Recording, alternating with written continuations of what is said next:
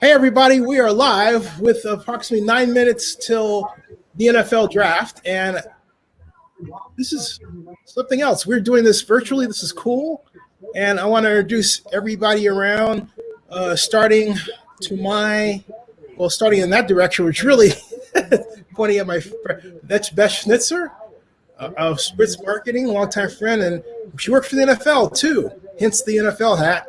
Great to have you, Beth. She was on last night. Yeah. Hey, Zennie. Hi, everybody. Hey, and then right here, if I can point like down like that and come down like down here, is Dave Squires. He's in London. Dave, glad you could join us. It's almost 1 a.m. Yeah, and then the legendary Vinny Lospinoso out of What the up, guys? University. And so, folks, I have a number of prizes for my impromptu surprise trivia contest. The question will be blurted out as we go. This is the main prize. Ta-da! Oh. Whoa! Wait, is that a Super Bowl 54 a program? Yes, it is. This is the Super Bowl 54 program that I acquired. Fantastic. Bought, really, when I was in. Yeah. I didn't go to the game. I got it beforehand. In fact, I think Beth got this for me, didn't you, Beth? Yeah. I was at the game. Yeah. And we were there at Super Bowl this year. So the question is going to be rather hard, as befits this prize I have in my hand. The other is the second. That's the grand prize. Second prize is the NFL Draft Bible. This is rare. Praise be. Thank you. This is rare, and thanks to Rick Saratella for it as well. And then this is the Auburn Prize, as I call it. Now I'll explain to you why I call it the Auburn Prize. Okay, this is the Auburn Prize. All right. Ooh. Whoa. Okay. And the Auburn Prize goes to whoever can correctly name the team that gets Derek Brown. So this is one you gotta do like right now. Carolina. Anybody who thinks, name the team that you think, write it down. Patriots. Patriots. If you let me know now, say it out loud, and I'll write it in the comment field. Carolina. So who says Carolina, Dave? Yeah. Oh, I'll write the Derek Brown contest. Now you don't have to play this one, just okay, contest. Okay, so for me, I say I have Randy to join in. Yeah, get Randy. Can I send him the link? Yeah, send him the link. Yeah, absolutely. I think he's going to go to I was going to think that Kuda would go there, but I think Derek Brown will go to the Lions. Lions? Okay. Yeah, I think he's going to go to the Lions. How about you, Dave? Yeah, Carolina. He's at Carolina? the Panthers. Carolina. All right. I'm going to say the Falcons in a trade. I'd love. Oh, that'd be pretty crazy. Yeah, that works so well. I'd take that. Yeah. So there he is. That's the first one. I call that the Derek Brown contest. Does anybody else want to play? So if you do, you get a Auburn football legendary War Eagle program. What if you win, Zennie? Auburn versus Texas A&M. If I win, the prize basically stays within the Zennie62 and will go to another vlogger event. But I'm pretty certain I'm not going to win this one. But I think what happens if I win? That's a good question. I'll figure it out. I'll figure it out. If I win, I might just throw it in with another prize and give it away anyway. So you might not be that wrong. I mean, there were reports saying that the Falcons want to trade up number 2 to take Trace. They want to trade up all the way to number 2 to take Chase Young, who, by the way, it's reported that is going to be Burrow Young for the top 2 picks. I know, shocker, right? Yeah, no shocker, right? But and then let me see something. Let me get. We've got that. We got. Let's see here. Oh, well, that was you. Okay. What time are we starting, Beth? Apparently, Apparently, we're trading up for Brown, Kinlaw, Henderson. I mean, that'll be a great draft, but we won't have a pick for the next 20 years. So, what about Akuda? I like Akuda as well. Yeah, possibly Simmons, maybe. One of them's going to be there at 16. So,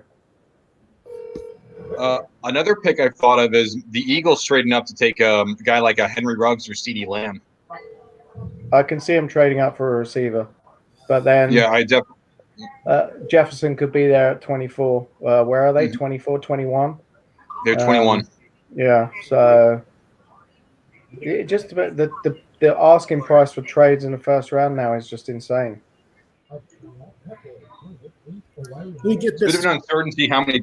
It's a bit of an uncertainty how many trades we're going to see with the pandemic, and I do feel I do want to say for anyone in Las Vegas, I'm sorry you do not have the draft this year, but I do not want you guys to be the control group for anything. I like that. I like that. I'm sure they'll go back in a couple of years.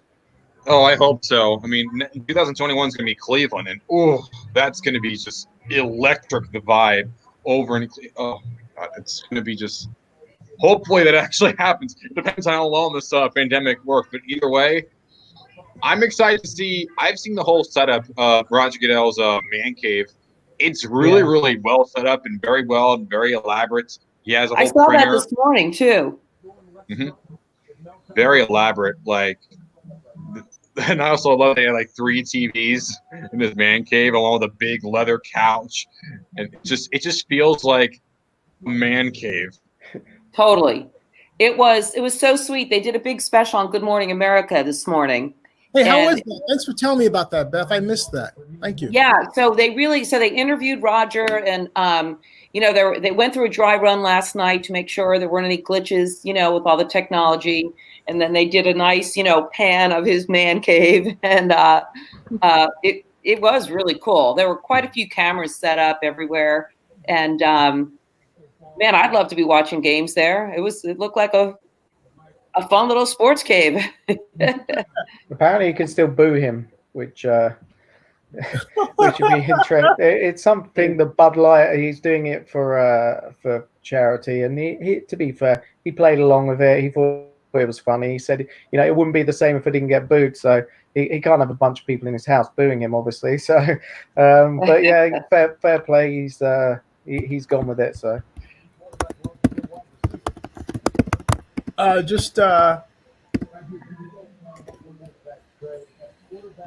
think we got about a minute. All right. I mean, the Bengals better not take 10 minutes to pick Burrow. I mean, just do it in a minute. Don't drag it out. Hey, Dave, what channel has the draft over there? Is it a Sky? Yeah, I'm watching NFL Network, but Sky Sports. Oh, you have it over there? Sky Sports would have. Zennie, what network is it on here? It's on. I've got it on NFL Network here. I think it's multi channel. It's on ESPN, I think. Yeah, I've got mine on ESPN.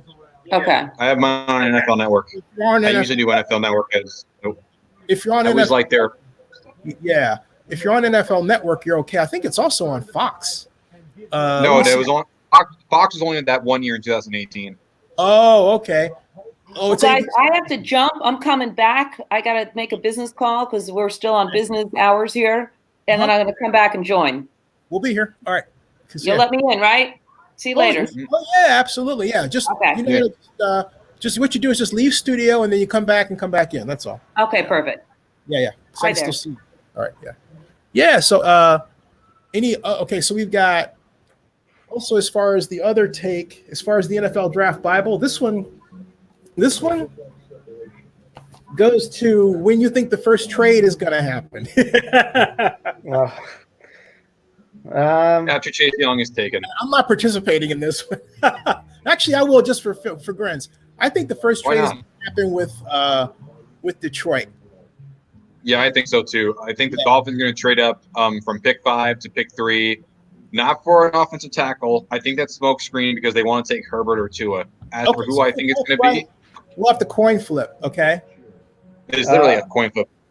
Heads for Herbert and tails for Tua. Yeah. Well, if we get to that point, how about that? Okay. So I just happen to have a quarter right here. yeah. Heads, D. George Washington. That is Herbert. And Okay. tails, I have this one. This one's the Connecticut one. Is Tua. So who are the Dolphins going to take? Tua. Actually, it says Herbert. Ooh, we'll see. Okay. I'd be down for both of them. I mean, I love both of them as a prospect. I know you're a huge Herbert guy. I hope he works for your favor. Tua has a lot of upside, though the injury could be an uncertainty, though his injury seems fine. Let's see what happens. Either way, it's going to be a blast. And I'm actually not the guy that would boo the commish.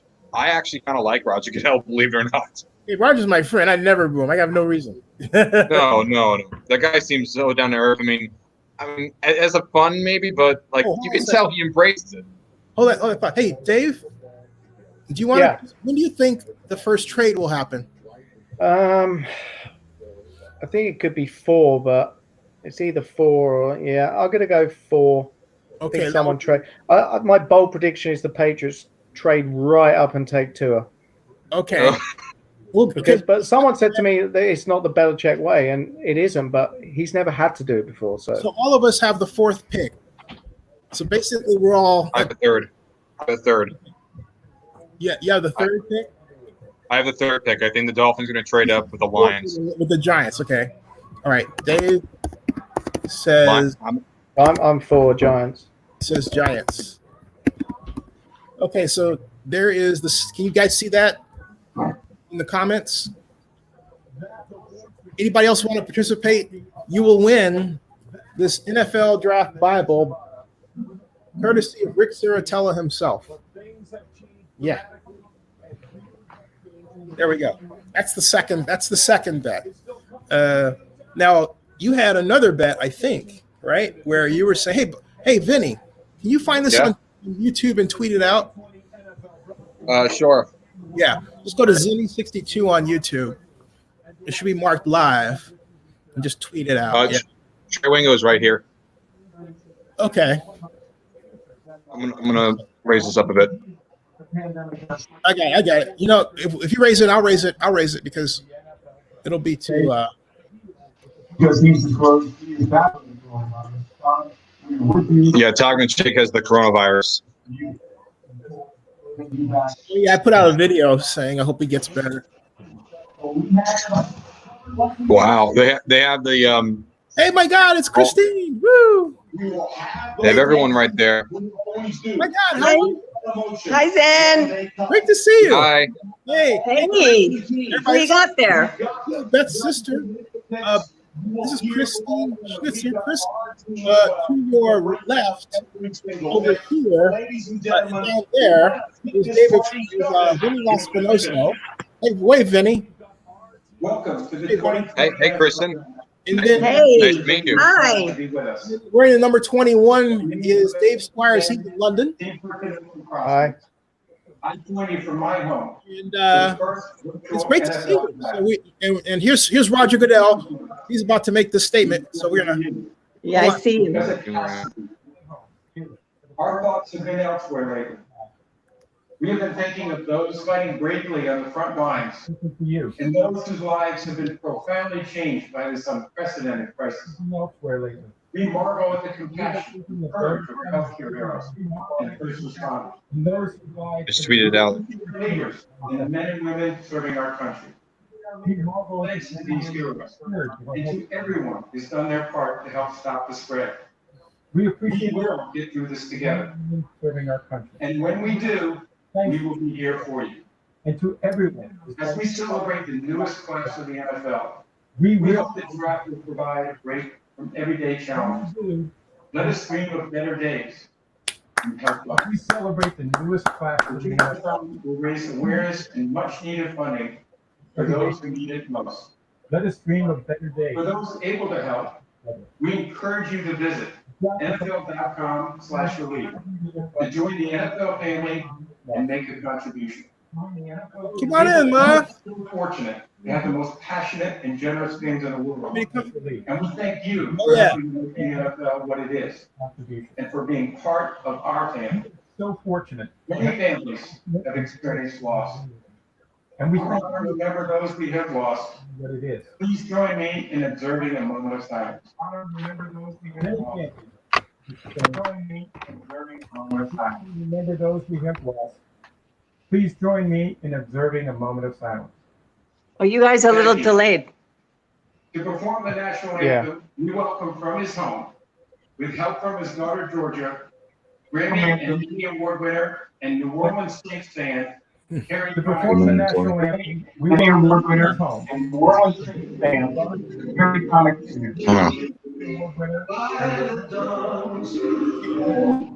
Hey, Harry. Woo.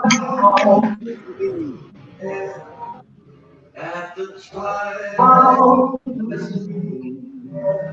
whose broad stripes and bright stars through the perilous. So where's Beth? Zennie, she just sent me the link. Where is she? She's on a phone call. You still working? Yeah, she's still working. She's coming to come back. She's still working. Got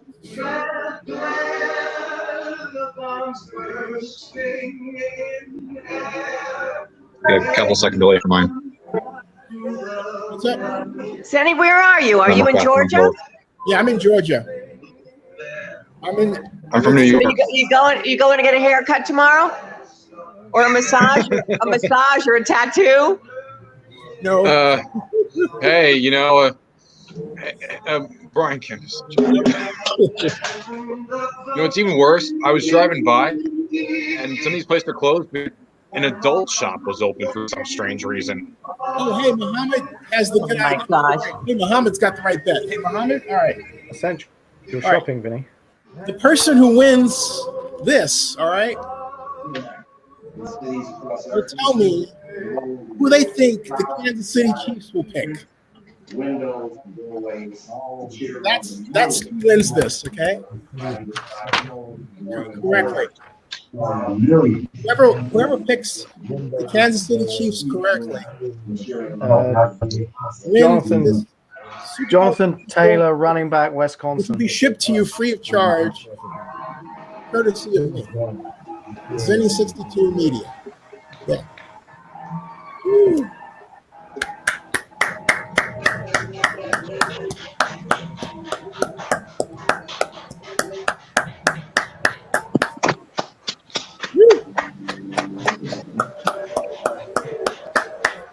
And so are these.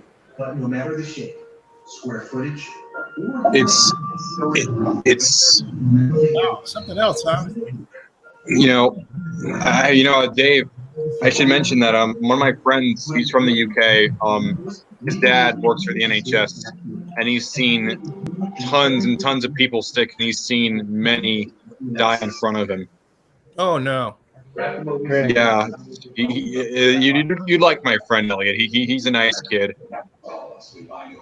He's dealt with a lot, and also his roommate's dad died. It's rough.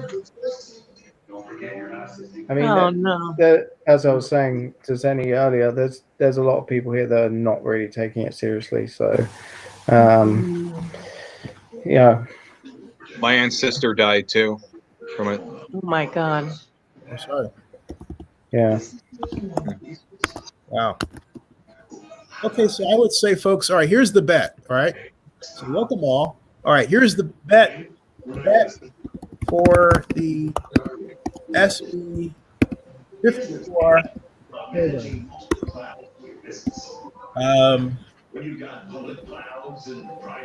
Who will the Patriots, the KC Chiefs, I'm sorry, KC Chiefs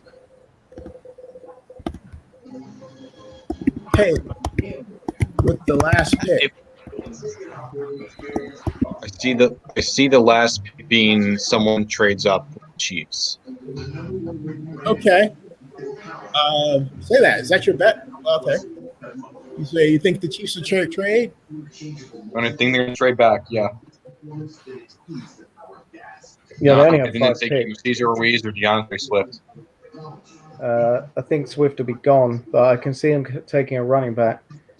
Jonathan Taylor, Wisconsin. Oh, Taylor's good too. Yeah, that's who I'm waiting to see when JT gets picked. Yes, that's who I think the Chiefs are going to take.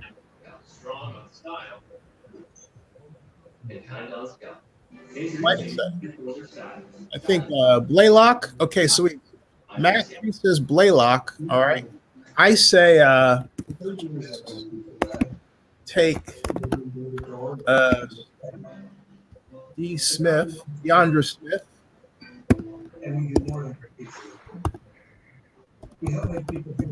RB Georgia. And I'll record the picks right here in the comments section so that everybody can scroll back and look at them, you know. How's Wisconsin doing? Good. I mean, it's quiet. It's like a ghost town. So I want to see, I'm here to root for Jonathan Taylor. And I think a Baum, too. Isn't he B-A-U-M? Mm-hmm. Baum, I think he's going to go. I think he goes top of the second somewhere. Yeah. And I think that badass guy, too, isn't he being considered? Fauci's on. Yeah, I see Fauci, yeah. Did the Bengals pick yet? I mean, Bengals. Oh, JB lives in Wisconsin too, Chris. JB is one of our constant viewers. And JB asked about Mason. Let me find out what's going on with Mason for you real quick. Hello.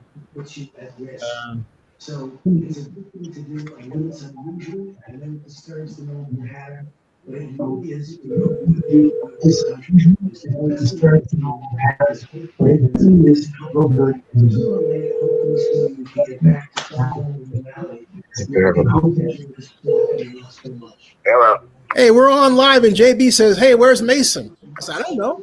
I'm watching with my dad. He's not all up for me being on the computer and stuff, unfortunately. Okay. I might be able to jump in tomorrow or something, but So kind of busting me that time about it, so All I right. try to refrain. Okay, man. All right, I understand. All right, that's it. I'll check anyway. Hey, wait a minute. We got Beck here. Hey, how are you? Hey guys, how you doing? Awesome. Hey, Beck. What's going on? Nice to meet you guys. Good to meet you. Folks, Beck Telepov is the agent for DeAndre Francois, formerly the former Florida State quarterback, then Hampton, now the top picks in the NFL draft quarterback, and I think we're going to have an outstanding draft. I'm excited to see. Hey, Beck, what do you think about all this? Definitely very interesting. Looking forward to it. I thought Goodell's doing it out of his basement. So, pretty much. So it's gonna be very interesting. Looking forward. Can't wait for the first pick to be called. So we'll see what happens. Hey, I think it's coming now.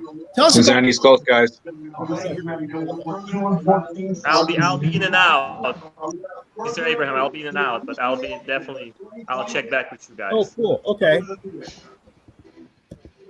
Doing the draft this way is a Doing new the draft this way is a new experience for all of us. What's up? The hub. Sharing that special moment with the player when he is selected is a big highlight for me.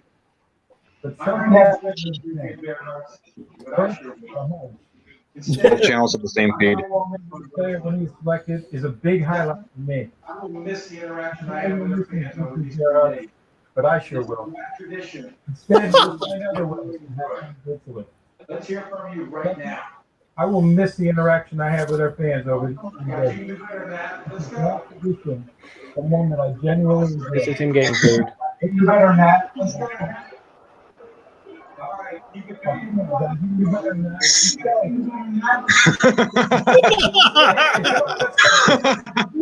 better than that. Yes, I can hear you from my basement. Keep it coming. Best part of the draft is that it restores hope. Keep it coming. The best part of the draft is that it restores hope. The first ever virtual NFL draft. You ready, guys? Here we go. Ever virtual NFL draft. The Bengals are on the clock. Here we go. The first Cincinnati Bengals are on the clock. Here it is. He's a Jaguar player for And the Bengals are on the clock. Woo! Bengals are on the clock. Ooh. Duke Tobin has like three iPads.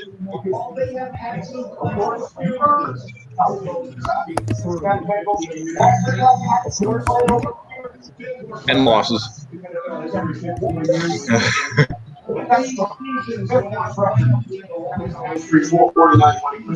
at the animations. Hey, fourth and number one pick, last 31 seasons. Most. Joe Burrow. There is the man. Here's Joe Burrow. Hey, I gotta say one thing, folks. If I were the Bengals, I'd take Chase Young myself, but I'm just saying their defense needs help. But here's Mr. Burrow. Expect it. It's gonna be interesting. They all went to Nebraska. Nebraska chose to not. What they should have done is traded back because they need so much.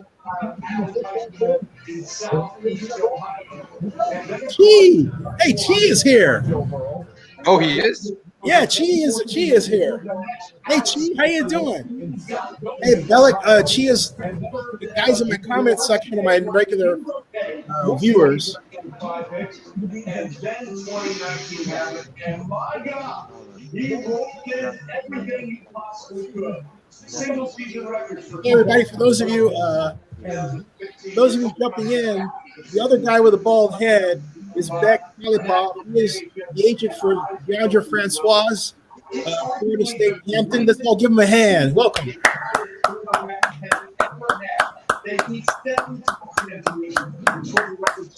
Glad you're here, my man. Get to know Joe Burrow as best as we can. Now, Cincinnati is here. All right, so here we go. Everyone's here. They have had some success, but they Kuiper, Riddick, Booger, Jeremiah, Kurt Warner, Michael Irvin. My favorite was Mayo, so he's obviously not going to be there now as a GM, but I like Mayo. They're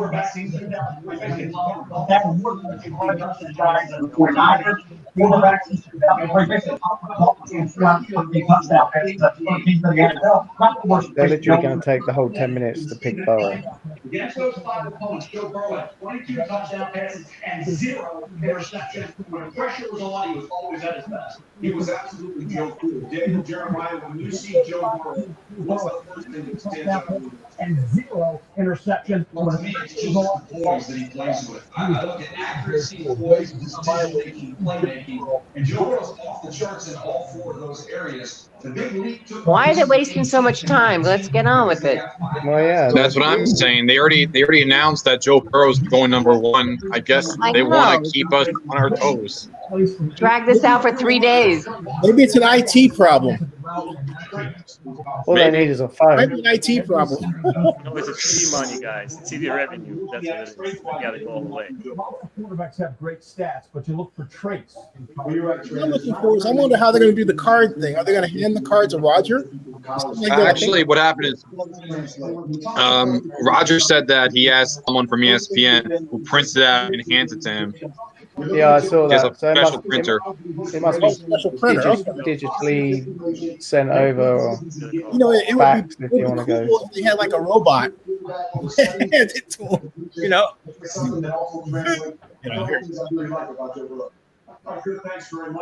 Maybe it's attached to a brick and it comes through his window. That's the English solution, right? Hey, speaking of which, Dave, where's James Bond in all this? Well, they had to delay that movie because it was supposed to come out, but obviously no one can go out, so they delayed the premiere and everything till I think November.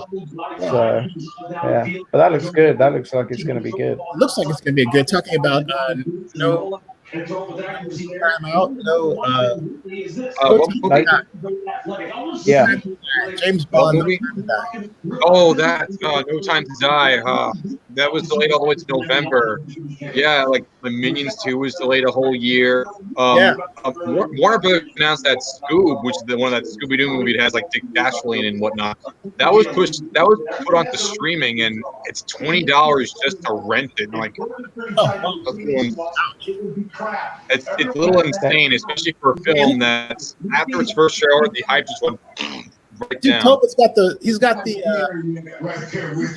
fire going over there. He has like 3 iPads, and he has like a fire going on, a big leather couch. Hey, you know what? You think this may be a trade? Why are they taking so long? I think this is a trade. I think it's a trade. You know, if it's a trade, I would laugh. I would laugh so hard. I think this is a trade. I don't know. Maybe. Let's see what happens. Imagine if the Patriots trade up to #1 and get Joe Burrow. Because look at that clock. It's 21 seconds. 20, 19, 18, 17. It's the Bengals. What do you expect? They probably can't find the guy's number. 11, 10, 9, 8, 7, 6, 5, 4, 3, 2, 1. Oh, wait a minute. You know what? I'm counting down. I'm only getting the second hand of the clock because the screen is out of. You got 3 minutes. Mine, I don't know, but mine might be delayed. Right now, it's mine's 3 minutes and 38 seconds. Okay. I thought that was it. Oh, no. That'd be funny if it was. He simply looked at me and gave me a wink. He's confident, not cocky, and Cincinnati's going to love him. You can easily tell who has a green screen behind them and who doesn't. Like, Jeremiah doesn't, Irvin doesn't, but Booker does, Kuiper does. Most first place goals, widest margin of victory we've ever seen. But during that time, when Joe was at the pinnacle of individual achievement, he took a pause in that Heisman Trophy speech and for about 30 seconds spoke about something that was very near and dear to his heart. And for about 30 seconds. I can't believe they're going to take a full 10 minutes. Oh, the pick is in. Pick is in. Pick is in. Yeah. Pick is in. Let me guess. Joe Burrow, isn't it? Imagine they just both curveball and say, we take Jordan Love.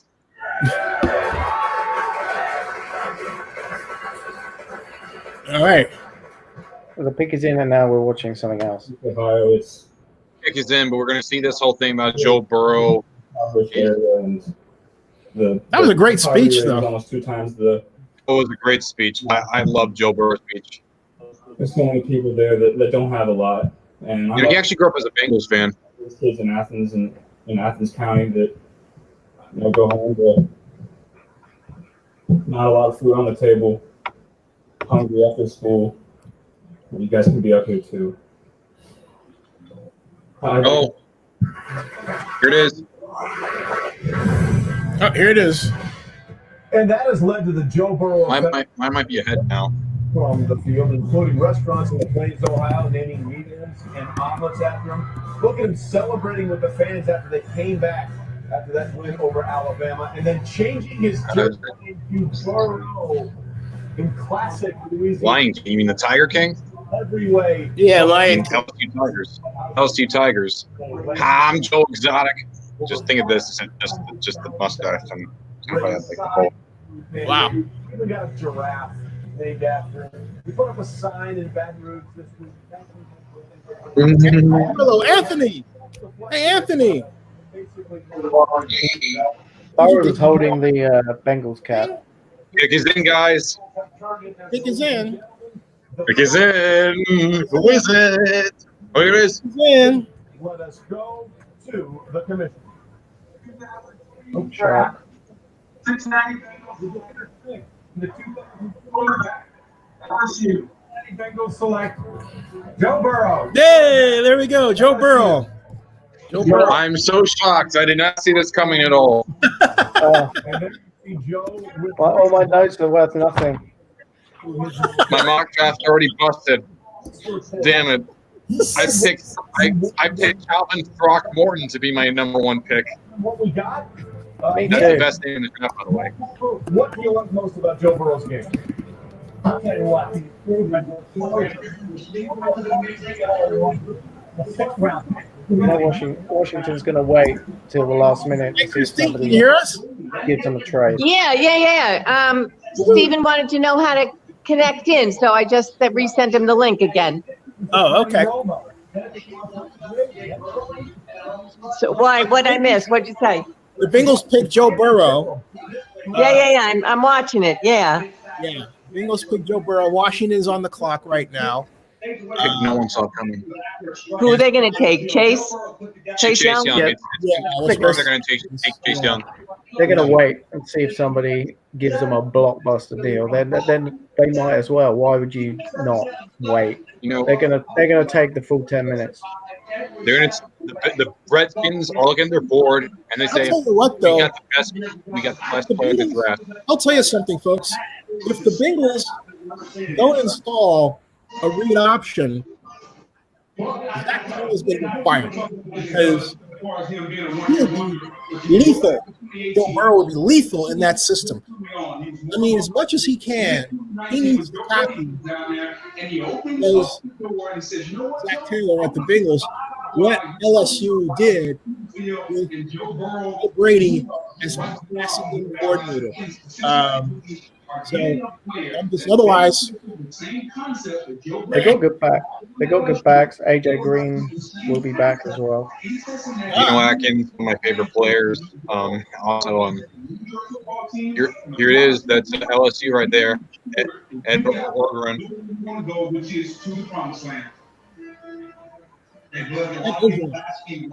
Yeah, there's no distance in there.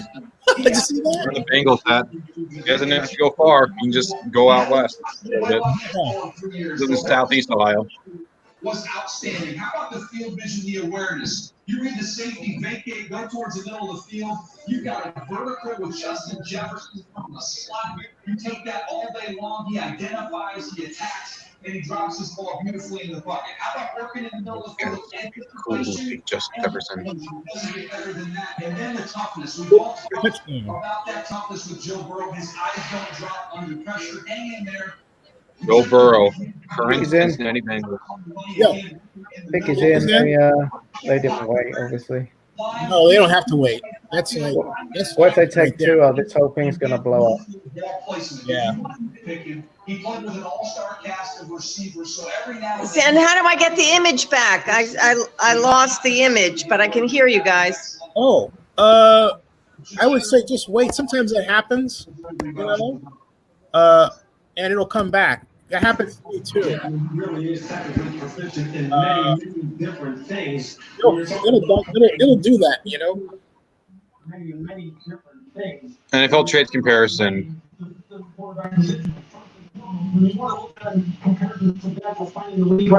Comparing traits is ridiculous because they're in different systems. Let's put it that way.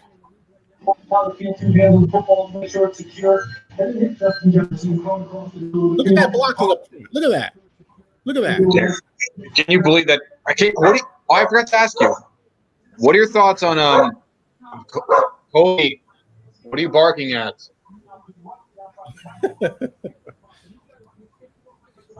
How big do you think?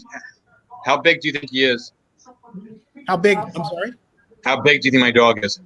I have no idea. I didn't hear anything, so I'm sort of. Oh, my dog was barking. I was like, woof, woof. Oh. Well, in my life, sometimes a dog's bark is not any measure of his size. So, You have a good point there. Like that's true. He's actually 35 pounds. He's a mini golden doodle. Hold him up. Oh, there's cool. Pick is in. Can you hear us? Hey, Christine, can you see us? What? I see you. Yes. Okay, cool.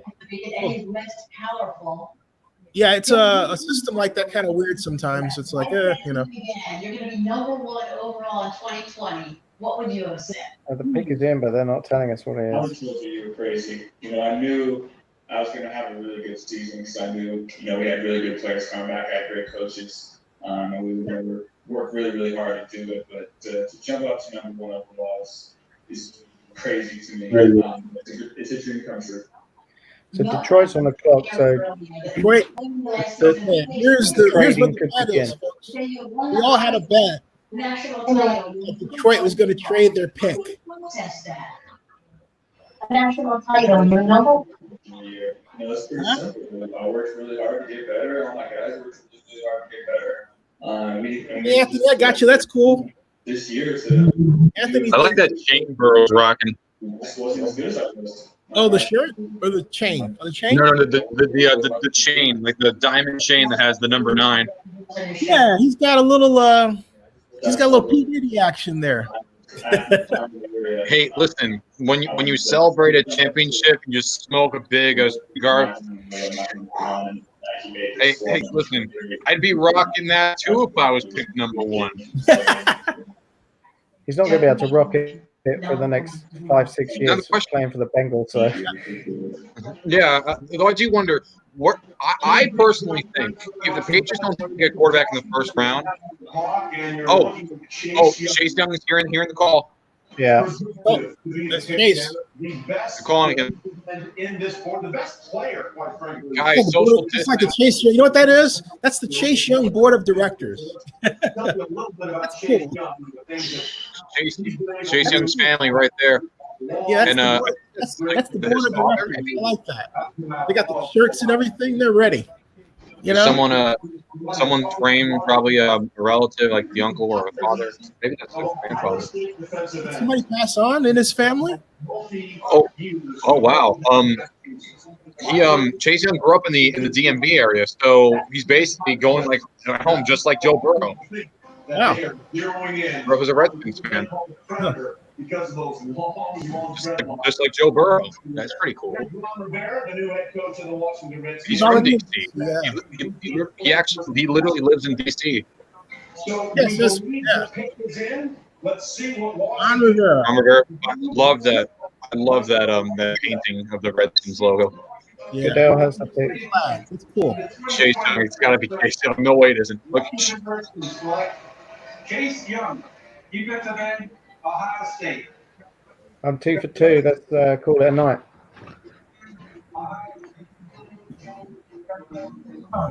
Defensive end. Hey, Chase Young. Redskins just took the best player in the draft. in the nation last season. So Lions are on the clock, guys. The Lions are on the clock. There's only 4.5 minutes left. Oh, wait, it said they were on the clock, but now it's 4.5. So let's see if anyone trades. I'll be right back, folks. Let's go check out my mom. I'll be right back. I don't know how she's doing. The Lions are taking a Cuda here, right? Yeah, Chase Young literally grew up a Redskins fan. I think the Lions are taking a And Cuda came out away from FedEx Field, man.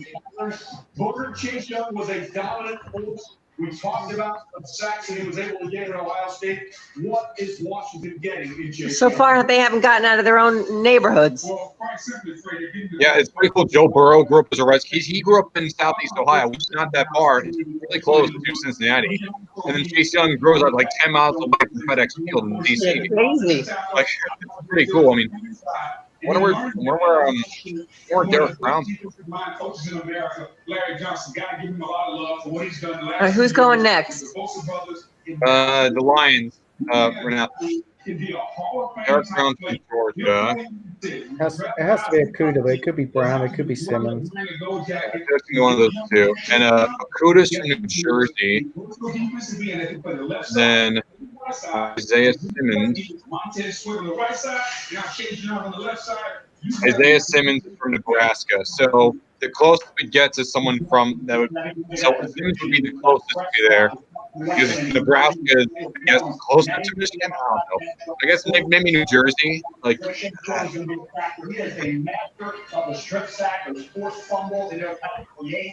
That pick's still on. The big question is I'm curious to see what happens. The Lions are taking their time. Down to 240. Little delayed reaction here.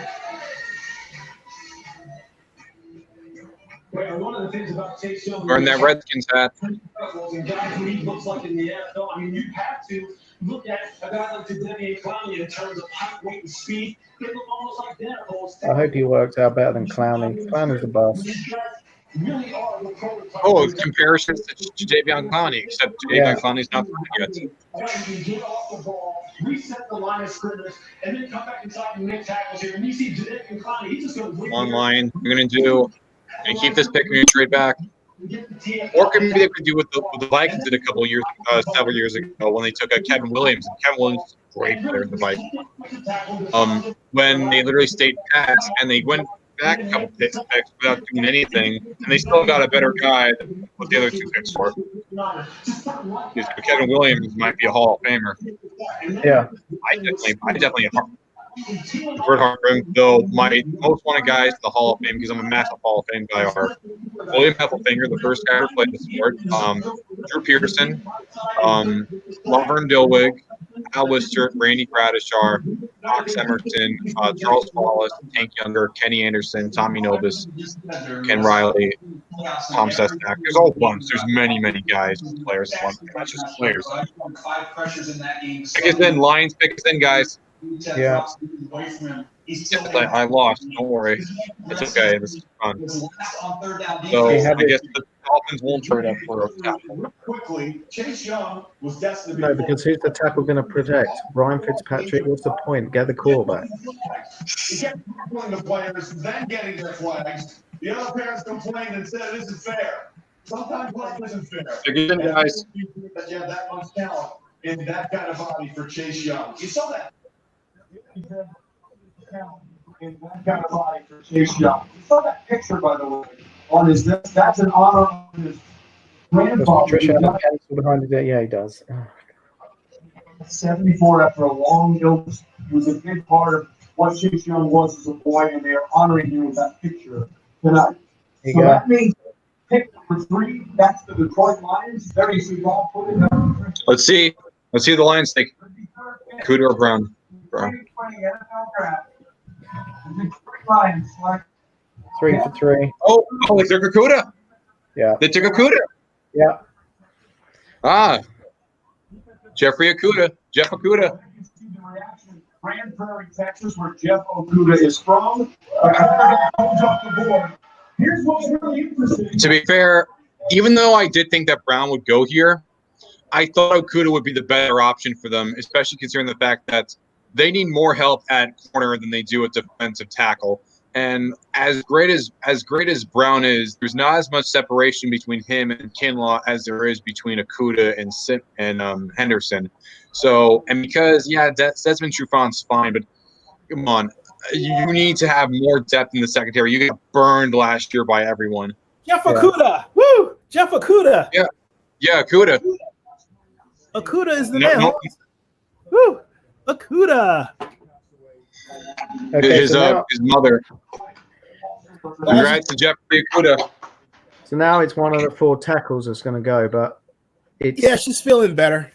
It's who the That's Giants believe the best tackle. I have to announce that we all lost the bet. Don't worry, guys. I think we all lost it because we all thought that they were going to trade out, right? So that bet didn't happen.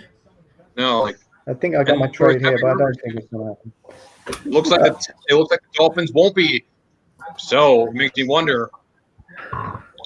That means the Lions must have valued Okudah that strongly that he would not be there at pick 5. And honestly, I don't blame him because a lot of teams want to trade up for both of those two. And the top 2 defensive players in the draft gone. So the Falcons, if they want to trade up, they gotta reevaluate their thinking. It's the Panthers.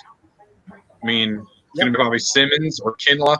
There's probably Derek Brown's right there. So they're gonna take him or they're gonna take Henderson. Do they trade back? Very, very interesting right now what we're gonna see. I would be surprised right about here if the Lions didn't take somebody like Derek Brown, or they're not going to take a quarterback. No, they have Stafford. I think that Stafford has like maybe 1 or 2 more years of it. Who really knows how long Stafford's going to play for them? I mean, he was banged up a bit last year, which is his first time he was really injured a season since 2010. So I don't know. Like, it really is a. Let's see what happens. Which tackle are the Giants going to take? Most mocks have Tristan Wirfs. However, they're saying they like Mekhi Becton, but I've also heard that Andrew Thomas has been a high riser on many people's boards recently. I've got Thomas.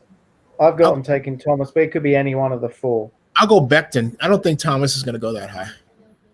I think I think I'm actually going to go with I'm going to go with what most of the mocks are saying. I'm going to go with Wirfs. No, I'm probably going to go with Becton too, because Becton is. I mean, it was either Wirfs or Becton, but because the Giants need someone who's like a real tackle. I mean, I was thinking maybe not, but maybe Wirfs. I don't know, either Wirfs or Becton. I don't think. Need my quarter to help me out again. Heads, Wirfs, tails, Becton. Working together to keep your home working. Tristan Wirfs. Two-headed coin. Yeah, I have a quarter. Because home is what unites us. Like I said, heads, tails. This one is the because. Oh wait, no, this isn't a Connecticut one. This is a South Carolina one. Don't say anything to anybody else. I have 2 coins. I swear. Captain America, Chris Evans. Apple TV Plus, HBO Max, Disney Plus, Hulu, Netflix, Amazon Prime, CBS All Access. How many streaming services can we have? How many? What? We can have. There's so many streaming services right now. We can have 6 up here at once, and I can have 10. I can have another 4 in the queue, and I can swap people out. Right now, we don't have anybody. We're not maxed out yet. Yeah. Hey, Christine, does Beth know you're here? No. Yeah, I'm going to see who the Giants take, and then I'm going to go get in a more comfortable position in front of my big TV. So let me check. Let me text her.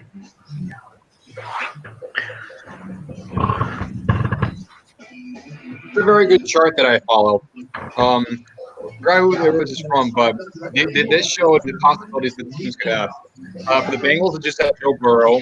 The Redskins had either Chase Young or they trade down. The Lions had 4 options. Trade down Jeff Okudah, Derek Brown, or C.J. Henderson.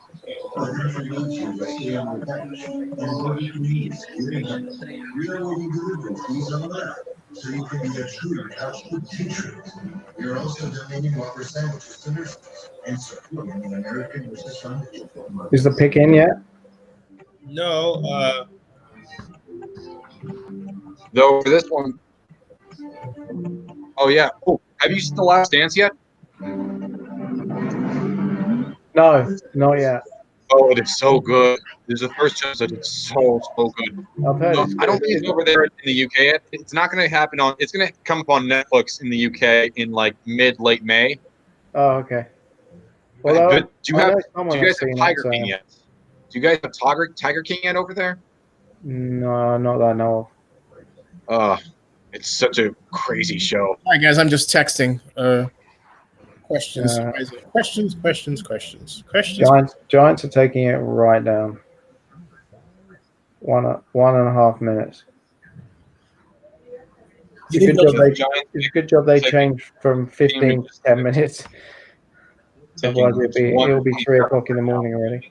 Good job they changed from 15 to 10 minutes. Hey, I'm going to read some of the comments. We've got Joseph Bensman. Joseph says, looking forward to see what my Giants take. Won't be upset if the pick is Simmons one bit. It ought to be Simmons. JB says Simmons number 4. JB says, I'm proud as a Michigan fan seeing that Ohio State corner goes 3 and seeing pick after pick. I love this pick. And okay, picks in. Giants pick is in. Let's see what they take. Yeah.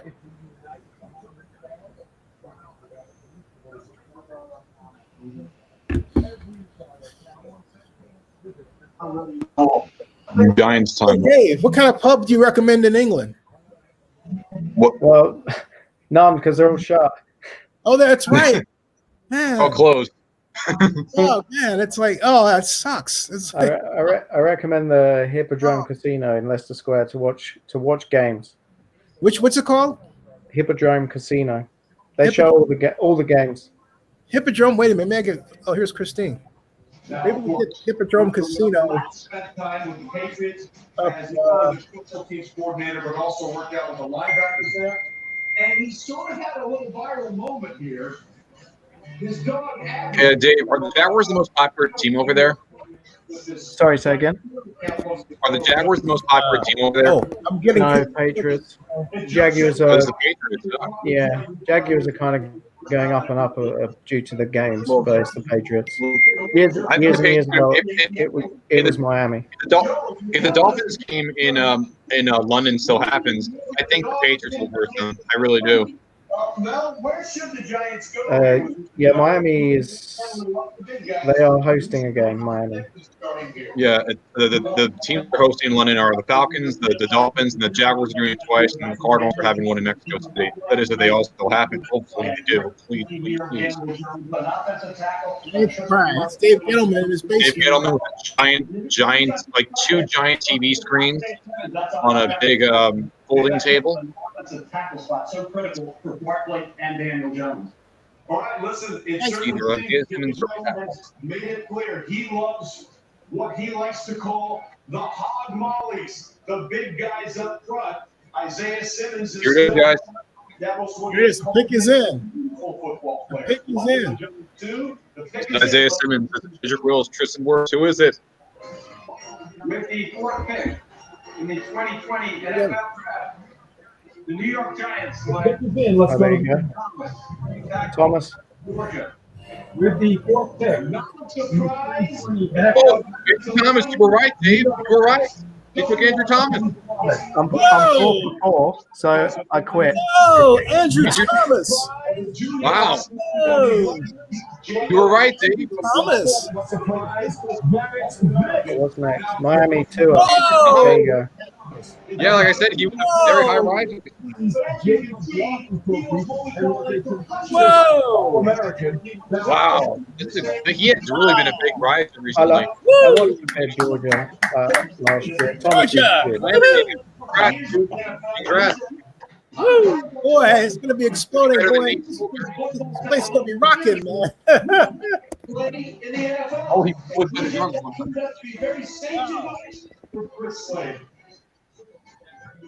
Okay, so Miami, Tua, right? I'm going Tua. It's Tua or Herbert. Who do we have? He has a very high floor.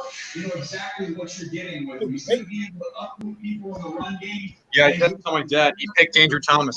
Wow. The Giants are usually going to, because Andrew Thomas, the guy back, even though I thought he was the best one personally, I did think, you know, there were so I wasn't too sure what the Giants would do. Now, I did the coin flip before. It landed on heads for Herbert, the Dolphins. That means the Chargers can take 2 at 6. I think it's Tua. It's Tua? Or you, Zennie? I think it's Tua. I thought I had them taking either Becton or Simmons. I'm surprised Simmons didn't go here myself. I thought the Giants would take Simmons. All the mocks Either Simmons or like Becton, those two. Yeah, Thomas, the big surprise. In all the mocks that we did, Simmons went now. So now Simmons falls. Wow. Simmons, Simmons could fall as far as 16. Hey, Gettleman's putting his mask on. Dimitrov wouldn't wait that long. He'll be jumping up. Can you imagine if a team like, let's say, the Cardinals or the Falcons can have him? I think Carolina could take him. Oh, I think Simmons would be perfect for Carolina. I do. I think Carolina. Look, so it's Miami and the Chargers are now both quarterbacks. And then it's Carolina. And unless they trade out. They're going to trade? round picks and 4 second-round picks. Trade back? Not Miami. I mean Carolina. They have 5 first-round picks and 4. The next 2 drafts, they have 5 first-rounders and 2 second-rounders. Since Dan Marino, the Dolphins have been, look at this animation, 21 starting quarterbacks. At least not as bad as the Browns. And Tannehill, 8th overall, and now he's signed to be the Tennessee Titans quarterback. 4.66, mediocre, like I think like 3 or 4, like 3 playoff appearances, maybe like 1 division. Yeah, 1 playoff win. Yeah, they've been mediocre, so mediocre. When I think of a team that's mediocre most of my life, I think of the Dolphins. Just a mediocre franchise. Binsman says, well, Simmons would have been nice, but I can definitely understand offensive right linemen. there. We have to protect and make holes for Saquon. I get that. Oh yeah, I definitely agree. There's Tua. That's how you win. That'd be cool if the Giants trade up and like Patrick Queen in there. I don't think Alabaster, Alabama. Hey, Lee is there. Lee's in over there. Lee Steinberg is there. I can see Lee's arm. There's Brian Flores. This guy could be transcended. But it looks like he has nothing to do with whatever's going on. I'm going to sign off, guys. Say thanks. Been nice hanging with you. I'm going to go. Nice meeting you. Hi, Christine. So when do you think Jonathan Taylor's going to go? Who's going to get Jonathan Taylor? Jonathan Taylor's going to go to the back end of the first round. I think someone's going to trade up for him. Okay. I'll be watching for it. All right, guys. Then I'll see you. Ciao. See you, Kristen. Pick us in, guys. Pick us in. Let's see. Let's see who it is. Oh, boy. We all know how that worked out. Drew Brees is still going strong in 7. Zennie, your camera is. Oh, no, it's fine now. There's a medical issue. How do you weigh the medical? That happens. Yeah, it's all about managing risk. I'll tell you what, though. You know what? Performance projection and bunch the future performance projectors. The medical issue is overblown. He can play. He left. The medical issue is overblown. He can play. So, I mean, JB says 2 and T. Yep. I think Vinny had a technical issue there. Oh, hey, Dave, I got something for you, by the way, while we're waiting for look at this.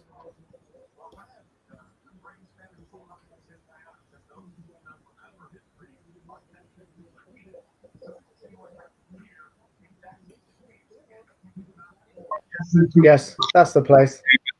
Man. That's the place. Hey, Yeah. everybody, this is the place that this is the place. Looks beautiful. That is absolutely. That looks so stunning. Wow, I love the architecture that's done, and I love the lighting and the scenery, and the people there. Back when people were allowed to run the streets. Oh, it looks fantastic. Those were the days. This is a big place, Dave. I thought it was like a bar or something. No, it's a casino. It's like there's casinos in London. I'm trying to think how many floors it has. I think 4. But now they have a sports bar in the basement, and that's where they play the games. Looks like 4 floors, maybe a 5th one on top. That looks like Really? fun, man. That looks incredible. That looks like fun. Look at that. Wow. Man.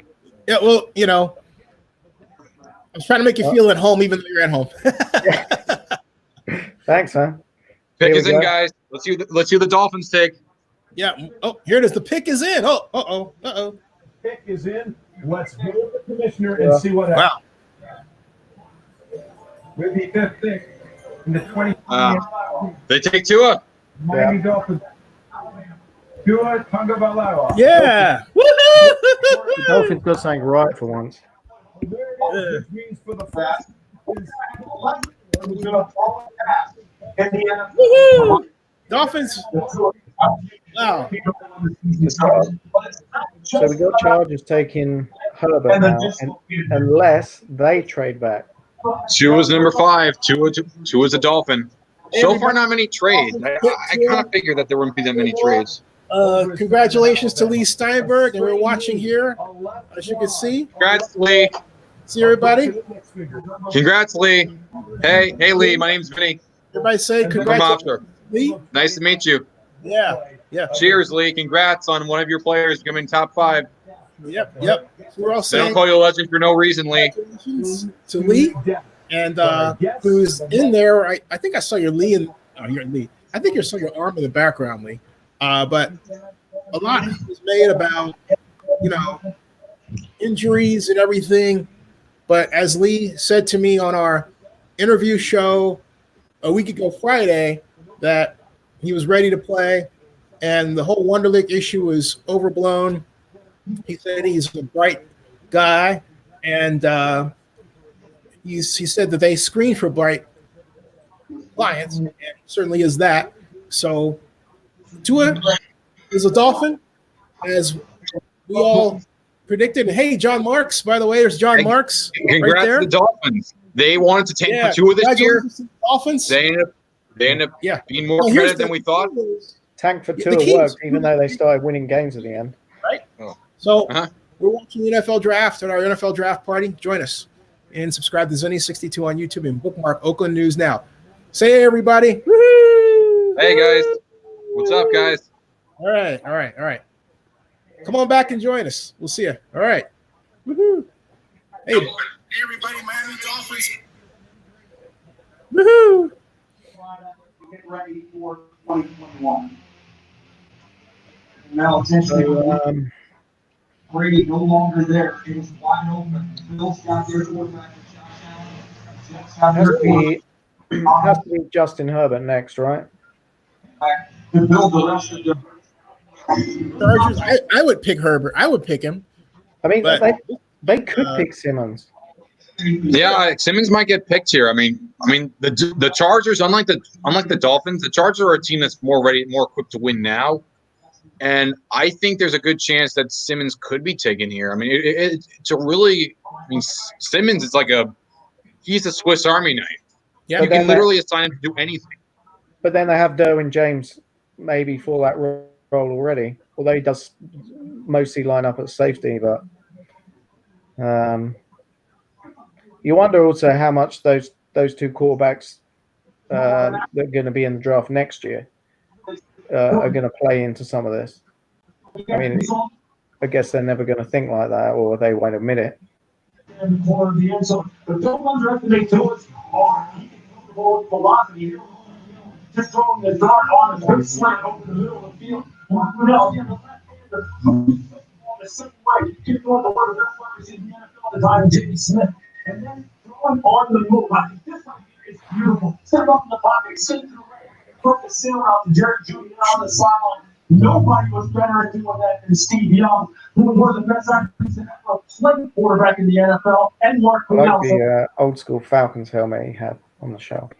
Thank you, Ron. Thanks very much. So again, left-handers. Left-handers. Esiason, Young. Don't forget Frankie Albert. Frankie Albert was a phenomenal quarterback too. Yes, that's true. Yes, Steve Young, Ken Stabler, both in the Hall.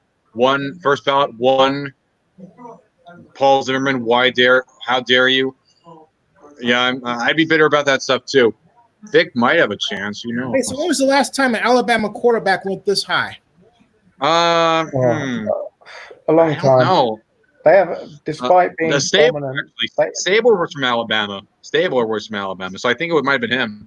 Mm-hmm. They haven't had a decent quarterback for a while, despite the fact they've dominated pretty much college football for 10 years.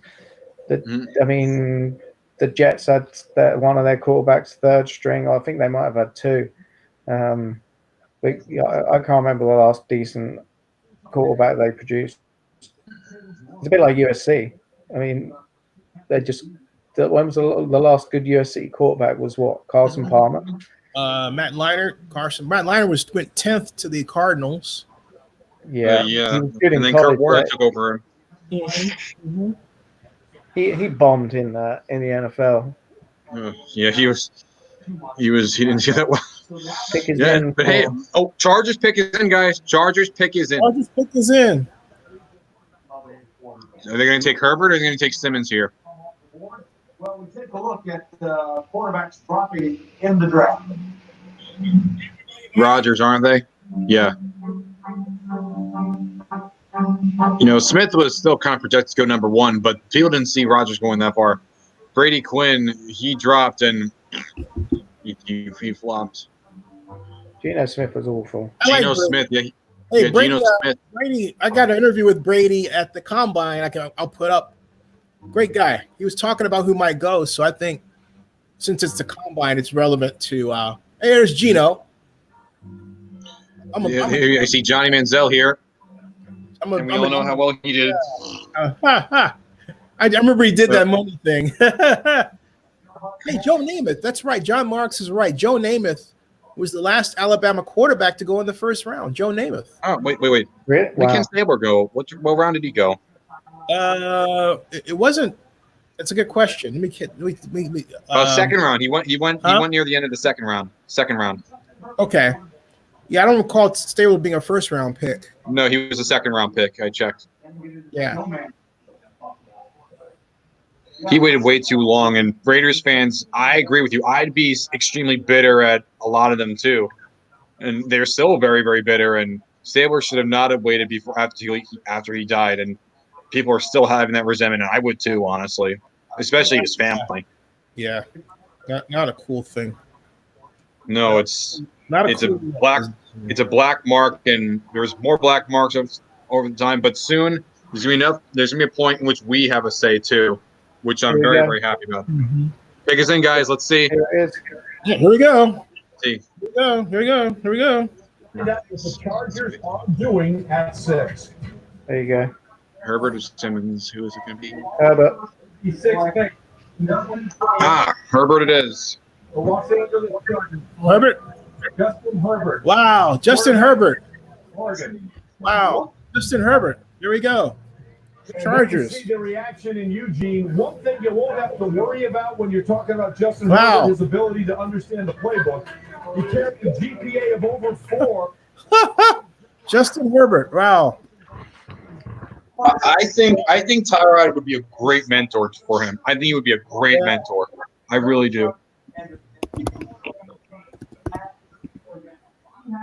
A lot of family history. He is a kid from Eugene, Justin Herbert, and a lot of No hints of trade, even so far. But you know what though? They let There Simmons fall. There could be one here. Falling, man. Well, Simmons could be here. I think it's Derek Brown, but it could be Simmons. But I would go Derek Brown. Yeah, we've got the Carolina. Remember last year, the draft that we had went something like that. Our mock went something like that. My friend was always big on Herbert. It wasn't until recently we became a big Tua fan, but now he says, I'm down with Herbert. Yeah, no, I thought Herbert was as good, or if not better than Tua. Because the reason is that his height and speed. But you know what? I took another look at Tua's tapes, and his accuracy in terms of throwing in tight windows on a consistent basis. Wow.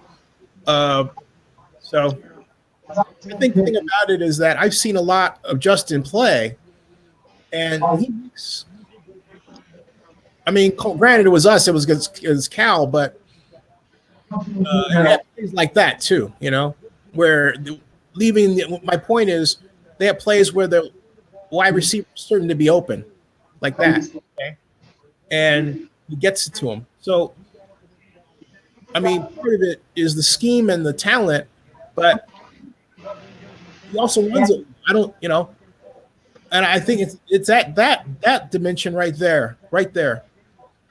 That pocket awareness, that jukes that he's able to do. He gets away from. He's a big guy who can run and throw like that. Have to play him. He can move. The kid can move. He can move. He has mobility. I love Rivers, but Rivers could not run. Rivers was a statue. Yeah, and he's 6 and can run like that. In the end, Rivers was a pick machine. He turned into Brett Favre, like at the end of his career. Mm-hmm. Chargers are getting a great quarterback. Wow, I think. He says, "Dear Zennie62." Pick is in for Carolina. No trade. No trade. Wow. I think it's messed up. Cam Newton and Jameis Winston are being phased out of the league. The whole first round pick excuse. Yeah. I don't think they're being phased out of the league just yet. I hope Jameis gets a job. Yeah, I understand the 30-30, but he still had 30 touchdowns and 5,000 yards. That's If- I'm I'm going to tell you, if that's happening, then race has to play a role because I think Cam hasn't been signed just because of the injury. Yeah. Well, Jameis played injured in Bruce Arians' offense, and no one talks about that. I'm going to start talking about it. He played injured in that offense. And His eyes. He had issues with his eyes. well, but he has an ankle. He had an ankle problem.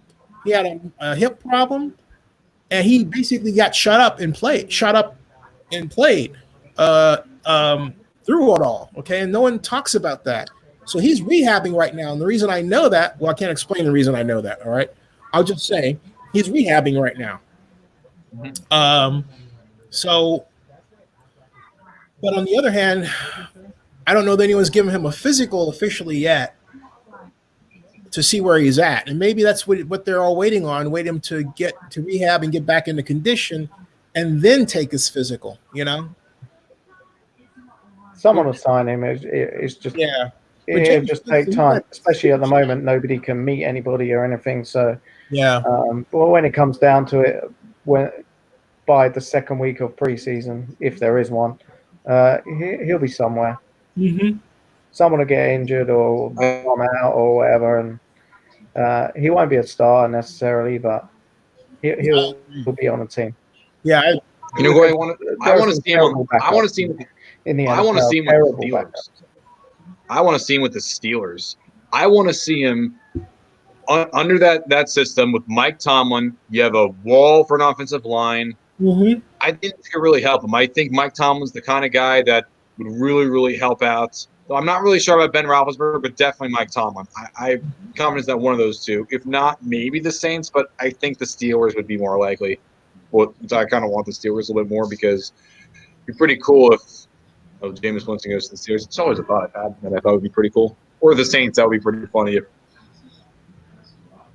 I don't see the Saints, but plus they don't have the cap space. Steelers, maybe. It's not a bad shout. Mason Rudolph isn't. Rudolph's terrible. I think it's become obvious that he's not going to be the guy. So and Devlin Hodges, same. Yeah, same. And Roethlisberger's, hasn't got long left. And another question: where do you think Cam Newton would go? I think whoever's going to take Cam Newton is going to want him as a star. He's going to want to be a starter. I don't think he's going to be in a situation where he's a backup. That's a good question. I thought he was going to go to the Chargers. I thought so too, actually. I don't Depends know if New England takes quarterback. Yeah, I think it's less likely to happen now. That's Chris McCaffrey. Jacksonville.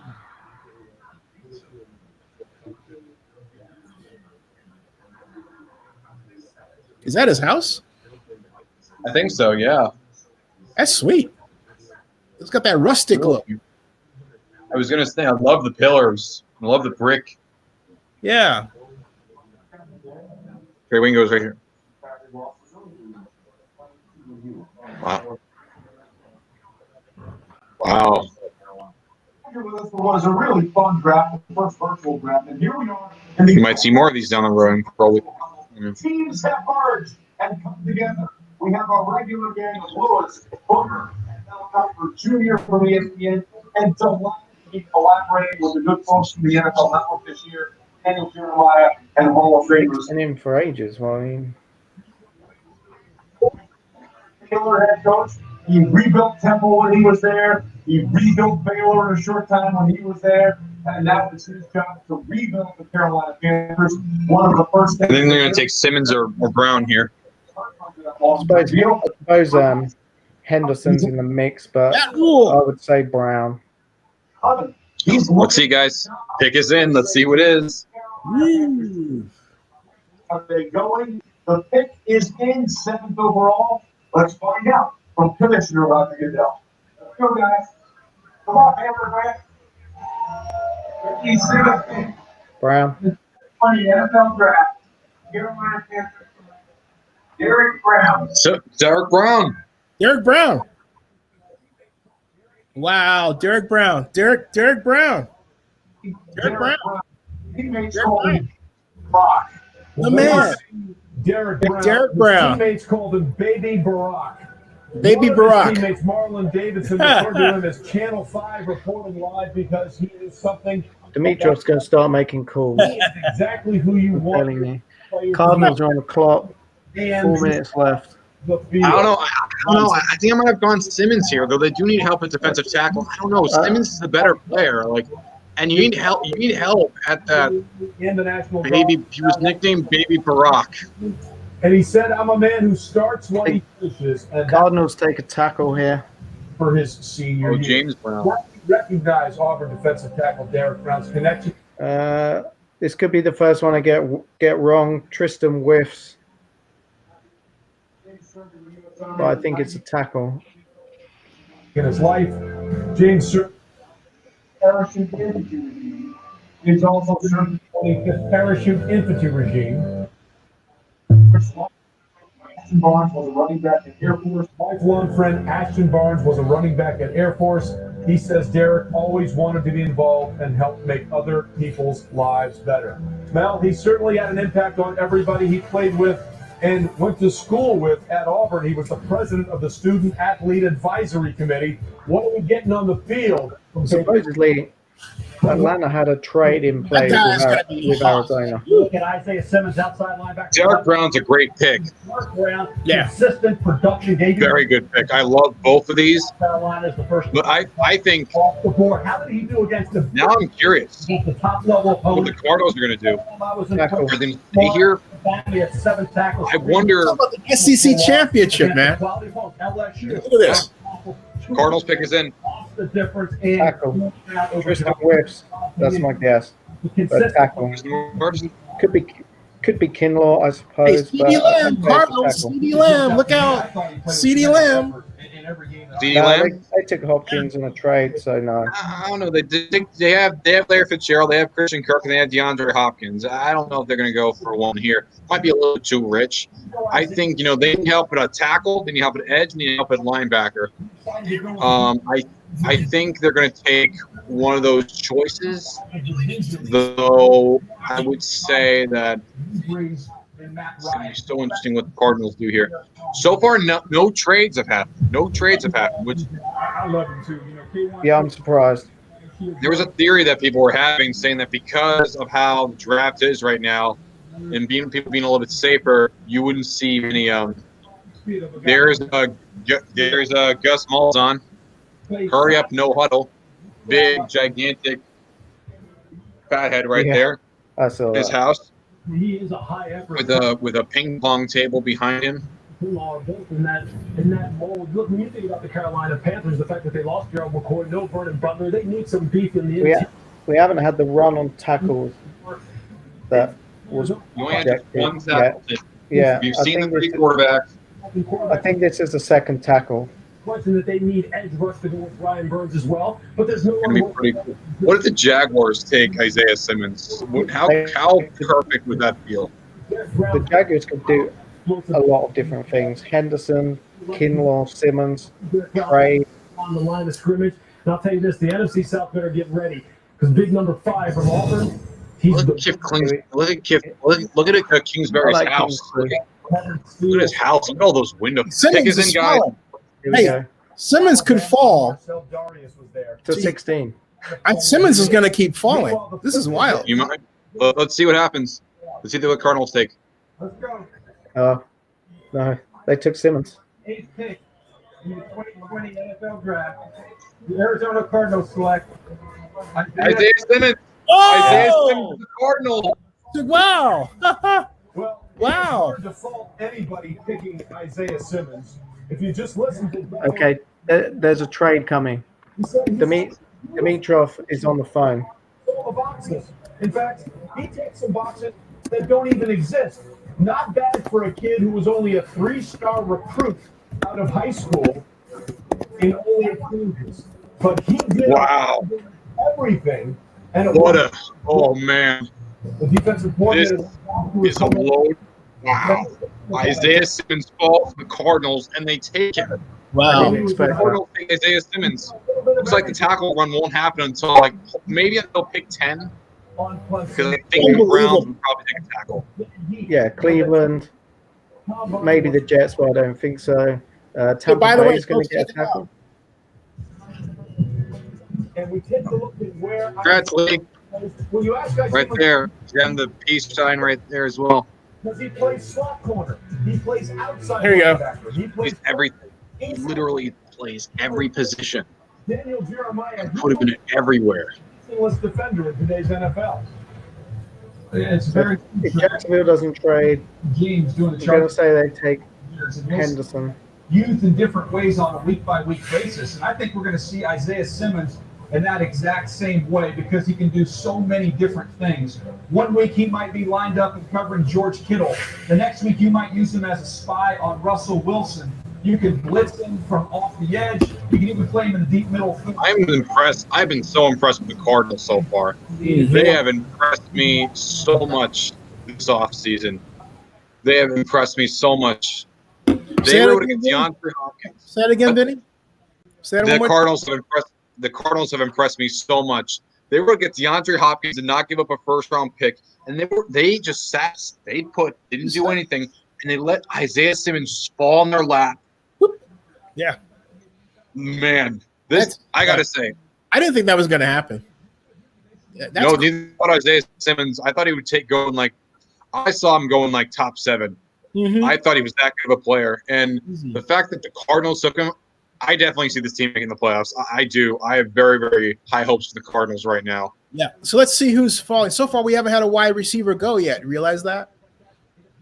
Yeah. Well, I kind of figured that the wide receiver wouldn't be taken until, around the pick 11, pick 12.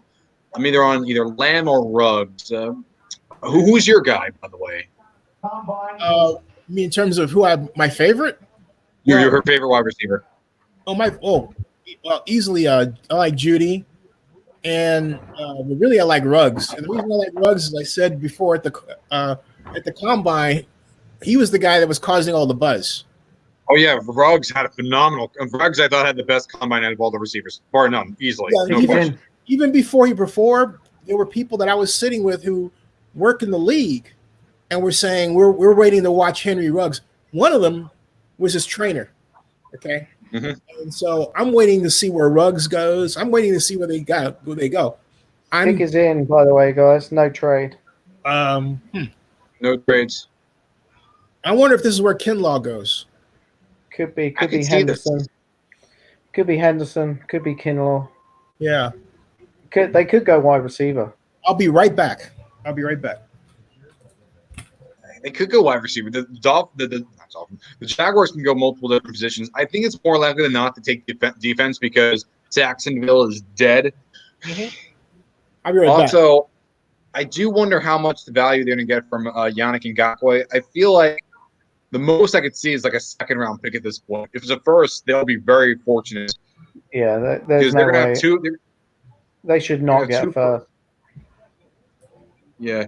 Ngakoue, I think, kind of hurt his value with the way he's been handling, and also the Jaguars, too, with, I don't know, just a whole mix-up for both sides, honestly.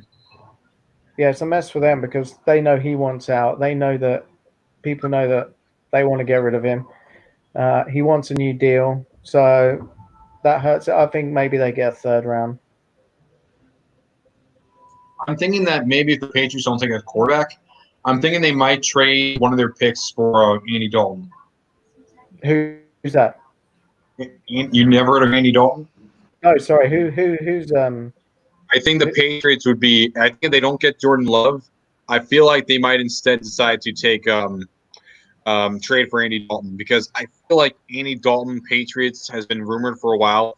Though I personally, I want to see Cam Newton, but they're saying how apparently Cam Newton wouldn't work with Belichick. Apparently, I want to see Jameis. I want to see Jameis with it. I can see the Patriots taking someone like Jacob Eason's second round.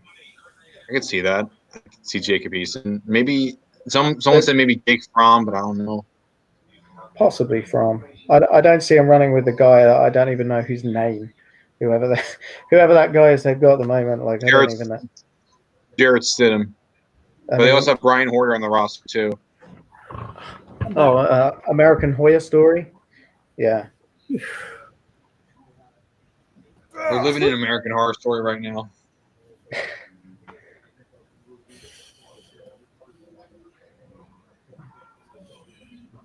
I love how the pick is in and Sky go to an ad break. Jaggies, the Jaggies. Let's see here.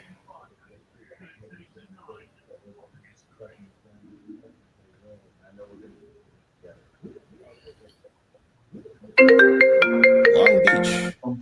Hello. Pick is in, Jaguars. Robocall. Awesome. All right. Okay. ESPN headquarters in Bristol, Connecticut. You guys are faster than me. Here we go. I say Henderson, but it literally could be anything. Oh, Campbell. I think Henderson possibly. Oh, dinner guy. Wait a minute. Hey, I think it's Steven Schnitzer. Or it's Raisin. It's Raisin. Hi, Raisin.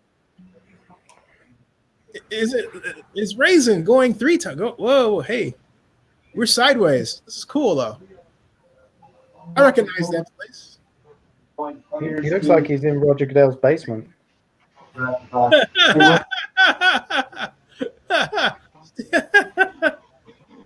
Hey, we can see you.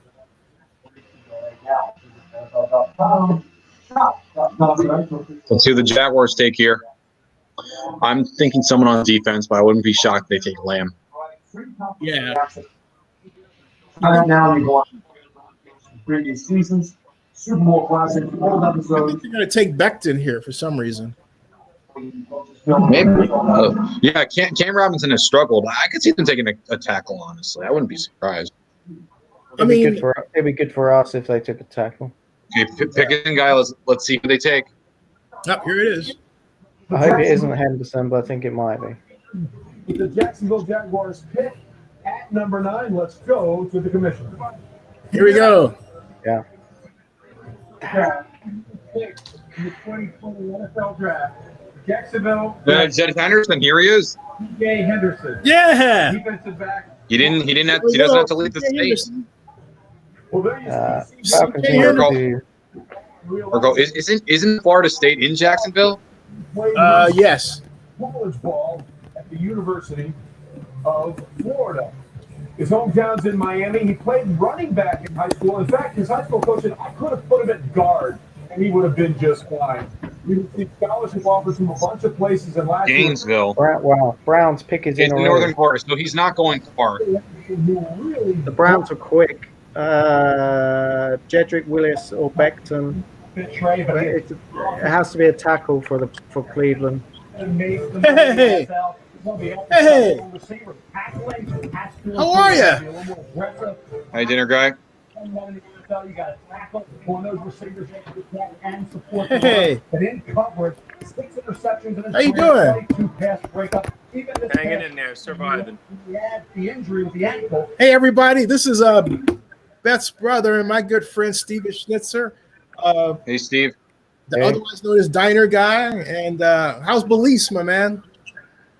Hey, it's windy and hot, but I'm swimming in. Is it a hot wind? Oh Christ! It's freaking. We're in the thick of summer down here. Oh my god! Oh my gosh! Hey, Vinny Laspinoso is over here. Hey, say, wave your hand, Vinny. I'm right here. Yeah, he's in New Jersey. Goes to Hofstra. No, I'm not from New Jersey. I'm from New York. He's from New York. Goes to Hofstra. Number 21, Dave Squires. He's in London. Say, wave your hand, Dave. Say hi.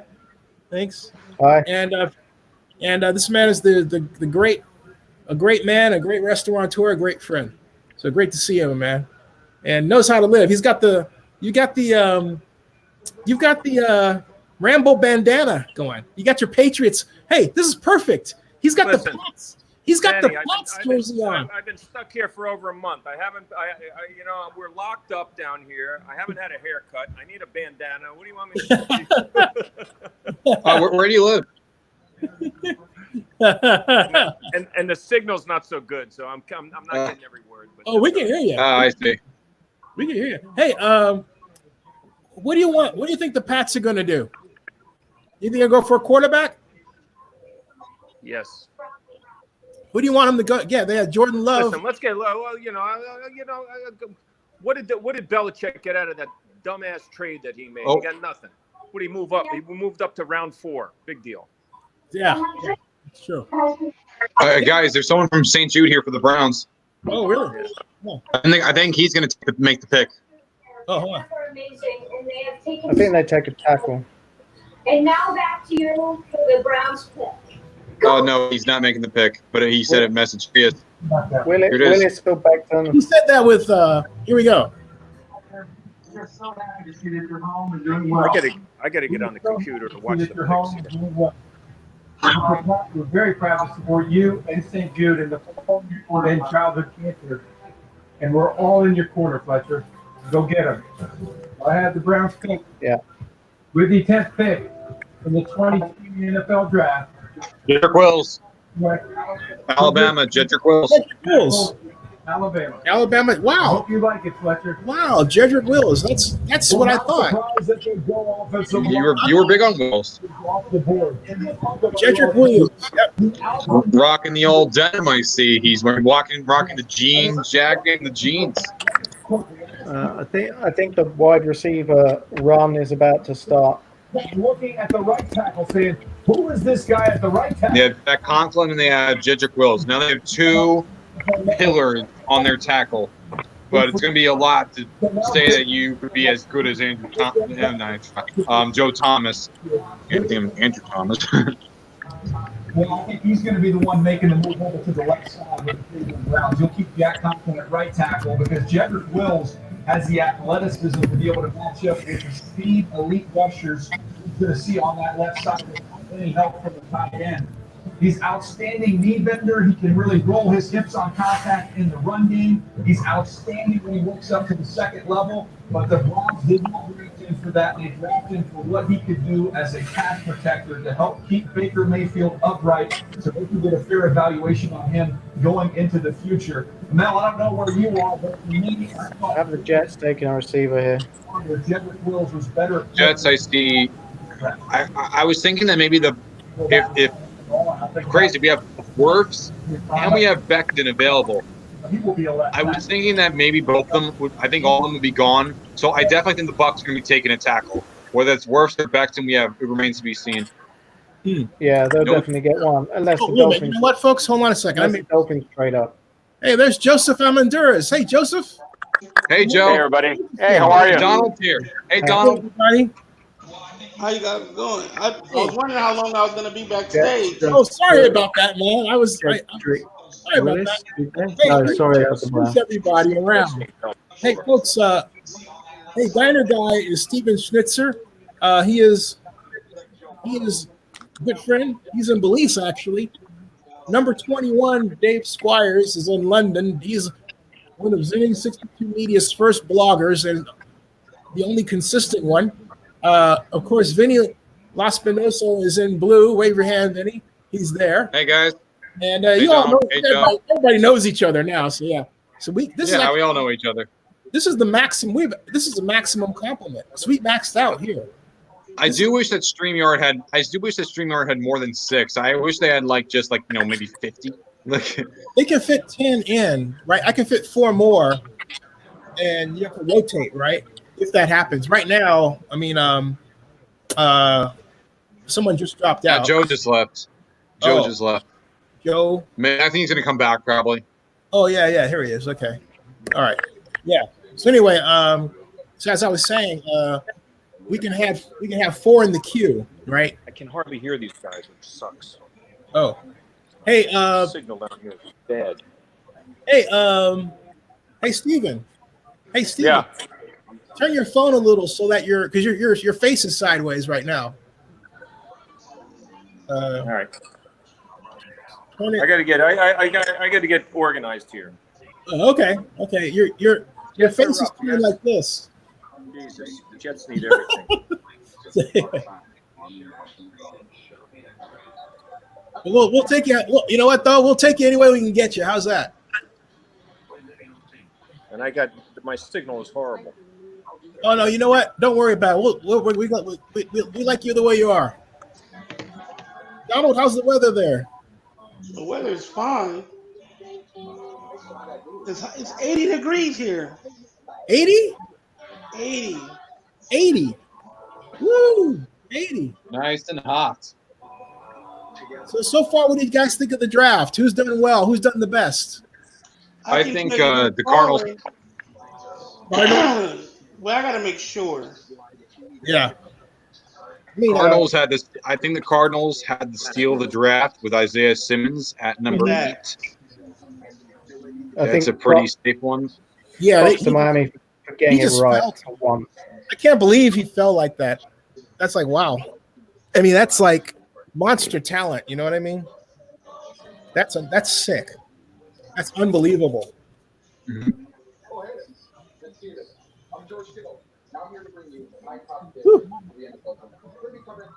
I have a rule every time I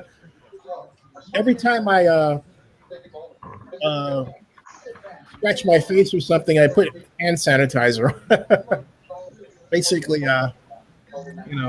so keep it clean. Mario Maker. She says, "Dear, anyone got a switch? Judy, I can give you my friend code." Hey, I kind of told you guys that that Iowa tackle Tristan Wirfs. Yeah, I told you guys he was gonna fall.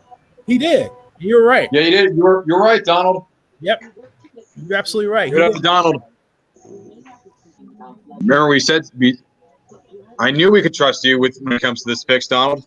And you said something that none of us did, and you gotta be honest, and you were, and guess what? We're right. Jets pick is in, guys. Who do you think it's gonna be? Beaver. Judy or Lamb? Judy. They could go tackle though. Judy? I think they're Better take offense. They'll take the tackle. I'm going to pick it. I think they're going to take a tackle. I don't know why. Because, you still have Wirfs there. You still have Becton there. So this might be a good place. Let's see what happens. Judy, Wirfs, Kinlaw.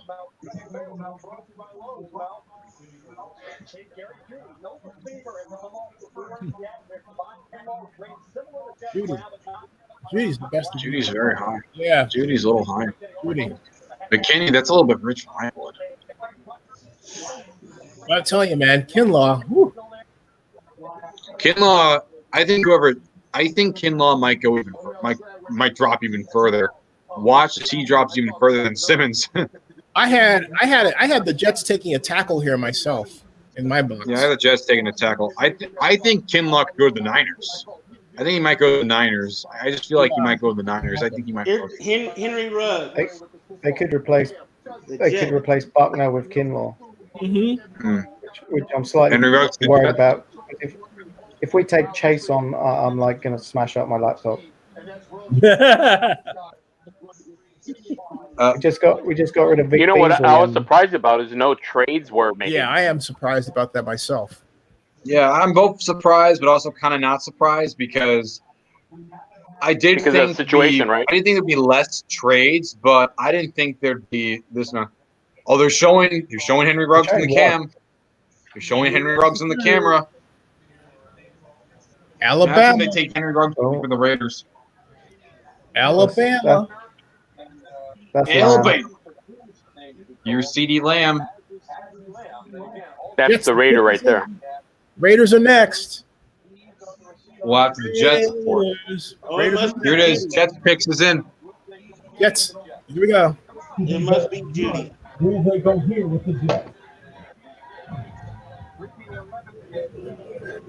Here we go. Yeah, tackle. Becton. In the 2020 Mekhi Becton. Oh, back then. You called it, Vinny. I told you. A tackle. Mekhi Becton. Tackle. That was the right one. Good for the Jets. Wow. Mekhi Becton. Another Mekhi tackle. over Tristan Wirfs. Raiders get a free run at the receivers. Tristan Wirfs, like, man, imagine if he goes to the Bucks. This is a guy that many people thought would be a top 5 pick. Tristan Wirfs. Many people saw Tristan Wirfs going to I the just top want to 5. note that if you guys are looking at this, Tristan Wirfs' dad is bigger than him. That's crazy. That's Tristan Wirfs. That Mekhi Becton, you're saying? Mekhi Becton went to the Jets at Donald, not Tristan Wirfs. So That's bad. I can't believe he said that. I could not believe he said that. Yeah, Mekhi Becton's dad is bigger than him. Oh. Yeah, I was gonna say, did they ask him for? Did they ask him, hey, Mr. Becton, oh me? No, your dad. Does he know tackle too? I can't believe that'd be funny if that went down. I mean, he literally disappeared behind that hug. no, yep. That's a big man right there. Tristan Wirfs is falling. I mean, this is a guy. Tristan Wirfs, many people thought would be like a top 5 pick, and he might go to the Bucks here. I think Wirfs could go to the Bucks. I really do. But in my family, there's a lot of big guys like that. But not as heavy, but in shape. And no, but I remember when he did that, and everybody just erupted. It was just like this earthquake in terms of word of mouth. It spread like that. It's like, who? What? He did what? Whoa, it was not. He had a great combine back then. Yeah, he sure did. So did Ruggs, though. So if I'm the Raiders, I'm taking Ruggs right here. I think I take. I would take Lamb. I would take Lamb. I would actually take. You know what though? I would take Judy here because I think Judy would be better. Yeah, in fact, I know Judy would be better coming out of the system he came out of to play in John's system. I take Judy here. Pick is in. Pick is in. Raiders. Oh man. CeeDee Lamb, I think. But I wouldn't be surprised if they take Ruggs because that's so typical Raiders getting the speedster. No, you know what though? I wouldn't be surprised if the Raiders took Kinlaw. Me either. I would be very happy. I think it'd be really great. Just mirrors Joe Douglas have a tattoo on the back of his head. I mean, that's not funny. I'm laughing, but that's not funny. He's Mekhi Becton really. Okay. He's pushing a whole Ford F-150. I think we lost Steven. Might get him back. So final predictions on who the Raiders pick at 12. We'll start in order from Zennie on top. Judy. Yeah, I think Judy. CeeDee Lamb. How about if it's not Judy, then King. I go Lamb. Okay, our friend from across the pond took Lamb. I take Lamb as well. I think it'd be. What about you, Donald? I'll go last. I'm still sticking with Judy. I'm gonna go with Raiders. Yeah, Jerry Judy. I'm gonna go with Jerry Judy. You know what? Either one, we can't go wrong. Ruggs, Lamb, or Judy. But wow, look at that, Ghost Town.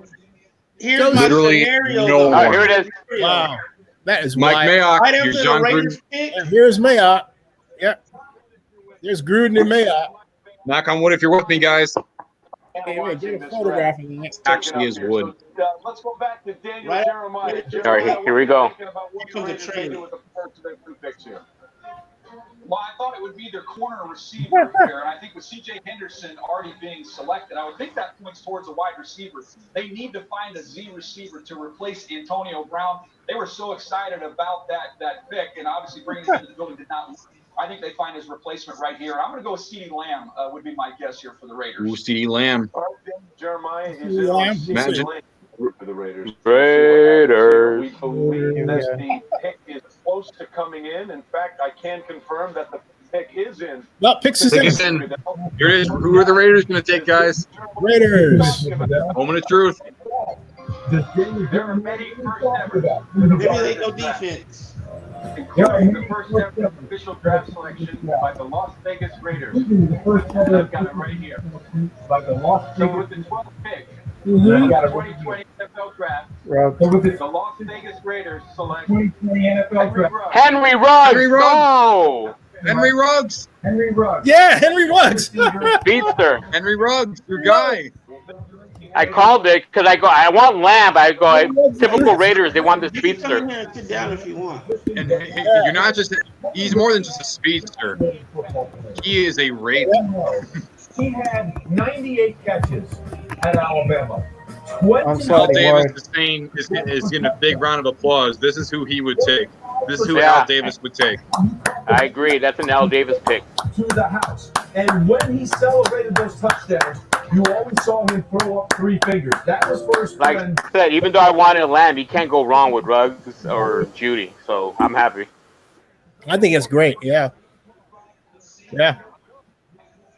I mean, like when I think of Henry Ruggs, I think of sitting at the Marriott with his trainer over here and with Jenna, who writes for the ESPN over here, and them going nuts. There's Mayock. So obviously, all along they were coveting Ruggs because they had choice of all 3 wide receivers, so they must have really loved Ruggs.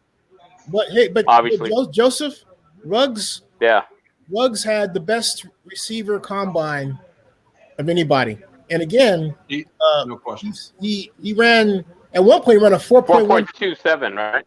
He ran a 4.14 that wasn't officially clocked.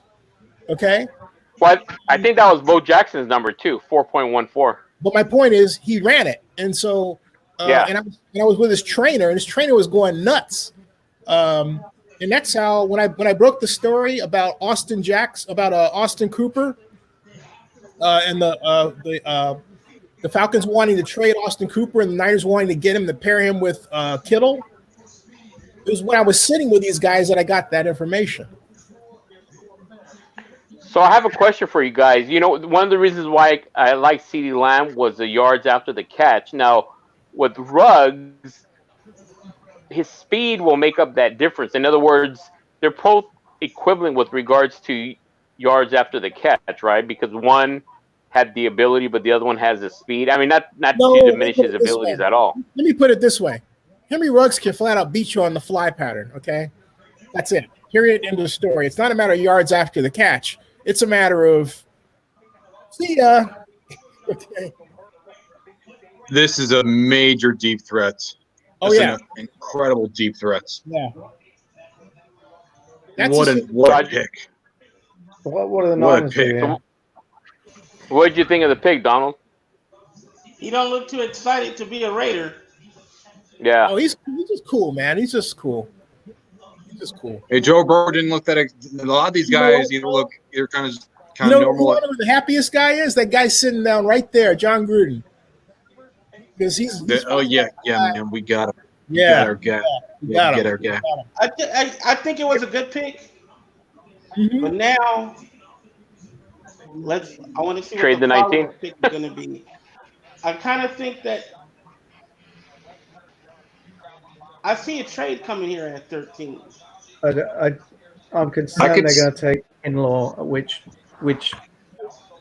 kind of ruins it for Atlanta. I think they might take a receiver though. I could see the receiver or Kinlaw. If not, I could maybe see them trading back. It's really. I'm not sure what the Niners will do. I think the Niners are going to take Jerry Jeudy here. I really do. Jerry Jeudy? Yep. Jeudy, I can see with the Here comes the first trade of the draft. That's your prediction? That's my prediction. Great. I want to see a trade. Trades are fun. Tampa's going to get the tackle. That's his mama. Mm-hmm.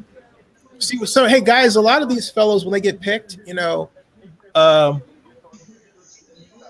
people just don't believe it when it happens. Like Donald, you were saying he's not excited to be a Raider. It's a matter of sometimes people don't believe what's going on, and it takes them. They internalize everything. Some people do. Well, but I'm saying it's not it's a matter of internalizing. It's a matter of just catching up with your own. It's catching up with your own reality. Okay, and I've seen guys just cry in the green room. I remember I was there when Aaron Rodgers just fell. we were there at Javits. That was my first draft. So, you know, people are different. Give me a second. I'm gonna plug in my phone. Okay. People are different.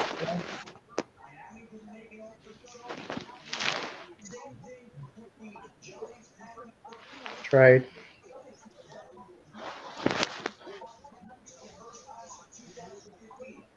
Hey, Rocky take- Mountain, how you Oh, doing? Welcome. Trade 49ers. Hey, Rocky Mountain. Donald, you were I right. told you guys. Donald, you were right. What happened? The 49ers are going to trade with the Tampa Bay Buccaneers. Tampa Bay coming up to get that pick. And that's the trade. Tampa to 13. Tampa to 13. Wait a Let's minute. talk about this here for a second. He was right. Obviously, Tampa Bay has. Donald, you were right. They just signed Rob Gronkowski. He's going to be there ready to roll. Wow. It is protection, right? They gave up 47 sacks last year, Louis Riddick. I get it. Some of those were because Jameson. You take Tristan Wirfs. But we've already seen a couple of tackles go off the board. No, Jameis didn't hang on to the ball too They might long. get a little nervous. Come thinking on. Their guy might not be there. So who's the best offensive tackle available for Tom Brady? Tristan Wirfs, They have easily. to make sure that Yeah. particularly at tackle that they take care of that position for Tom Brady. Look, everything else is set for them on offense, except for maybe they could use another running back as well. But they have the perimeter weapons. They have the guys who can tack the middle of the field. Jameis didn't hold on to the ball too long. Bruce Arians throws a deep passing game, and the primary receiver is deep, and the secondary receiver is almost as deep. He doesn't know what he's talking about, but they're still into the stuff where they're trying to. The Big Buccaneers are going after Jared Judy. Scorched earth. Yeah. Scorched earth. Good luck. Tristan. Wow. What if it's not Tristan Wirfs? What No, if it's someone else? It's Judy, worse. they're going after Judy. Probably No, it's worse. they're Yeah, you going can see the after- fall. hey, they're going after a lineman, Donald. They're going after that guy right there. They're going after Tristan Wirfs. Pick is in. Pick is in. Well, What do I want the Bucks have to give up? That's what I'm curious about. NFL, and obviously Kirk Ferentz, that's especially at Iowa. He got What work. they gave up? Now he's just BA trying to look all cool. Pro Bowl caliber player protecting Tom Brady. By the way, Those comments are great. most perfect picture you see from Bruce Arians right there, the Buccaneers head coach. Everybody else is Give me one of those monitors. boards. That looks nice. Just, enjoying the weather in Tampa.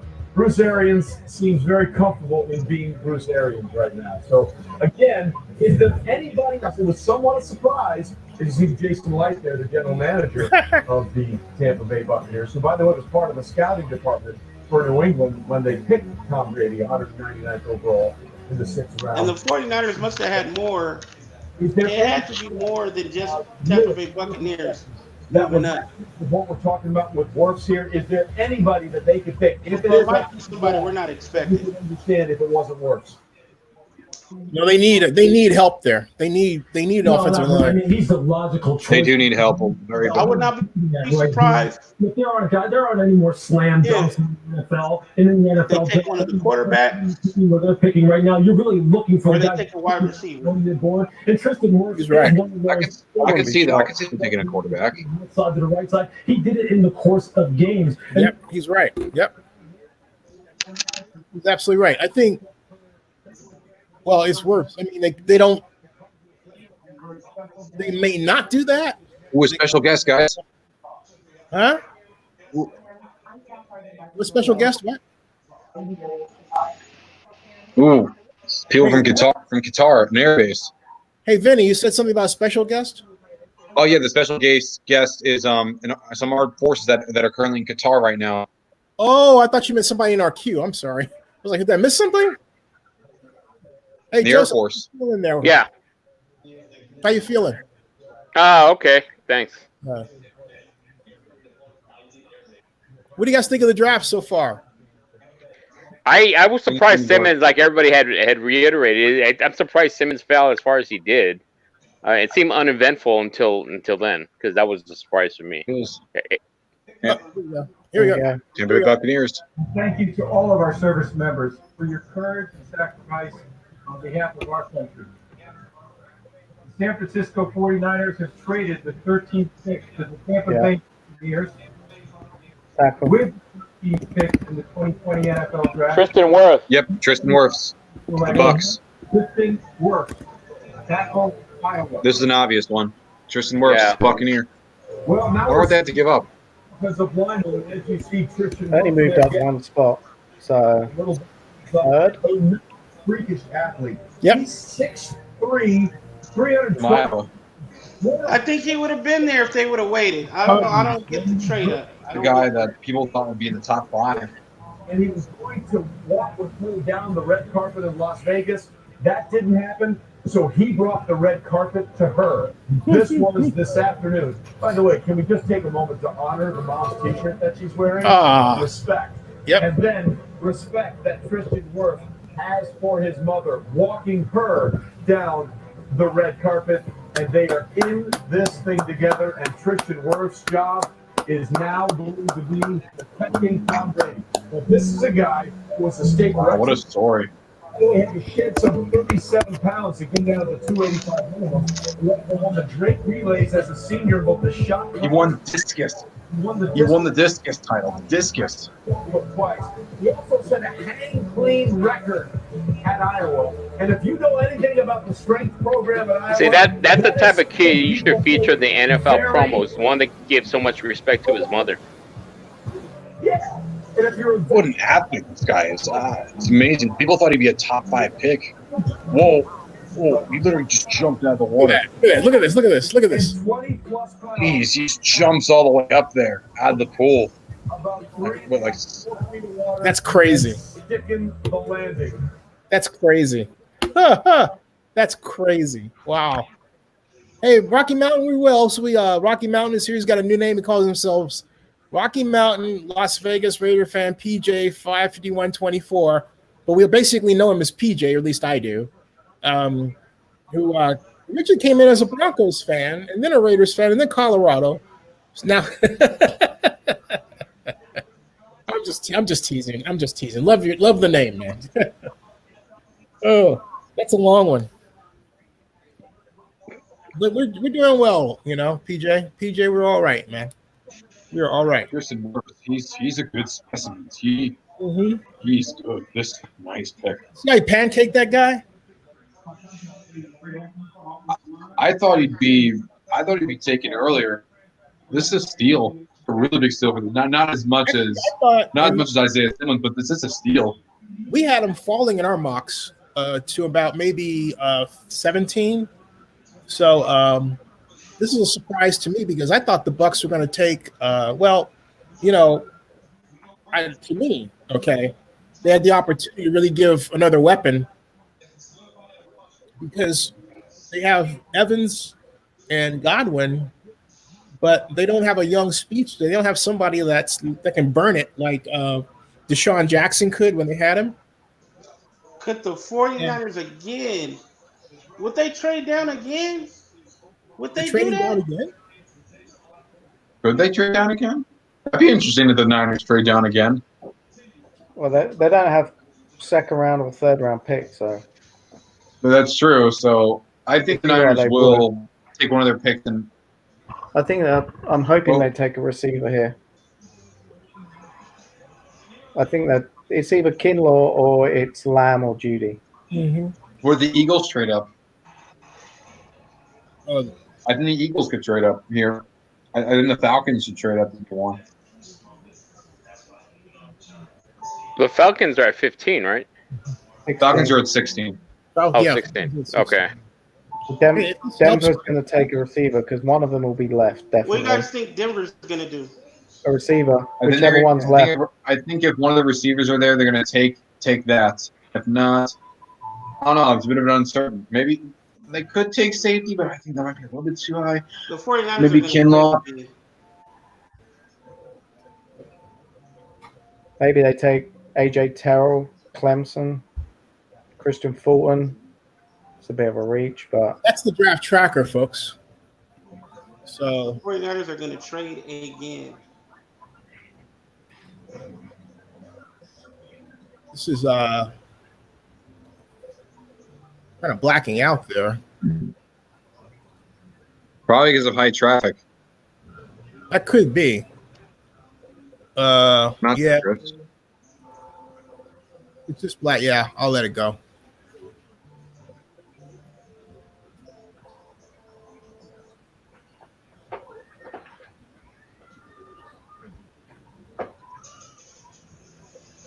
working for me right now.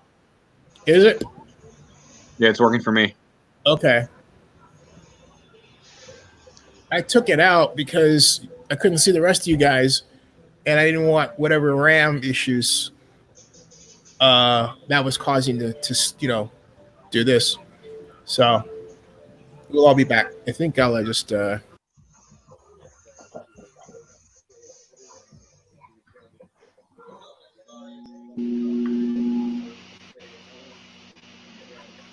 Then he'll be back, I hope. There's a Jersey. There's a the New Jersey Devils in those guys.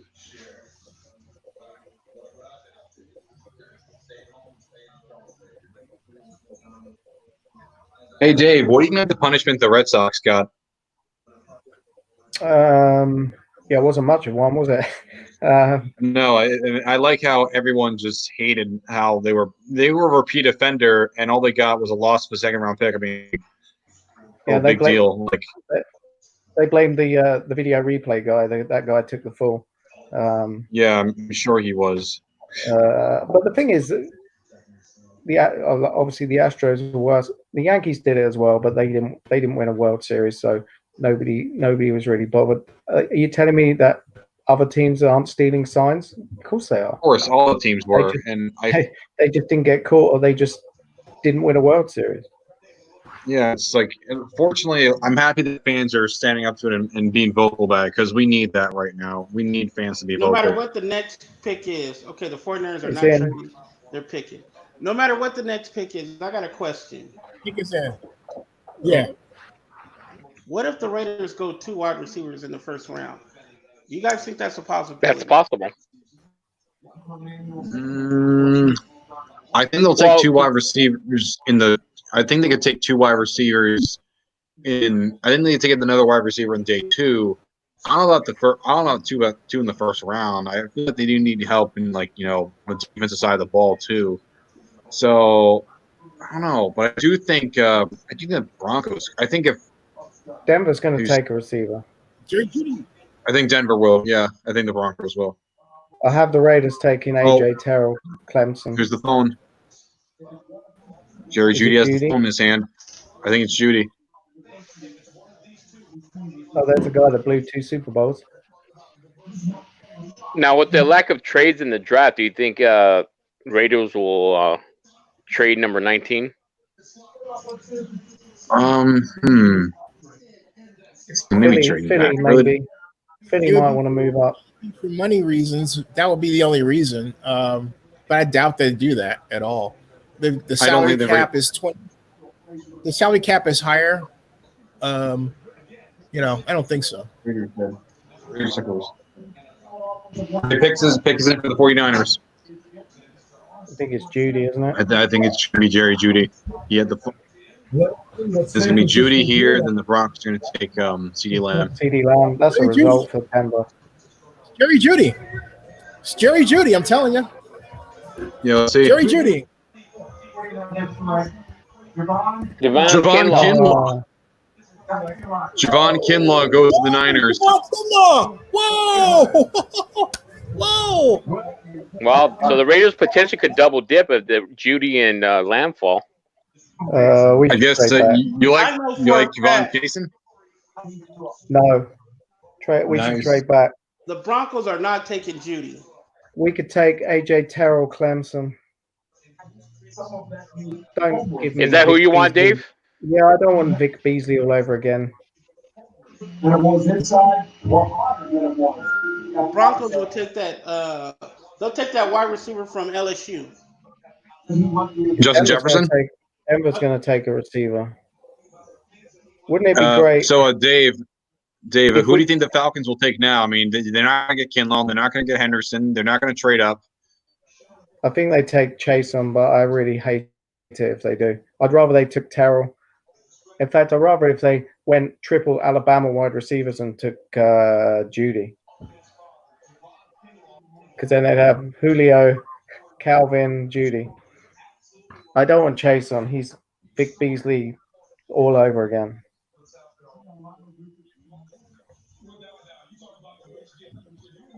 We should trade down, but no one's trading. Yeah. I mean, Philadelphia might want to trade up. I can see the Eagles. I can see the Eagles trade up. I think, if one of the receivers are here, because one of the receivers are going to be here, you have either Judy or Lamb here, or even both of them potentially. So I can see the Eagles trading up because I think the Cowboys could potentially take a receiver here.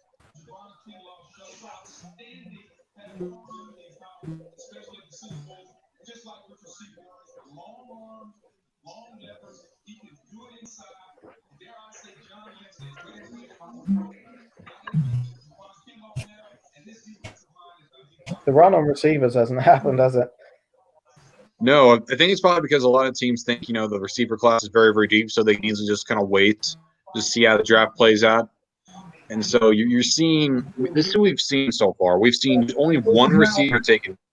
We've seen the tackles, but they weren't taken consecutively. They were taken at 4, 10, 11, and then wanted to trade up to 13 by one spot to take the other one.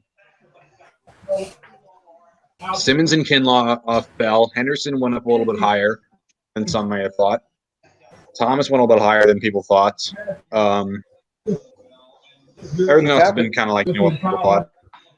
Falcons can't even take a tackle because there's none left. I'm not going to take Austin Jackson. I think for another tackle, I think after pick 16, you might see someone take up an Ezra Cleveland or like a Josh Jones or an Isaac.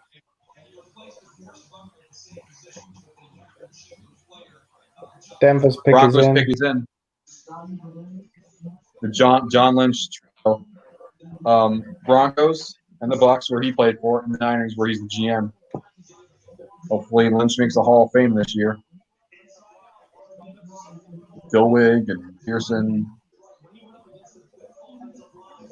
Oh, Von Kinlow's family's still pretty happy. Yeah, you would think he's the one that got picked. Why does it look like one of their family members is wearing a Bucs hat? Yeah, the guy on the right.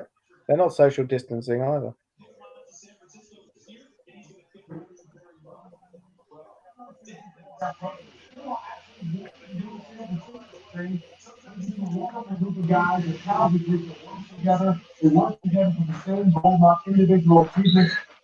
In the Niners, I think the Niners will win the division, and that NFC West is going to be loaded. I think it's going to be the Niners. It's going to be a dogfight for second between the Cardinals and the Seahawks, and then the Rams will be last. They'll be in last place for divisional rankings and for their logo. Yeah, the banana and the nanny goat as your logos. Be right back. What other tackles are on the board?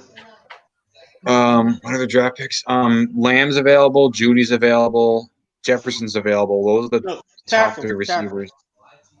Tackles. Josh Jones, Austin Jackson, Josh Jones.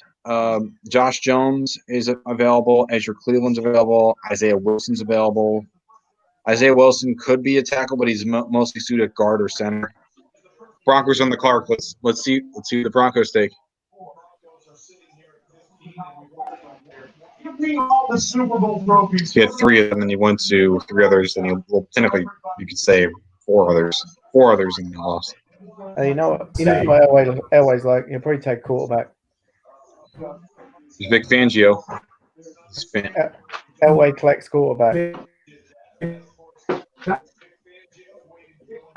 Pick is in for the Denver Broncos.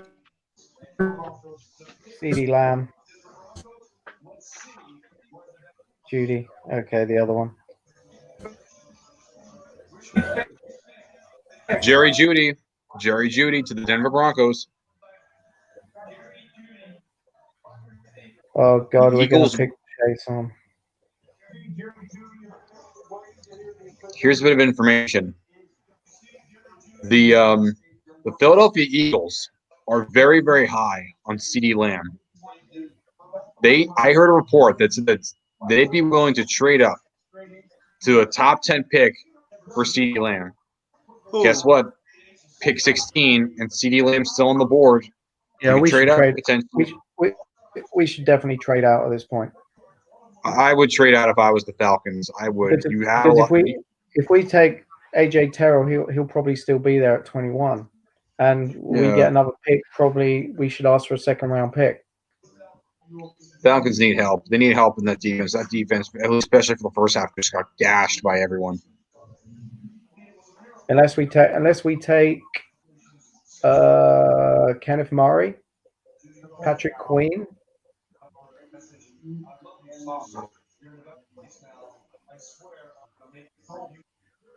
I mean, I wouldn't be totally shocked if we took CeeDee Lamb, but the pool table in the back. What's with Zennie's speed? I mean, he's just kind of frozen right now.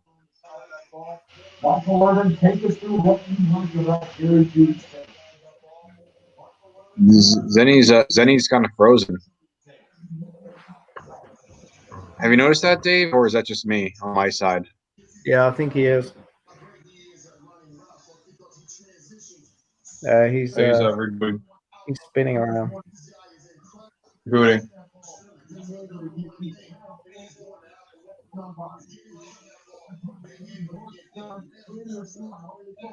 I'd rather take Terrell, Murray, or Queen than Chase on.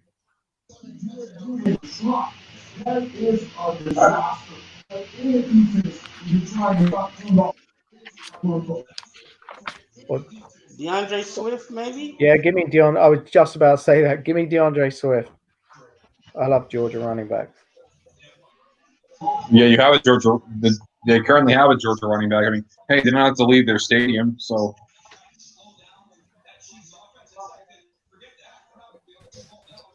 Yeah, hopefully we get the Gurley of a couple of years ago. The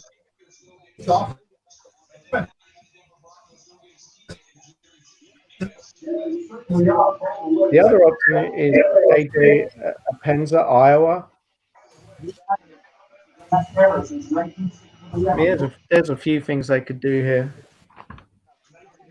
Alabama has 2 receivers. That way is very happy right now. Should be. Oh, I would be too. I would be very happy. I know I would be. I'll tell you what, though. You know what? Jerry Jeudy here with Cortland Sutton. They are going to terrorize. They're going to terrorize the AFC West. I'm sorry. It's unless the Raiders have made moves to improve in their secondary. I haven't checked who the Chiefs have, but I'm telling you, I don't know. They got the pairing. I don't know. That's the tandem of the future. Drew Lock and I see a scenario about to play out. Tell us, oh great one. Tell us. Donald, tell us. Yeah. If Dallas and Miami pass, it's highly unlikely. But if they pass on CeeDee Lamb, Because then they're not trading back. Falcons, here you go, Dave. Hey, Dave. Dave is front and center, man. The pick is in. Front and center, Dave. We're on an ad break here. You got to tell me who it is. We're going to get his reaction when it comes up. DeAndre Swift. Gotta be. Just not Chase on. I think at this point, I thought maybe Kinlaw's gone. Brown is gone. Maybe Patrick Quinn here. Queen. Murray. Patrick Queen. Queen or Murray. Queen or Murray, yeah. Kenneth Murray has been a high riser recently. Queen and Murray, those. Hey, everybody. Barry Lee is in the chat room. Hey, Barry Lee, how you doing? Barry Lee, good to see you. What's up, Barry? Hey, Barry. Hey, Barry. What's going on, Barry?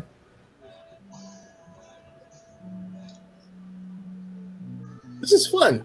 This has turned out about like I wanted, like I expected. This is cool. It was fun. It just became stressful. Yeah. And after this, we're only halfway done. Yeah. So what do you say, Dave? Who do you want the Falcons to get? Terrell, cornerback Clemson, Murray, maybe. If we got Swift, I don't see it, but I just don't want Chase on. I think it's just Big Beasley all over again. Yeah, definitely. How about there's no tackles worth taking at this point.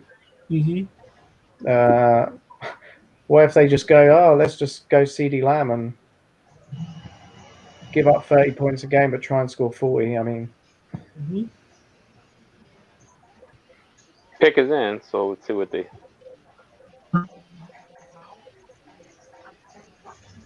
I think he'll be Chase on. That's what I think. Joe Burrow's going to be a bust. I don't see him going safety. Kenny? Well, I have a quick question for Dave. So, most of us don't know how you became a Falcons fan. How'd that happen? Mainly because of prime time. Okay. Prime time. Deion Sanders. Yeah, I mean, I think I was literally just watching a game. This was like 1990. Hang on, I'll come back to it. Here's Arthur, Dimitrov, DQ. They're all wearing Dimitrov, Blank. The pick is in. Is that Dimitrov's son? The pick is in. I love those jerseys. Love those new jerseys. Love the black ones. I like the ATL. Coach Quinn, good man. Blank, and it looks like his grandchildren. Mr. Blank is the toast of Atlanta. I like that Quinn has a Patrick Kearney jersey. Kearney was a beast. ATL. I like those black jerseys. Here it is, Atlanta Falcons. Let's see who they take. Here we go.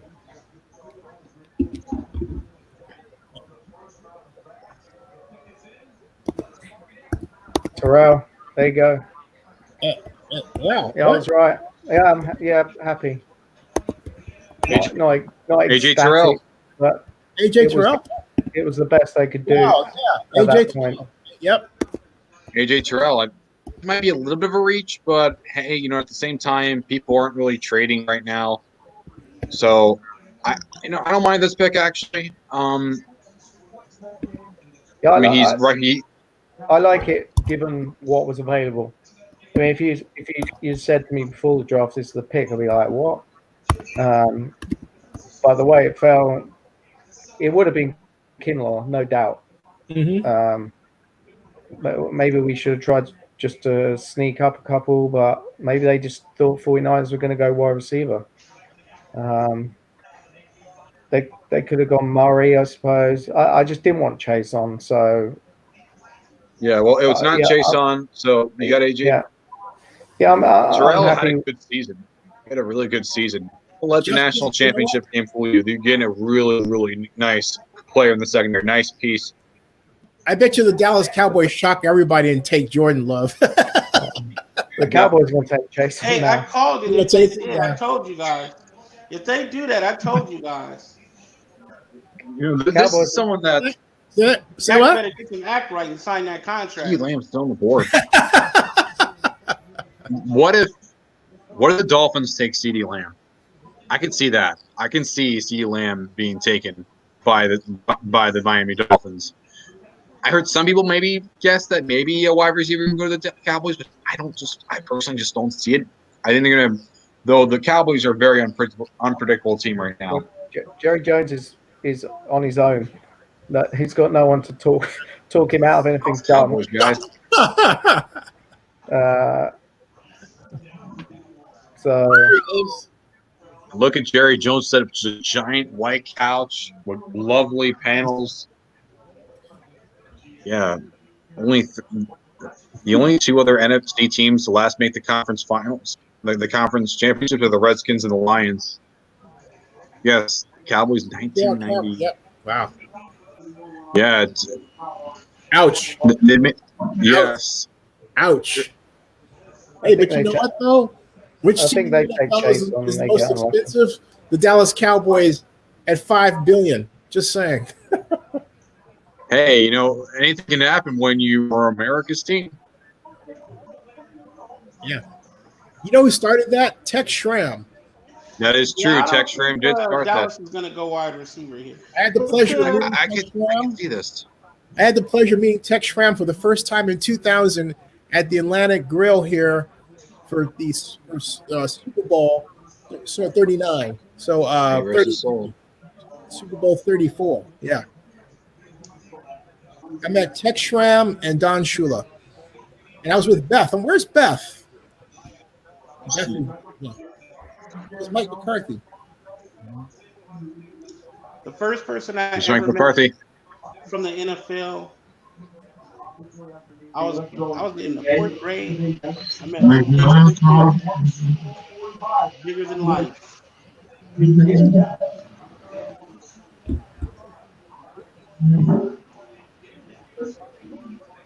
Let's start with you and look at the Dallas Cowboys.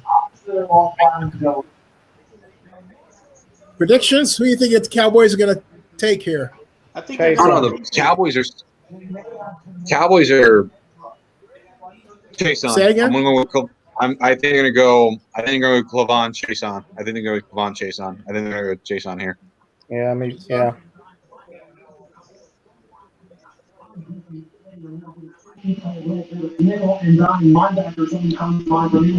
Isaiah Simmons. He's gone. Simmons. No, they said Isaiah Simmons. I said Simmons. That's what Simmons is. Oh. He's talking McKinney, I think. There's been really a run on receivers, probably because you can see people. I think you're going to see a guy like a Denzel Mims, or maybe someone like I don't know, like Skinny Bernie Ayuk. That could be another receiver. A lot of the more receiver needy teams are after this. So, like the Dolphins, the Jaguars, the Eagles, the Vikings. You can see a run on receiver there. Oh wait. No. Oh, CD Lamb. No. CD Lamb's on his phone. But again, everyone else is. You see a run on receiver there. No, CD Lamb's on his phone. Uh-oh. Uh-oh. The CD Lamb, is he going to the Cowboys? I wouldn't be shocked. I'll be crushed. I'd be excited. Wow. They're going defense. If CeeDee Lamb goes to the Cowboys to pair with Amari Cooper, that would in. Pick is in. You know what? CeeDee Lamb and Amari Cooper. Yeah. And Michael Gallup there too. Wow. That would match. Gary Jones. It's going to be CeeDee Lamb and Henry Ruggs together. Watch and see. CeeDee Lamb and Henry Ruggs together. The one thing that I know about Jerry Jones that he learned from Al Davis is the love for speed. So it would not surprise me at all. It would not surprise me at all if CeeDee Lamb flew off the board. I'm just saying. Yeah, I agree. Yeah, Barry. It shouldn't be the pick, but I wouldn't be shocked. Doesn't Dallas need a corner? They need help. They need help at corner. They need help with safety. They need help. I mean, Byron Jones left in free agency, so I would have said AJ Terrell would have worked for him. I think maybe McKinney maybe.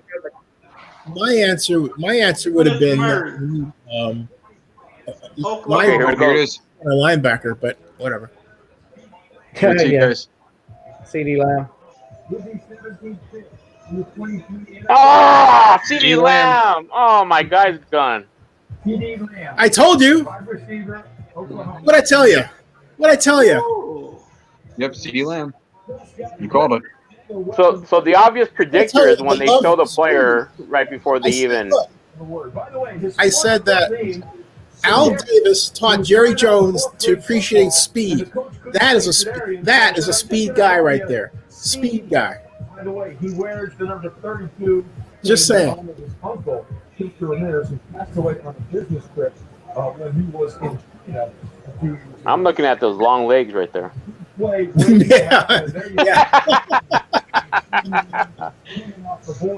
Yeah, me too.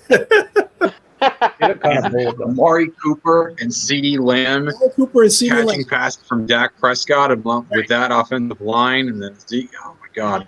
Please, can the Cowboys make a run for their sake?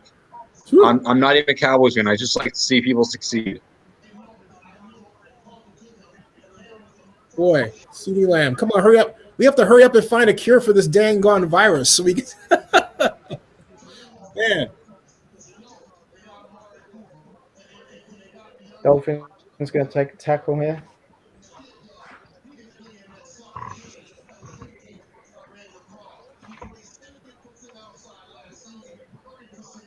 Anybody following on Twitter?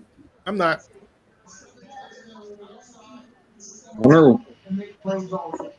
Hey, the Dolphins are on the clock. I was going to say they would have taken CeeDee Lamb, but now that CeeDee Lamb's off the board, do they go Justin Jefferson here? Do they take Josh Jones? Do they guys for Cleveland? Do they even take someone on defense? Who knows? Maybe they kept Chase on. Swift? I think CeeDee Lamb going to the Dallas Cowboys. I think right here, I think they go lineman right here, the Dolphins. I think they have to go. I think they have to go tackle, even though it'll probably be a reach. I just think that's why they accumulated all these picks. No one's trading right now. That's the most surprising thing. I thought there would be a number of trades at this point. Lincoln Riley. But you know what? Normally in the draft, I think there were 3 trades prior to the draft. But commonly it gets that's Charlotte. That's his daughter right there. She's the head of the actually head of the NFL Foundation.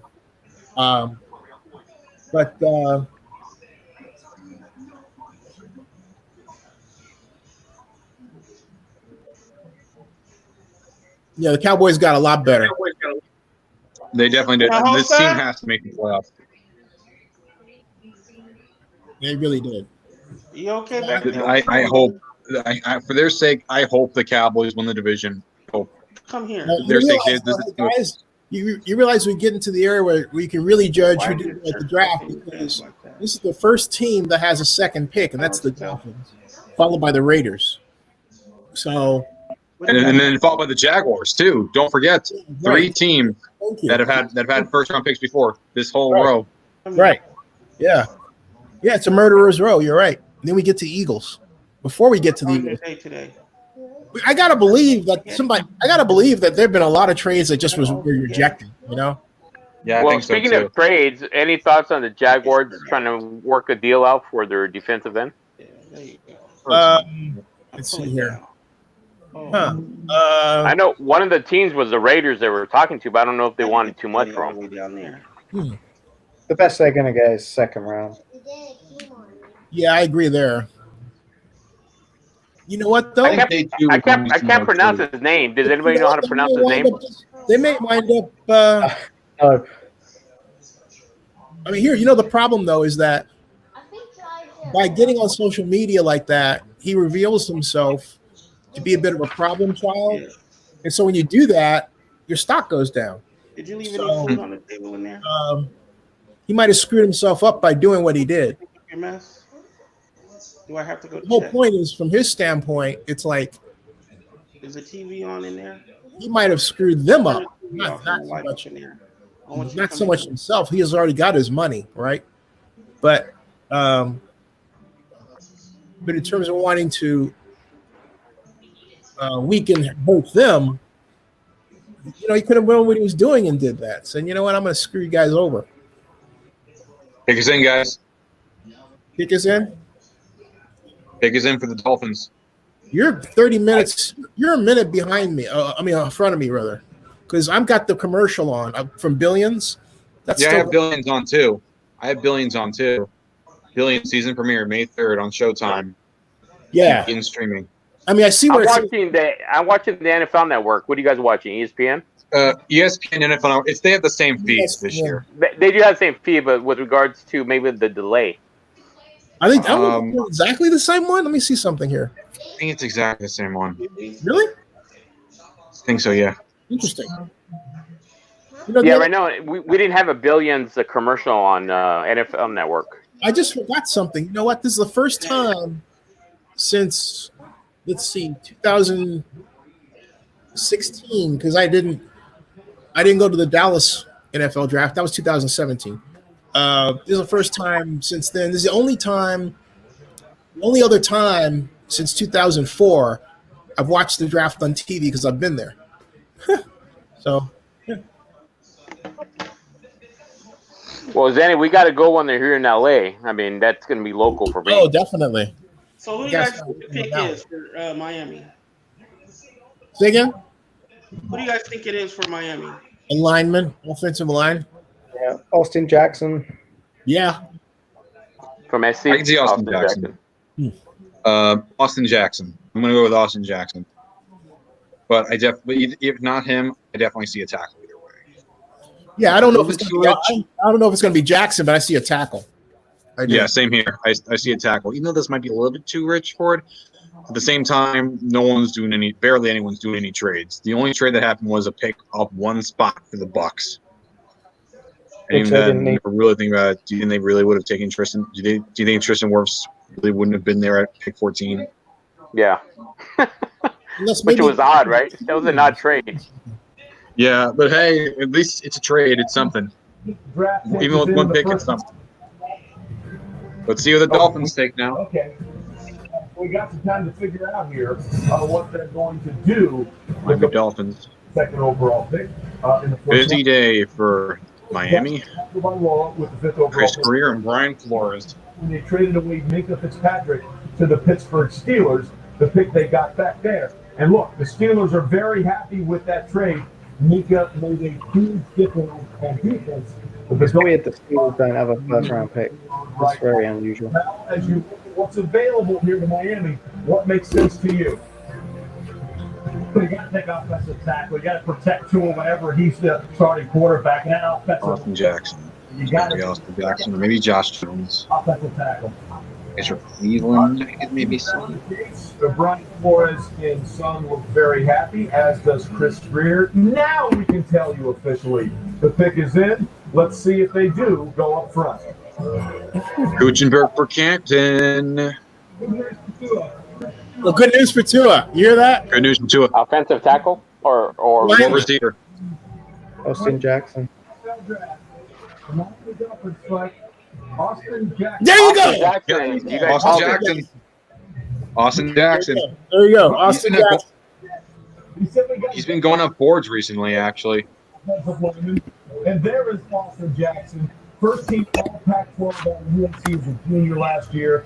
Ran the 40 at 5.07 of the combine at 6'5", 322 pounds. His grandfather. Raiders take. Raiders. National championship. A corner? They're almost 5 minutes in as well. His family. Jackson donated bone marrow to his sister. Let me ask a question. Since I came in late, I wasn't home. Did C.J. Henderson go already? Huh? Did C.J. Henderson go already? Yeah, C.J. Henderson's gone. Yeah. He did. Oh, okay. Sibling, Austin Jackson was the best match, but it was only. By the way, folks, speaking of Austin Jackson, hold on a second. Markers they used to designate whether or not someone's a good match. Austin Jackson was a perfect 12 for 12. And this was not an easy thing that they do. The extraction is done using a large needle with a handle at the top that they twist into the bone like opening a wine bottle with a corkscrew. But Austin did that for his sister. His sister's doing well. And now the Dolphins hope Austin does well with the Miami Dolphins. And as we said, it is a family affair for Austin Jackson. 6'4", 322 pounds. We mentioned his grandfather on the 74 championship team. Now with the Raiders, I got to think that we go corner. What do you guys think? I think definitely secondary. I think Jeff Gladney would probably go here. Oh, I think Gladney. that would be awesome. I think. Yeah, I think Jeff Gladney would be a great pick here if I was the Raiders. It could be one of two guys from LSU. It could be Fulton or Delpit if they go safety. He's only 20 years old. I don't know. You know, there's also Chase on. He's also from LSU. Yeah. Hey, I think we get the best running back off the board. Nobody wants Big Beasley the second. Mm-hmm. Jason's going to keep falling. It was funny. This is the guy that people thought would potentially, but he was falling. I think Queen might go ahead of Chase on at this point, or maybe the Jags. I don't know. I think Queen would go to Queen, or maybe a receiver would go to the Eagles. Queen, I forgot about him. Or maybe what if, imagine if the Patriots take Chase on, and then they turn him into like a first team All Pro or something like that. Oh, no one likes the All Pro team. It feels like. There you see it. We're talking about under center. Austin Jackson protected his end. Okay, let's see. Hey everybody! If anybody wants to learn more about Austin Jackson, here is Jackson. Chris, did you put the stuff away? You're good. Hey, Zenny, I remember you mentioning prizes. Were those given out yet? What? We won. We all won. We were all wrong. We were wrong. No one traded up. Oh, okay. We're all so bad. Yeah. Yeah, don't worry. It's okay. Hey, by the way, folks, if you want to learn more about Austin Jackson, I just put up the link to his interview there. Here we go. Guys, the Raiders pick is in. Yeah. Pick is in for the Raiders. Pick is in, guys. Let's see who they take. Here we go, Raiders. Here we go. Gladney. It's got to be Jeff Gladney, right? Sitting here at pick 19 as the Las Vegas Raiders welcome their second selection to make a special announcement. As you may know, we are scheduled to host the draft in Dallas. 2021 or 2022 draft. We thank so many for the effort they put forth to prepare that possibility. And we think you deserve another shot. Good. So we're happy here to announce that tonight, the Las Vegas 2022 Raiders will host the 2020 NFL Draft. Congratulations to Mark Davis, the Raiders organization. Oh, that's even better. We look forward to being there in Las Vegas, and congratulations. 2021? With the 19th pick in the 2020 NFL Draft, the Las Vegas Raiders select Damon Arnett. Whoa, that gets out of nowhere. Congratulations. I would have went with Gladney. There in a couple years as we will do the draft. 22, they said 2022. Fascinating decision here on a lot 2022, I heard. Damon Arnett. This was a kid that Damon Arnett. career was over a year ago. Quarterback and didn't even show up for some down further. Ohio State. Down further. There was a conversation with his father, Chris Carter. Draft Network has him as the that said you need to number 66. School to be the bit of a reach here.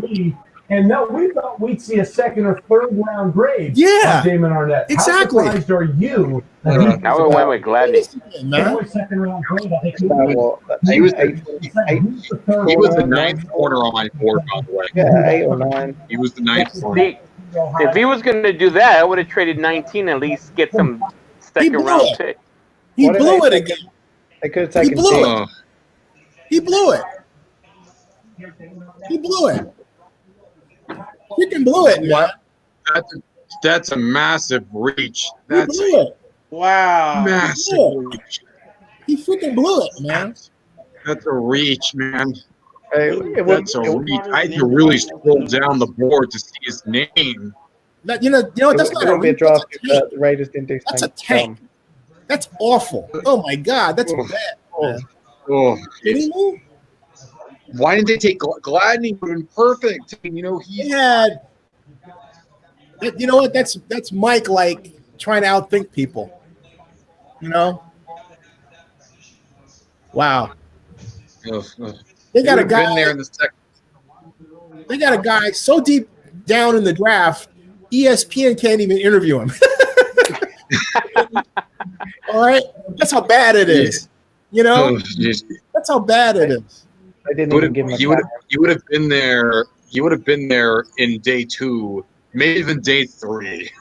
Yeah, I mean, this is like an overreach and overspend.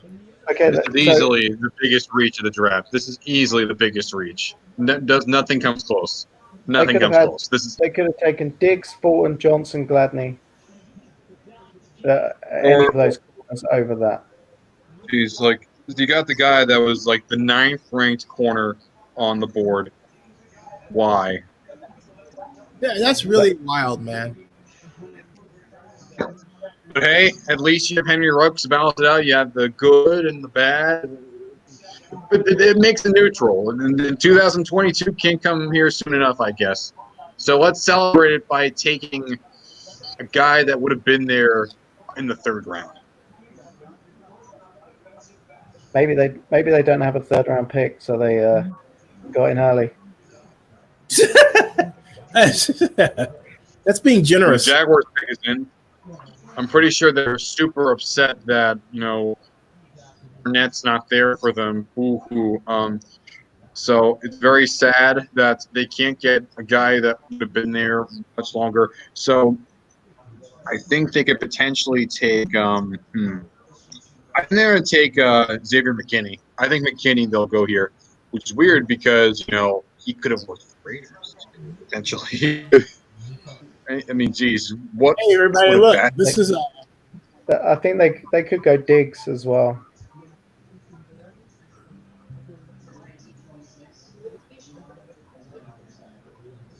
Yeah. Turn it a little. That's it. This is Jerry Judy at the Lee Steinberg party, folks. Hold on a second, if you can see that. The glare is ridiculous. Oh yeah, that's bad. He's wearing something pretty interesting there. Oh, her name is Michelle Lee Hadley. No. What Jerry Judy's wearing? Like, what's that outfit? That shirt? Oh, she's a friend of mine. Her name is Michelle Lee Hadley. She's much older than him. Oh, no. I was referring to what Jerry Judy's wearing. Oh, on his shirt. No, not her. I was referring to his shirt because that drew my attention away. I got it. I mean, I'm just shocked, man. I'm like, are you kidding me? I got to make a video about this one. I make videos about this one. Hey, one folks, about how bad you are.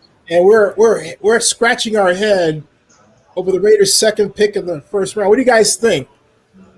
I think this is easily the biggest reach of the draft. Nothing comes close. Why are you doing that much for a guy that would have been there in the 2nd or 3rd round, maybe the 4th round?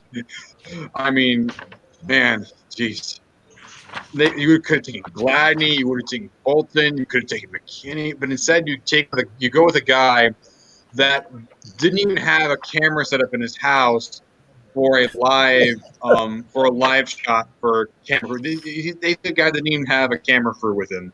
That's how bad it is for the Raiders. And hey, you better be hey, the rest of you guys, you better be you should be lucky that you have the draft coming in 2022, and you better be lucky that Henry Ruggs is here, because if this was the only pick you had, man, you'd be the clowns tonight. What do you think, Joseph? What do you think of? What do you think, Donald? What do you think, Donald? Mike.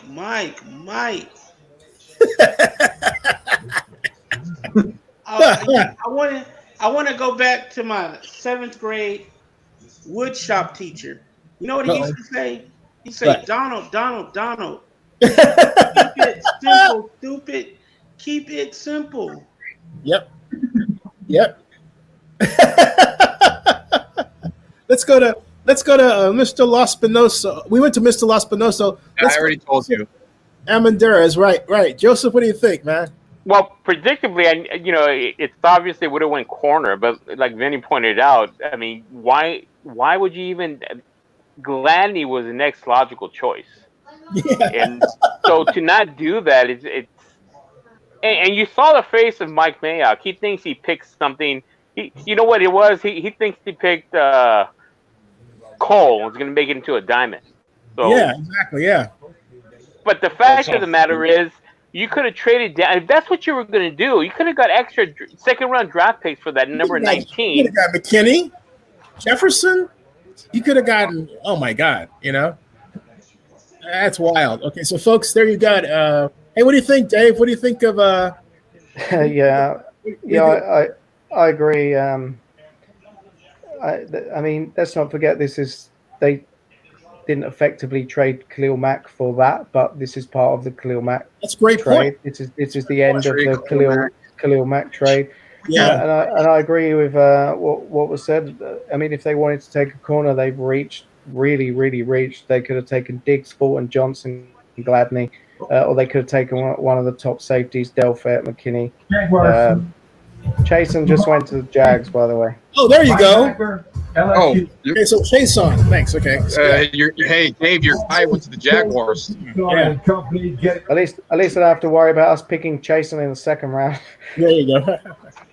So that's it. That's the consensus thoughts of Zennie62 draft squad watching the 2020 NFL draft virtually. Philly's got to take a receiver here, right? Jefferson. Hey, folks, you're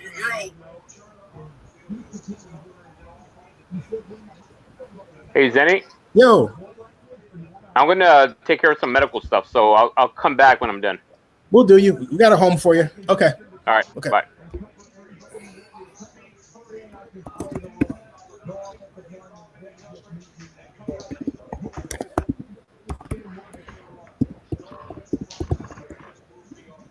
Rashid the Eagles gonna go wide out here.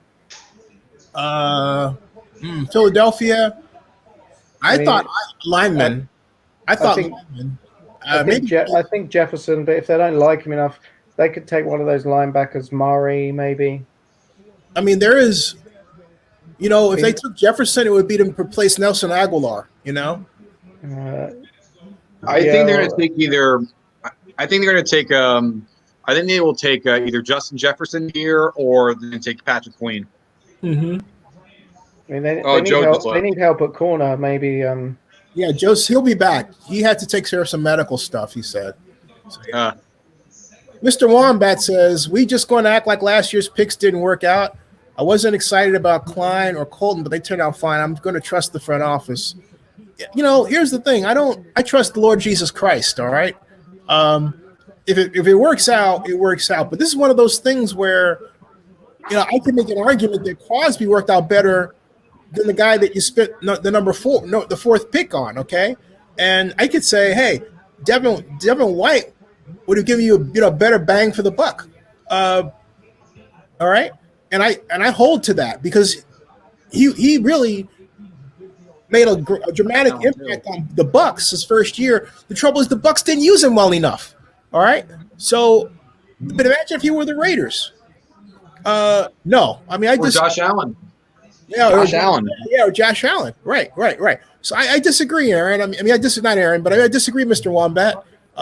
Welcome to our program, by the way. That said, I'm with Zenny with this. And not only that, thank you very much for a very substantive take. That's the kind of take we like. That's the kind of take we like around here, Mr. Wombat. So thank you. But we can agree to disagree, right? I love to debate. I love to argue. Let's argue. Yeah, it's fun. It's fun. Yeah. Well, let's just see what happens. Hey, right now it doesn't look good, but for their sake, hey, I hope Arnett turns out for the best. But if Gladdy ends up being a better, I don't understand what this thing. Only time will tell with every draft pick, but right now it just looks horrible. Yeah. I don't understand why Mayock has to do this thing where he has to act like he's outthinking everybody. It's like, it's kind of like, why? It doesn't make any sense. You have the internet, you got all these people watching. But if Mayock was analyzing this, he'd say it was horrible. Yeah. There's Howie. I'm just not feeling it, All I want to know I don't think anyone's feeling it, honestly. The guy that was drafted in the first round. They're taking Jefferson, the Eagles. I'm sorry, not we. The guy that the Raiders drafted. Here's Justin Jefferson. He's talking on the phone. They're going to take Justin Jefferson. Yeah, they're going to definitely take Justin Jefferson here. He's on the phone. He's literally calling him. Some of these receivers and the big three are off the board. Most people picked this. Most people thought this would happen. Justin Jefferson to the Eagles. Well, it makes sense because they don't have Nelson Aguilar anymore. And then they might trade Alshon Jeffrey and Deshaun Jackson was hurt. The whole team, they have no receivers essentially. and Justin Jefferson. I mean, receivers, they're obviously their biggest need. Nothing else comes to comparison. You can say linebacker, but come on, it's receiver. I like that shirt, man. Urban's got. I like those kind of shirts. You know? I love that blazer. I love that. I love a nice red. Pick,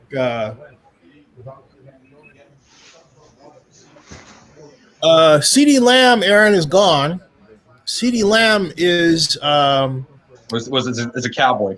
Cowboys, the Dallas Cowboys player. He's going to pair with Amari Cooper.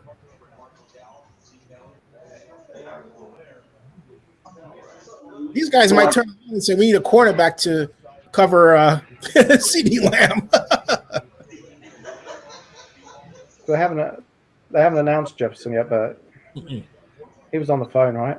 He was on the phone, yeah. My cat wants to go out.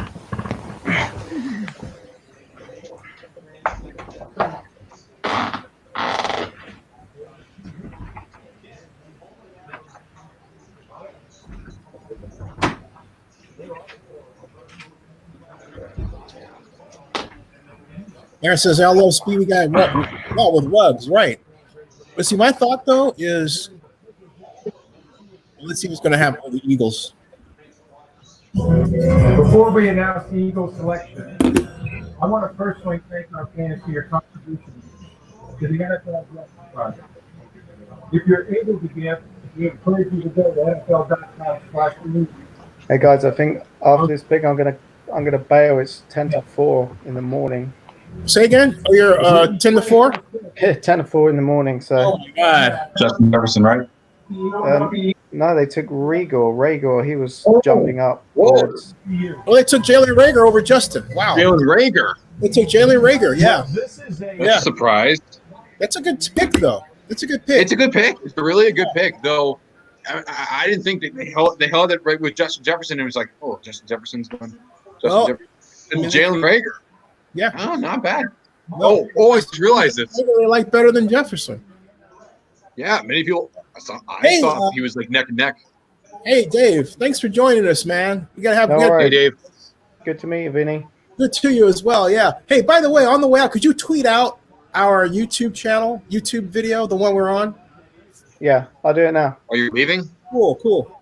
Yeah, it's 4 in the morning where he's at. He's in London. Do you have Red Bull over there?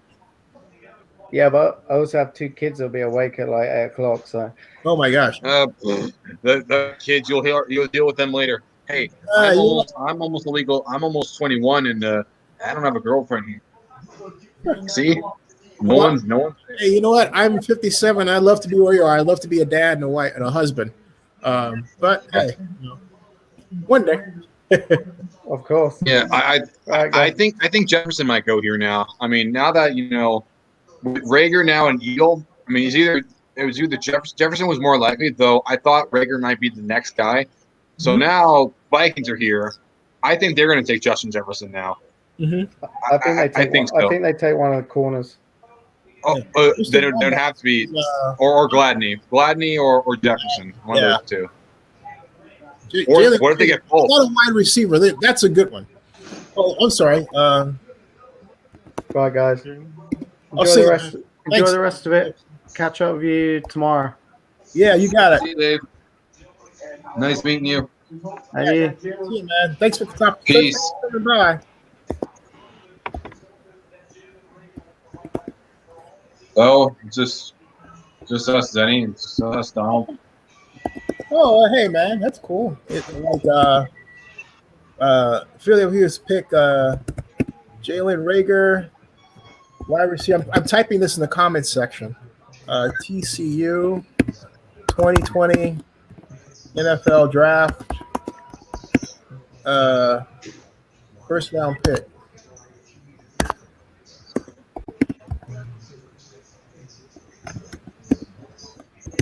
Yeah. Pick is in. Cool. Pick is in. Vikings. Gotta be Gladney. Gladney or Jefferson. Either one of those two. I mean, either one. Either one at this point. Because honestly, they can take both of them because The Patriots really need help at, like, besides quarterback, they could use edge rusher. And as for the Saints, they could take a receiver, but they could take a corner. But I think they're probably going to take linebacker. I think linebackers what the Saints would go with. I mean, it's really this part's going to be a little bit more unpredictable with the Vikings do. The Patriots and the Saints, we got to see if they take a quarterback. If not, then Love will definitely be a second round guy, because I don't think someone could take him in the back end of the first, but I don't know. Maybe the Colts. I don't know at this point. I mean, it's very unpredictable. There's no trades happening. There's only been one trade that happened, and it was only with one spot. We don't even know the details of that trade. We might see that later, but after this, it's only one pick, so I don't even think you're going to care that much.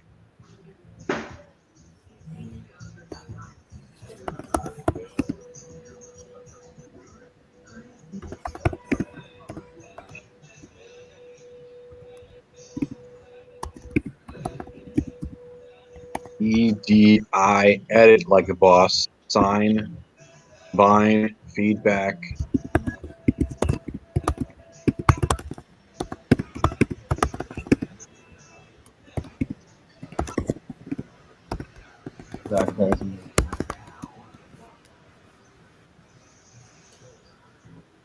Right. Well, hey, everybody. So right now, we're having a long break, and I'll tell you where we're at. It's a nice time to do a recap of what's happened in the draft. And so let me take you through the NFL draft first round.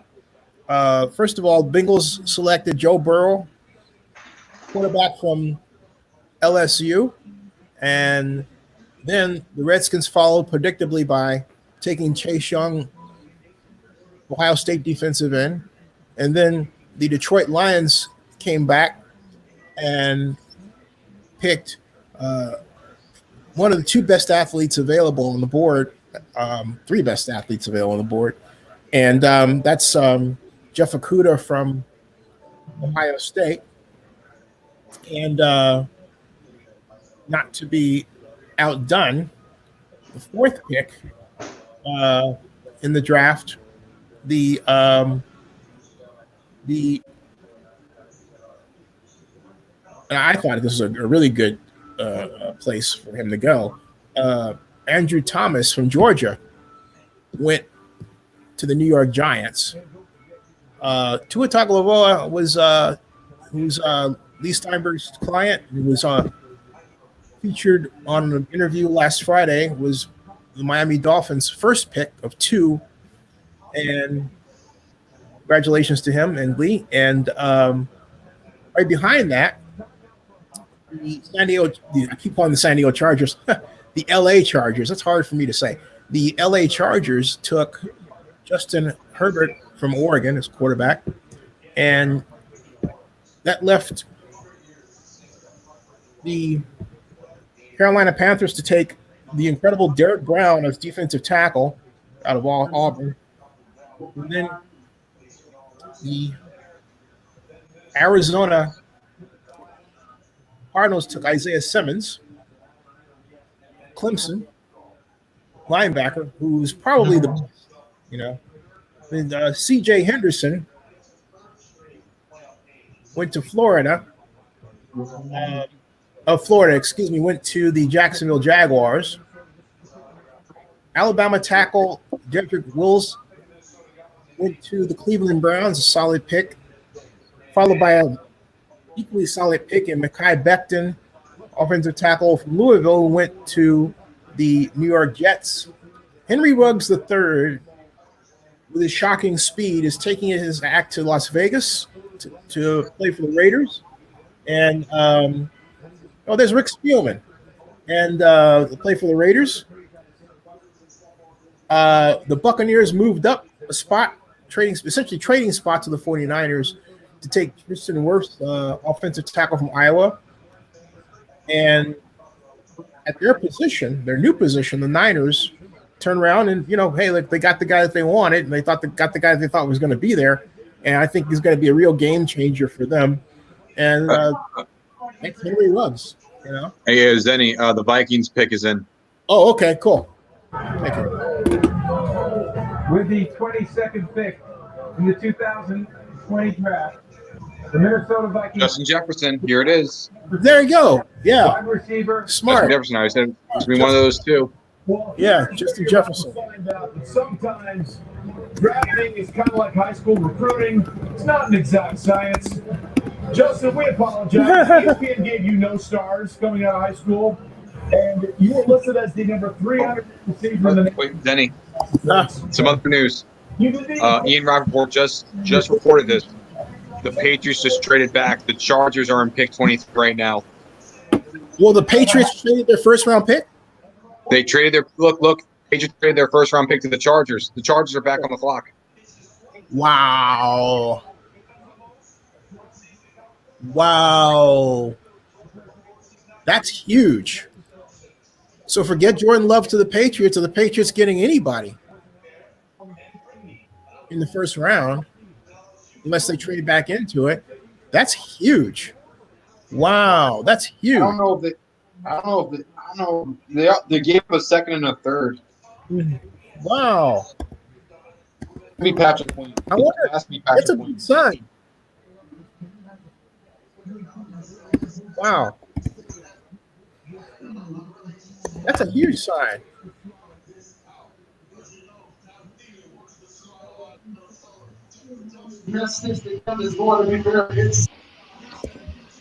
Man, they got to take Patrick Queen here. Patrick Queen.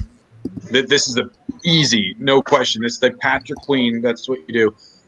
And the Patriots traded back. People thought the Patriots would trade up. People didn't expect the Patriots to trade back. That's a shock. Patriots. Yeah, that's a shock. I don't know if they're good with Stidham. I don't know, because right now they've got what, 2 quarterbacks? I know. I don't see the. No, they have Brian Hoyer and they have Jared Stidham. I think they could potentially trade for Andy Dalton, but I have no idea. Andy Dalton? No, you know what? They're sniffing around that they may get OJ Howard from the Bucks. Now, if they get OJ Howard from the Bucks, don't you think they might bring Jameis Winston along with him? Just saying. I thought they would. You know, because that's still up in the air, right? If Tom finds OJ Howard, that's what's rumor. Yeah.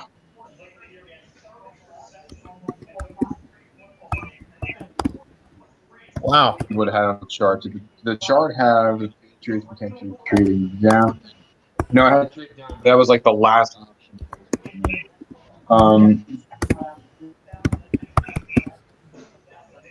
Wow. The Patriots have a lot of picks, though.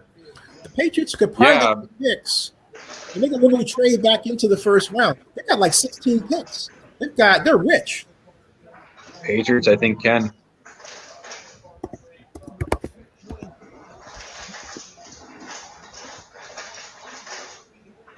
Oh, here we go. This is what's going on. Out of the first round, trading that pick, number 23 to the Los Angeles Chargers. Still haven't heard the details for the Bucks and the 49ers yet, though. Of the exact trade. Keep in mind, New England had traded its second round pick to Mohamed Sanu. So now the Patriots are left 13 picks they got. Patriots. Player 37 that they would have taken at 23. The Chargers, meanwhile, I think looking for defensive help. They've got Justin Herbert on the other side of the football. There's a couple of linebackers sitting there right now that would make a lot of sense for the Los Angeles Chargers at this point in time. They're looking for a tackle. All right, Adam, thanks. The pick is in. Let's find out what the Chargers are doing with their second first-round pick. No? Okay. See, Patrick Queen. Got to be Patrick Queen. Yeah. The pick is not yet in, but yet it says the pick is in. The Patriots move back. Not surprising that the Patriots. Hey, Donald, you there? Yeah, I'm here. Did you hear that the Pats traded their pick? Yeah, they with San Diego. I mean, with Los Angeles. Don't worry, everyone makes that mistake. You're not alone. I can't help it, man. To me, there will always be the San Diego Chargers. Well, yeah, they've been there for like 50, almost 60 years. No, it's just like San Diego. It's like it's Las Vegas Raiders, but wow.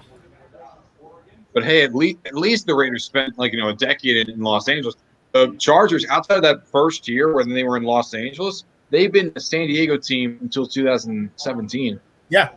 But, Jordan Love's not going to the Chargers. Why would the Chargers? Let's see. Oh, here we go. The Patriots have traded the 23rd pick to the Los Angeles Chargers. With the 23rd pick in the 2020 NFL Draft, the Los Angeles Chargers select Kenneth Murray. Whoa. Oklahoma. Huh. Well, have their Murray, as in Kenneth Murray, the linebacker from Oklahoma. This kid is fascinating. First of all, one of his... He should have been a Raider. Played well. Yeah, exactly. So he'll do very well Yeah. in the Los Angeles area. Lots of great golf courses. But he is a fascinating guy, and he was a kid that people saw right away. I like the pick, though. I think I might have gone with Queen here. But at the same time, Murray has been a high riser on people's boards, so I'm not really against it. And a man off the field in so many. Chargers. Lewis, take us through what the Chargers are getting in Kenneth Murray. They're getting a 3-down linebacker, Trey, who absolutely can just wreak havoc from sideline to sideline. I thought his key and diagnosed his eyes where they needed to be at all times. He's a guy who inserted downhill with tremendous physicality on a consistent basis. He's a guy who played with a ton of energy. He's one of those guys who really does neutralize the second level of the field for the defense and can match up with running backs or tight ends. I love this pick for the Chargers. They needed an upgrade of speed and playmaking ability at the second level, and they got it with Kenneth Murray for sure, Booger. Raiders are one of the trends You understand what defensive on Twitter. Gus Bradley wants to do in that 4-3, 3-deep zone scheme. He wants a guy that can see ball, hit ball. Kenneth Murray can definitely do that. But more than anything, when you drop back, you don't cover. Can you look up the underneath receiver? Can you look up the tight end? Look at that. Bradley coached some great linebackers in his days, coaching Derrick Brooks. He understands how to put that linebacker, whether it's a middle linebacker or a real linebacker, put him in the right position to make plays. This is a great. It's a solid team right there. I know Gus Bradley. It's a good team. Well, listen, Kenneth Murray learned CPR when he was 12, and he used it to help save a life from someone on the Oklahoma campus a year ago. Tom Telesco and company are very, very happy. Chargers, you're looking at a playoff team right there. The board as Kenneth Murray is now home to the Chargers. Murray, I'm happy for his family. So I guess Patrick Queen has to go to the Saints now, all right? If you're over mac and cheese and PB&J, Chargers traded up. Patriots, I can see trading back up into the first. Maybe a team like the Niners. I'll be right back. I'm just gonna check on my mom. I'm gonna put you guys. I'm gonna take myself off highlight. There we go. Okay, I'll be right back. What you eating, Donald? Spaghetti. Yes, there you go. I'll be right back.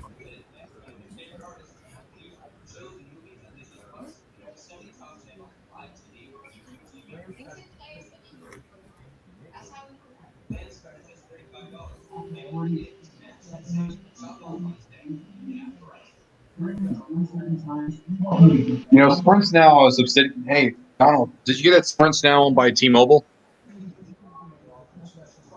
No. Yeah, it was with all the Corona news, this got kind of buried under the rug.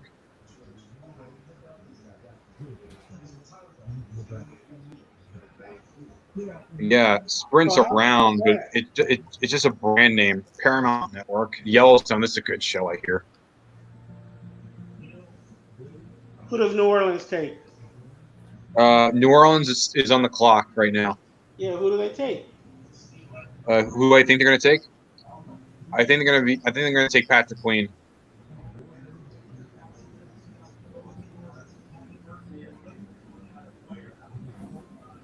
Back. Jordan Love.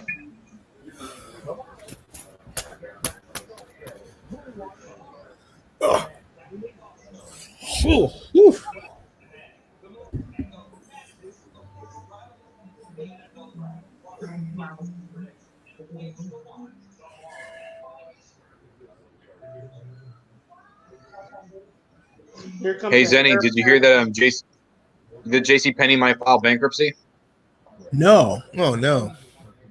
Them and Lord and Taylor and Neiman Marcus. Oh, hey, Keith Fortenberry. Hey, Keith, how you doing? Keith asks, "Hey guys, what do you think of the Cowboys' pick?" I think they have a receiving core that's going to be one of the top scary ones, if not the scariest. Not the scariest, but one of the top ones in the league. It definitely makes their offense, at least in terms of talent, something to fear, because look, CeeDee Lamb is just going to be an incredible Cowboy paired with Amari Cooper, and and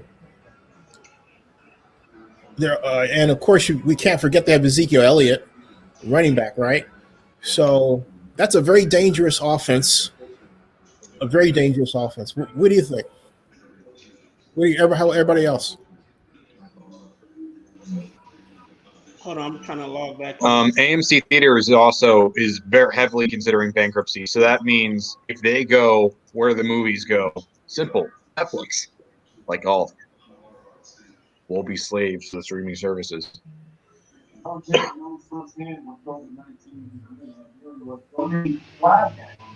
Good for him.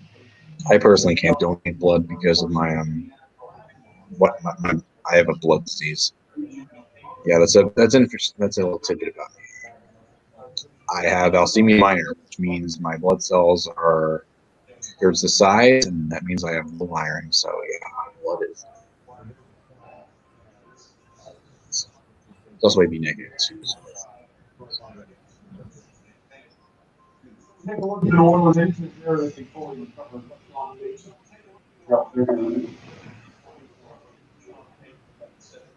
I'll be right back.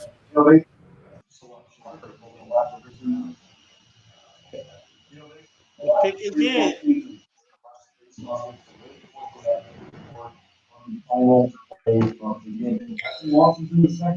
You see his chart right there.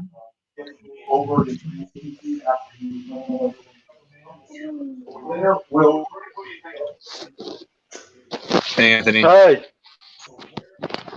Can you hear me? Did you like the choice of Mekhi Becton? No, I didn't. No, I did. Sorry. What'd you think of it? No, it sounds like I'm gritting my teeth. I got 2 teeth pulled, so that's why I look like I'm just gritting. No, I liked it because I wanted Andrew Thomas, which we did in the mock show, because I think Andrew Thomas is the more polished tackle. But I like Becton, and I'm just praying that he pans out. But what the good news is when they showed his family, his father is enormous and bear hugged him into that couch, and he survived that. So I was like, if he can do that, he could survive New York. So, Hey, wait, so I got real excited. Hey, Carrillo, what jersey are you wearing?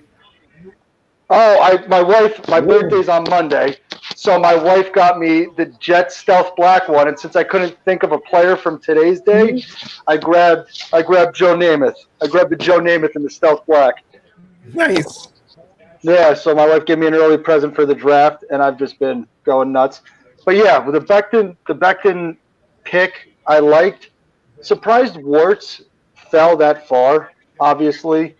But besides that, the draft has gone pretty much the way I thought it would. Like C.J. Henderson, it's a lot of things really went the same way. I'm surprised Henry Ruggs was the first wide receiver off the board.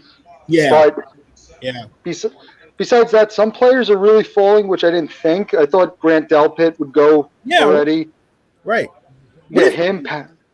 What do you think of what Mayock did for the second pick for the Raiders? It's the first thing I said was, didn't he stop playing football? And then I heard them talking about it. I was like, yeah, didn't he stop? And then somebody had to tell him to come back. But you had different corners on the board still. You had Gladney still on the board. You have Fulton still on the board. And the other one that I was concerned about was the Falcons taking A.J. Terrell that early at 16. Mm-hmm. Like, I understand the NFC South now has a slew of offensive talent that you have to match up against, but you could have matched up with more talent on your offensive side of the ball, or you could have taken a linebacker like Patrick Murray. I'm shocked fell this far. Yeah, like yeah. I watched. I'm a Big 12 Oklahoma State guy. Patrick Murray fell a while for no reason. And then Jerry Jeudy too, by the way. I don't know. Like, I'm surprised. Like I said, Henry Ruggs getting the first receiver off the board. But looking at it all, the real shocker to me is how, I know it wasn't a far fall, but how far Isaiah Simmons fell down the that was field. shocker to me too. Yeah, me too. Yeah, I thought he was gonna fly off the board, and I thought that was it, you know. And if you watched how the picks were in and everything, the Panthers picked Derek Brown, and then in 3 seconds it said the Cardinals picks was in because they were like, all right, fine, we'll take them. Like, that's it. Man, can you imagine? Also, by the way, the Saints quarterback picked. on offense, the quarterback on defense. Yes, seriously. Guys, did you hear that? The Saints took Cesar Ruiz. Really?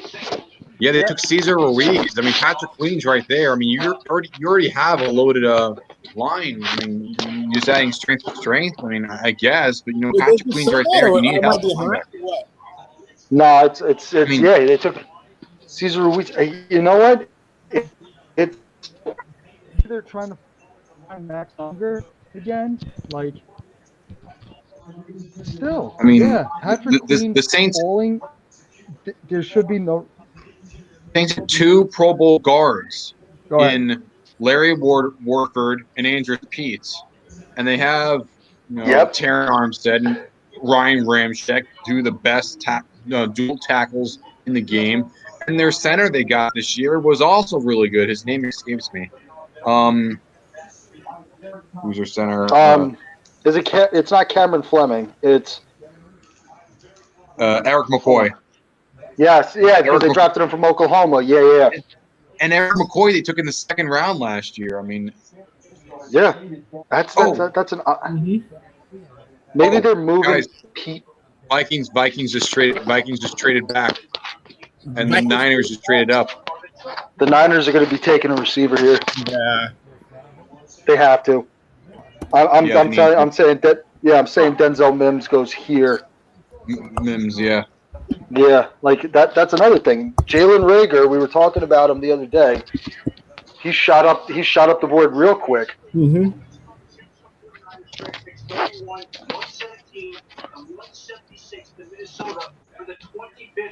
Yeah. So what was he saying? 21? What?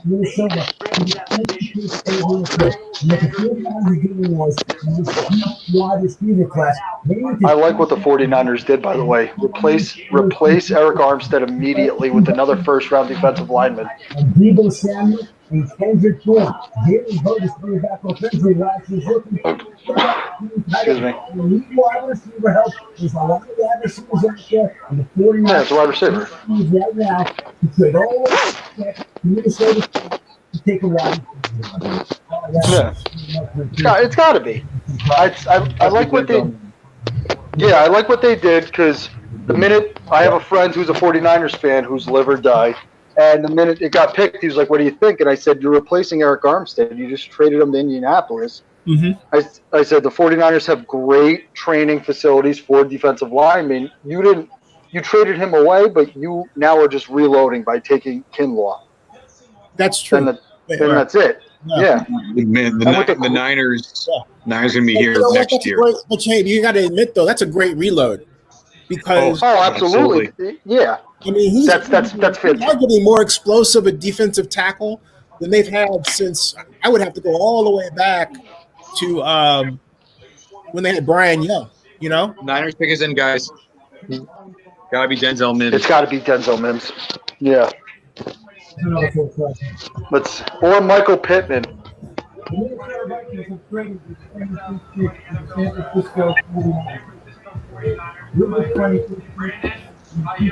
Oh, they took the Arizona State guy. Okay. All right. No, Brandon, everybody looks so excited. You got Brandon. Yeah, that's one of your specials. Oh, wait, excuse me. I say this. This is for Richardson. There you go. There you go, Donald. That's your man. There it is. Brandon Ayuk. Brandon Ayuk. Yeah. Donald, you were big on Brandon Ayuk, weren't you? Yeah. Yeah, Herman Edwards coached. Yeah. Yeah. Somewhat of a speedster. Jeez, 81 inch wingspan. Yeah. He's catching everything. That's gonna be crazy. 49ers got wow. I'm processing that. Wow. You know what? It's good. It's for the 49ers offense, especially having somebody like that for contested catches and things like that, because that was one thing that eluded the 49ers last year, was that guy who could go up in a contested situation and grab it. Like Emmanuel Sanders is one thing, Dante Pettis is another. They really didn't have that guy who could go up and get a football like that. And I think it came back to bite him at some points in the season, especially in the Super Bowl. You needed somebody that could do that. And this guy's got, like I said with Andrew Thomas, he could be standing up and scratch his knees. Like he's got that gigantic wingspan. Right. And congratulations to Herm Edwards. Yeah, really. First year, he reinvigorates the Arizona State program, and this is the signal right there. That's the signal to be recognized. He's got a quarterback. Yeah, Arizona State's got a quarterback right now that I think was a true freshman last year that Herm Edwards has his hands on. That kid's going to be real good. He's real skinny. He's got to hit the weight room, but he is really – I think he's going to be real good in a few years. What's his name? Give me a second. I'm going to look it up because he's a toothpick. I think he's like 6'3". He's got to be like $180, soaking wet. Jaden Daniels. Wow. Yeah, he's 6. What does it say? 6'3", 175 pounds. Yeah. Oh yeah. But he showed flashes last year of his mobility and how he could play football and everything else. His accuracy was horrific, which I can see that. But I think in Herm Edwards' offense, just that maturity in his offense, Herm Edwards isn't going to let him slack off. He's going to keep the pedal on him because he knows what he has. I like the structure that Coach Edwards has brought to Arizona State. They needed that. I kind of expected Arizona to get it with Sumlin, but it's still a work in progress. It seems like. Yeah. For Herm's come in, he brought in Marvin Lewis. Yep. And a bunch of people who just, in total, they're you know what? I'll be honest with you. They're dads. They're dads to their players. Oh, absolutely. That is one of the things that I had to deal with as a coach for a semi-pro football team. I had players that were older than I was. Like on my team, one of my quarterbacks was Nealon Green, the quarterback for Clemson, way back when. So I called him Grandpa, and so I didn't know what else to do. So when Herm Edwards is bringing in all these veteran coaches into Arizona State, he's showing them, you're in college, that's fine, but you're not here just to go through the motions. We're going to get you ready for the real world, because that's all Herm ever says is that we're training men to be men. We're training boys to be men. Yeah, which is a great philosophy, and I love Herm Edwards for it. Even when he was a Jets coach, we didn't have a lot of success, but he tried to implement how to be a man, and that was the greatest part about it. Yeah. Hey, Beth, how you doing? Hi, Zen. I'm great, Yeah. great. I just in time to see the Niners pick with Brandon. Love it. Yeah, Very happy. yeah, man. We were talking about that. Hey, Anthony, what are your thoughts about? I want to introduce you to Beth because Anthony actually lives in New Jersey, not far from your sister and mom.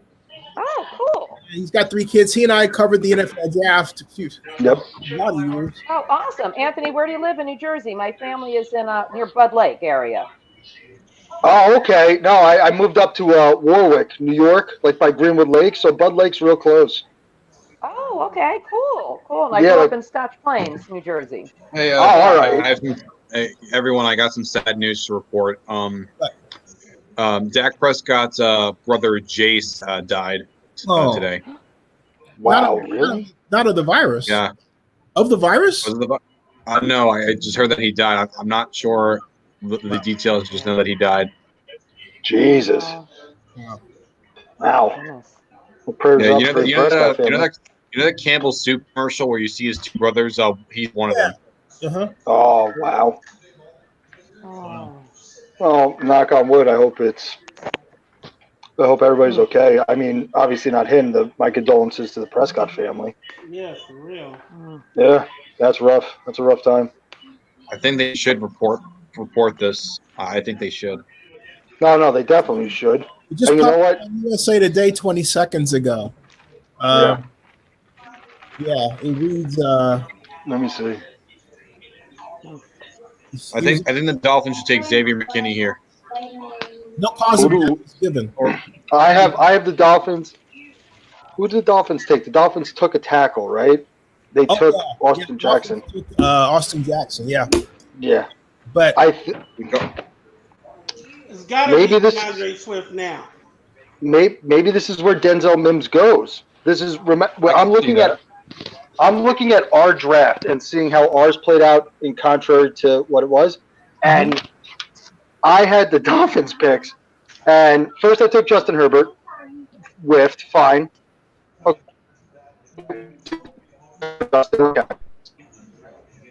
I wonder how Allegiant Stadium is doing right now. I think Denzel Mims goes here. You just keep loading up on the offensive side. You spend all that money on free agency on defense. Grab him on. You got to offense build now. around. You got to build around Tua. Wait, by the way, did everybody see Roger Goodell? I don't know if he's drinking in his basement. Tip the pick at 18 to the Dolphins because he was like, "Yeah, you guys are right. It's going to be good for Tua." And I don't think, I don't think he realized what was happening. Oh! Never mind, guys. Never mind. The Dolphins traded their pick to the Packers. Ooh. This is Denzel Mims. Then it has to be. Whoa. There's Jordan Love. Or Patrick Queen. Remember, the Packers need a linebacker because Blake Martinez is gone.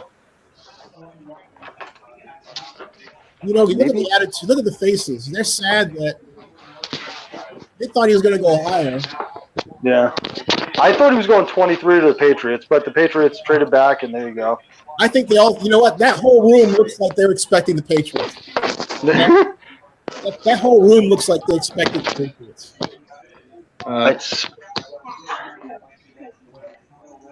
I think the Patriots are gearing up to draft in the second round and then throw something to get Jalen Hurts. I think Jalen Hurts is a Patriots before this draft is over. Patrick Queen. You think that Jalen Hurts is going to move up? And I think that once Jordan Love goes, there's going to be somebody who moves up to go grab Jalen Hurts because there's a lot of like second tier quarterbacks, but Jalen Hurts has that it factor, which he did at Alabama and he did at Oklahoma. That somebody like the Patriots, where he's quiet, reserved, and just wants to win football games, Belichick can run with that. I want to see what they say about Mike Millen. It's got to be Patrick Queen. It's got to be Patrick Queen. Queen. Patrick Queen or Denzel Mims. You're either getting a receiver to help Devontae Adams. Please, Patrick Queen. I love this. He's trying to. Patrick Queen. I love Goodell trying to pump up the crowds. I love it. Pat to the pack. Pat to the pack. Pat to the pack. Pat to the pack. Denzel Mims got to help Devontae Adams. I'll go opposite of you. Oh my God! They took the court. Whoa. Okay. What? Whoa. All right. Whoa. Is this a Favre-esque thing? This is full circle for Aaron Rodgers. Whoa. This is full circle. Yeah, this is full circle. They're doing the heir apparent. Have him wait 3 years like Rodgers did, and then throw him in. Whoa. Wow. Rodgers got to be pissed right now. He's got to be pissed. He's so mad. He's like, well, I know He's like, I know how Brett felt. Like, damn it. If I could be a fly on the wall wherever Aaron Rodgers is right now. Yeah.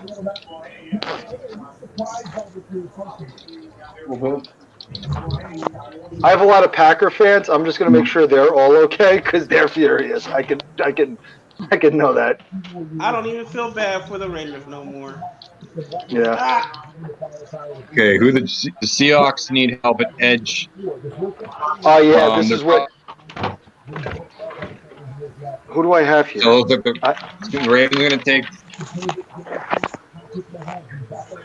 I got Yater Gross going here.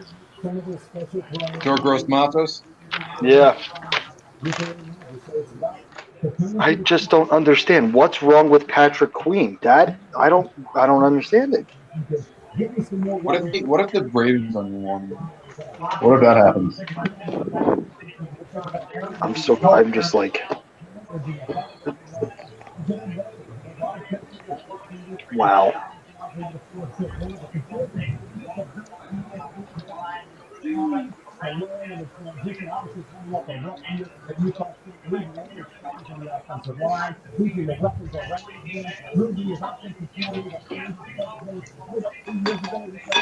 Utah State. Here comes Utah. This has got to be the heir apparent. This is You dirty dog, you. Jordan Love is a Green Bay Packer. This is definitely the Packers pulling a Favre Rodgers relationship. Now they're just doing it with Jordan Love. Have him sit behind Rodgers for a few years. Rodgers drifts off. Rodgers? 36? Oh. Let me see. Aaron Rodgers is 36 years old. Yeah. So if he plays 3 more years, yeah, he'll be like 40, 39, 40. And yeah, this is another same thing. Wow. You traded up for it. Did you give up your first for it? Yeah.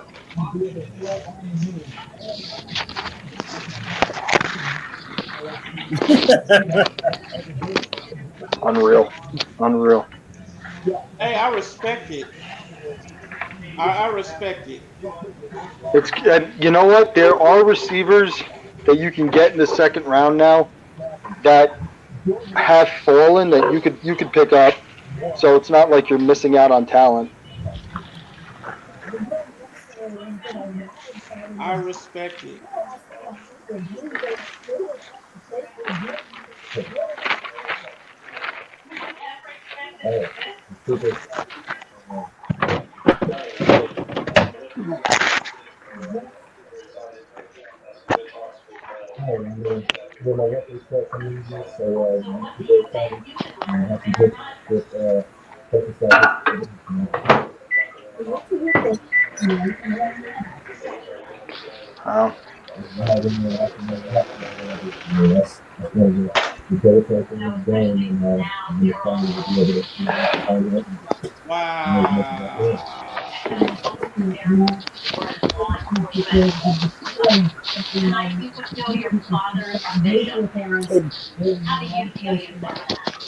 Wild.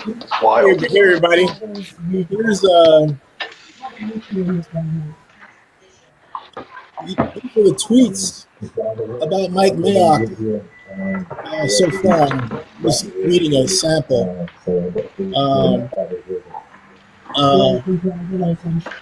Good for Love. Good for Jordan. Says, M. Miskis, the first round showed me that Gruden and Mayock truly believe that Carr is their QB. Yeah, because they could have had Jordan Love. Then, True. Says, man, listen, if they produce, I'll eat my words. I'll be the first to be honest about it. I just think the 18th pick was a reach. After Mayock preached that he won't reach the need, laugh out loud, it is what it is. Here's Jeff Moss says, Riggs was the clear third best wide receiver in the top 3. Then we got a guy who no one ever heard of. Days after Mayock saying the worst thing to do is reach for a position. then does exactly that. Ruggs I can live with. Disappointing night.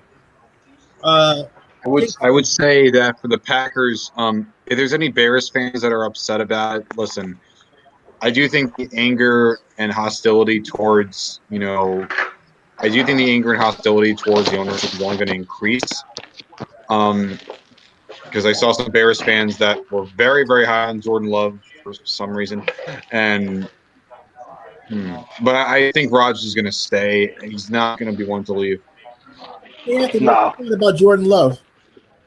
I think Jordan Love has the most upside of any quarterback in this draft. I think that he's got the most potential. Does that mean it's going to be recognized and it's going to come to fruition? No.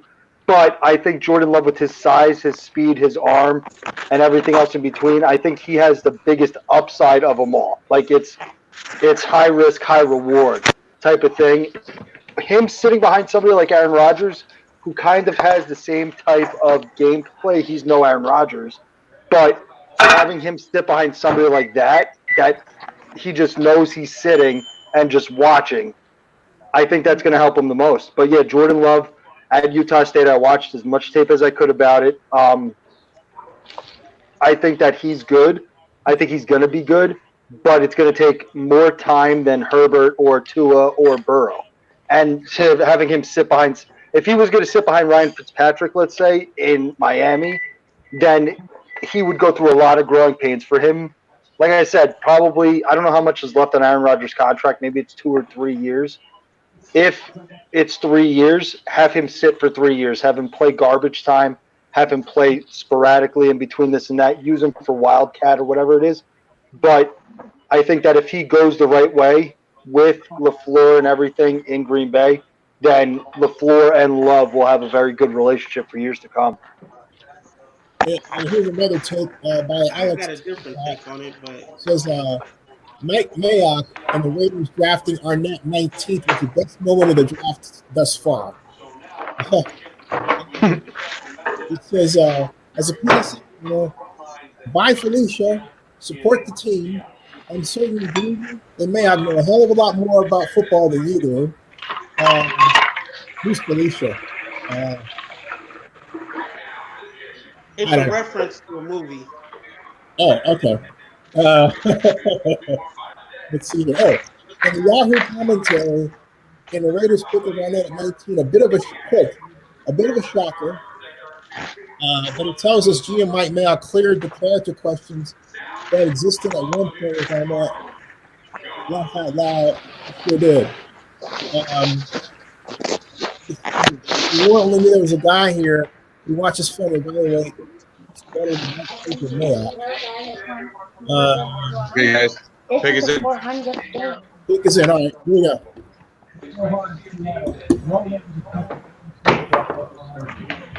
It's great to see our teams and teams.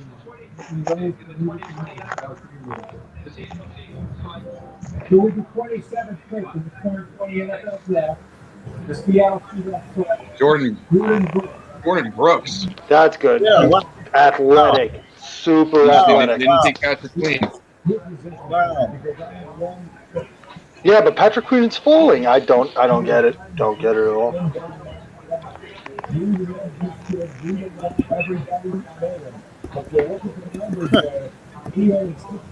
I don't get it. There's got to be something that we're missing with. Remember when we had our first mock draft, and I told you guys there's always somebody that falls way further than they should have. Yep. Patrick Queen is that guy this year. Yeah, you know what? It's not. There's something. Somebody's going to get a steal. Somebody's.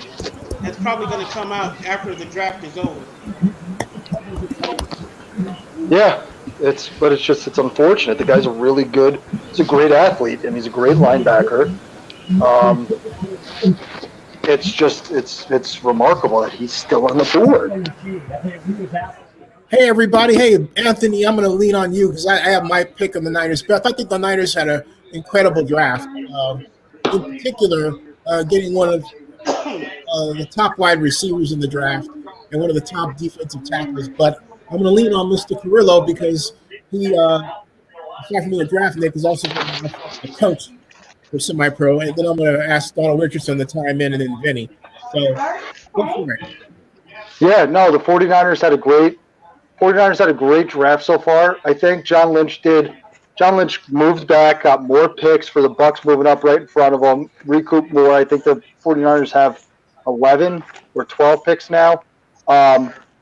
Replacing Eric Armstead was huge with Javon Kinlaw is he's not Eric Armstead right now, but I think that with the way that they're trying to rush the passer with Nick Bosa and DeForest Buckner and all those guys, Kinlaw is going to fit right in there, and it's not even going to miss a beat at all. In terms of the receiver that they have, I think that they are just going to now blow the top off of things. That's what they need to do. Now they got to break the top of the offense, and they have to have people to do contested catches. Like I said, with the I forgot his name. Kid from Arizona State. Brendan. Ayuk or Brendan Frank. Brendan Frank. Yeah. Brandon Ayuk. Brandon Ayuk. Yeah, Ayuk. Because last year, if you watch the tape of the San Francisco 49ers, they have Dante Pettis. They have that three-headed running back of Breida, Coleman, and all those guys. But they never had anybody that would be able to get up there and get those contested catches. Right. Which you could see Emmanuel Sanders and you could see Dante Pettis do it here and again, but that's not their body type. This kid, Ayuk, he's not the biggest guy. He's not the fastest guy, but he's somebody who has a gigantic. It's a massive wingspan. 81-inch wingspan, and he's somebody that Garoppolo can lean on. That in those contested situations where they're double teaming George Kittle, and they have tight windows, he can rely on this guy. And I think he's going to grow and mature with this offense the way that it's going now with Shanahan's offense. And if you look at Shanahan's offense when it was in Atlanta, he had Julio Jones, so that covered up a lot of problems. But bringing along Calvin Ridley and bringing along some of these people like that, like even Mohamed Sanu when he was in Shanahan's offense, somebody like Brandon, I'm just going to call him Brandon because I can't pronounce his last name. He's going to be somebody that's going to come in and make an impact right away. And then especially if you add that with the other receiver they have from South Carolina they got last year, Bruce. I can't remember his name. The wide receiver they had last year that they drafted. They're getting younger on offense, which is helping. And I'm happy that the Niners didn't take a run or didn't throw the kitchen sink at Tom Brady. Let Garoppolo progress. Let him move the right way. But defensively in the NFC West, with what they have to deal with now, with Kyler Murray, that Cardinal offense, the Seahawks, and everybody else in that division, having this defensive line is going to help out a lot. It's going to help out immensely. What I'd like the Niners to do is go after some secondary, get somebody in the secondary out there. Richard Sherman's not getting younger. Get people in the secondary to help out. You think about Deebo Samuel, by the way. Yeah, that's it. Deebo Samuel. Deebo Samuel, and now you're getting this guy. Richard Sherman's not getting younger. You need to start replacing somebody on the back end of that. But on the front end of it, Fred Wagner, fantastic middle linebacker. He's a 3-down linebacker. He can stuff the run as well as cover everybody. Mm-hmm. But on the back end of it, you need to start looking at corner a lot. But there are corners in this draft you can get. A lot of them are falling that I'm looking at now. Fulton's falling. Gladney's falling. McKinney is still falling. Don't know why. So is Grant Delpit, unless I missed that. So you're going to be able to get people in this draft. So I understand what John Lynch did with moving back one draft spot to get more picks because there is so much talent we're going to see go off the board tomorrow in the second and third round. Yeah. It's going to blow your mind. What do you think, Ashland? Guys, picks in. Ravens pick is in. It has to be Patrick Quinn. Oh, yeah. It's got to be. Find out. Well, it has to be. There's no question. They need help at linebacker. It has to be Patrick Queen. This guy was a mass, been falling and falling and falling. This is a guy that could have gone as early as 20. Honestly, he could have gone. Yeah. Kenneth Murray and Brandon Ayuk went above him. If he goes, it has to be Patrick Queen. It has to be Patrick Queen. Cesar Ruiz is gone. Kenneth Murray is gone. Hell, Jordan Brooks is gone. Jordan Love's gone. Oh, look at Roger. Yeah, the Ravens It has need to be Patrick Queen. the Ravens need because they have Patrick enough, Queen has enough talent on their offense right now. Well, nobody. Actually, that's not true. There's one person who could, I think, would be very effective for them. But Calais Campbell.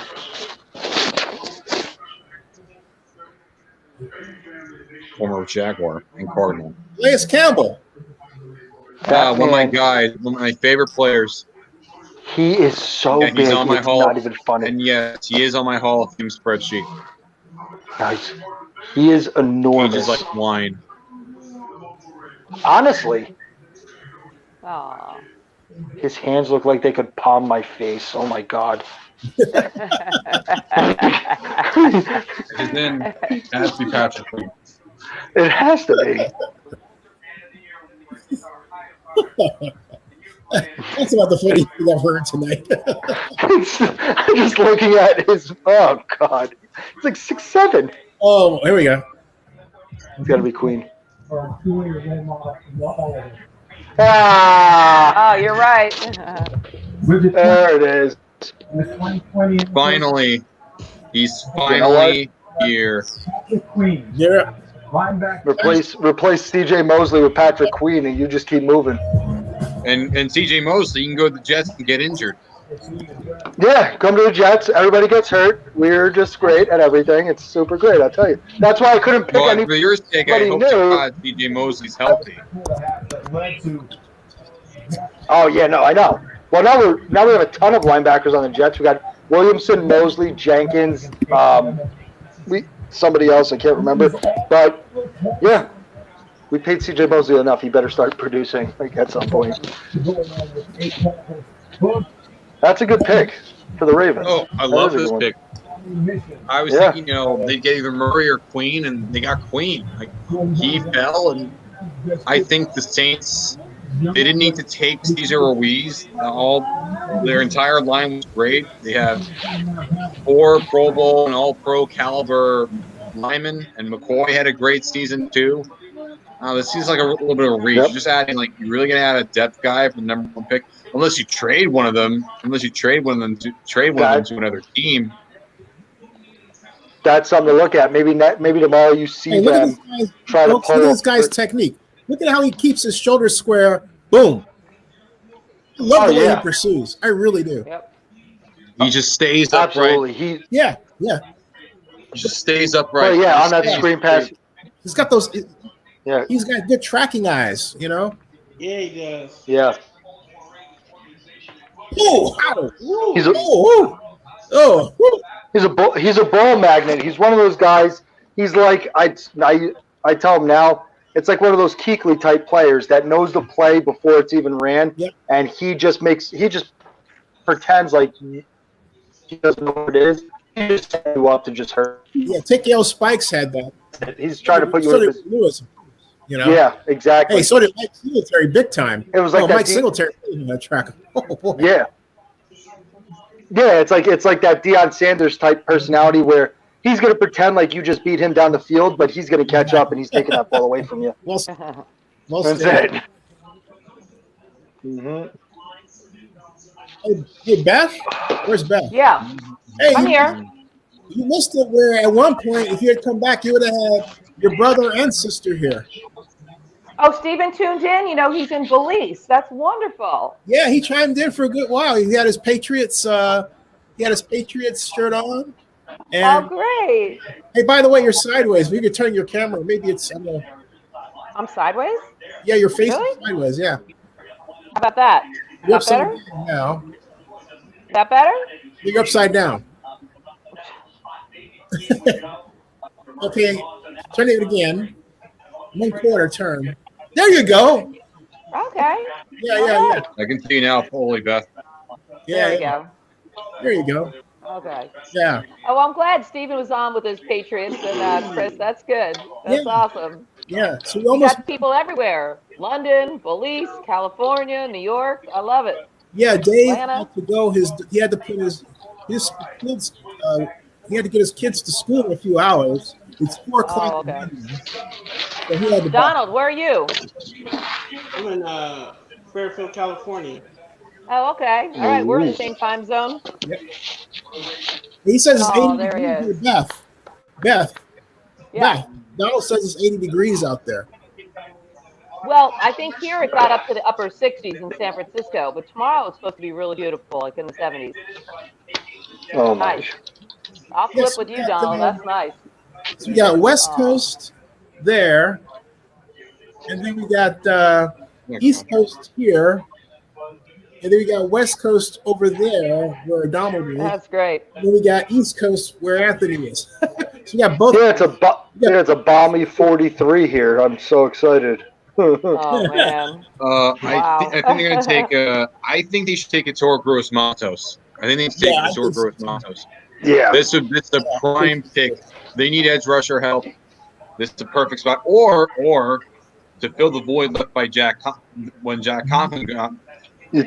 Conklin gone, you can maybe take a Josh Jones or an edge for Cleveland here. Too. Yep. Either one of those. I was looking at that. Yeah, I have Isaiah Wilson right here. I have Isaiah Wilson in this spot. Too. Tackle or an edge rusher, that's what I see. Yeah, no, absolutely. I think they better take another offensive weapon off the. Yeah, look at these guys are sharing the earphones. Who are these people? I don't know. What is? Oh, his dad. That's hilarious. I don't know what's up with that, man. That looks funny. Does he have a ginger mullet? That's wild. Yeah, that'd be his kids. Ginger mullet and like a morph suit. And he just gave you that look like he knows something that, like, he knows your secrets. That was very weird. Who does everyone see as the best? Who do you guys see as winning the AFC South? I gotta say, the Titans right now.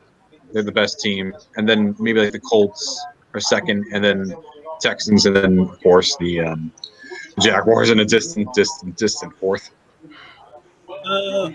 I think. Go ahead. I think I'm going to pick the Colts. I think that Phil Rivers gives them more effective downfield passing, and it depends. I want to see what they do defensively before I'm settled on that.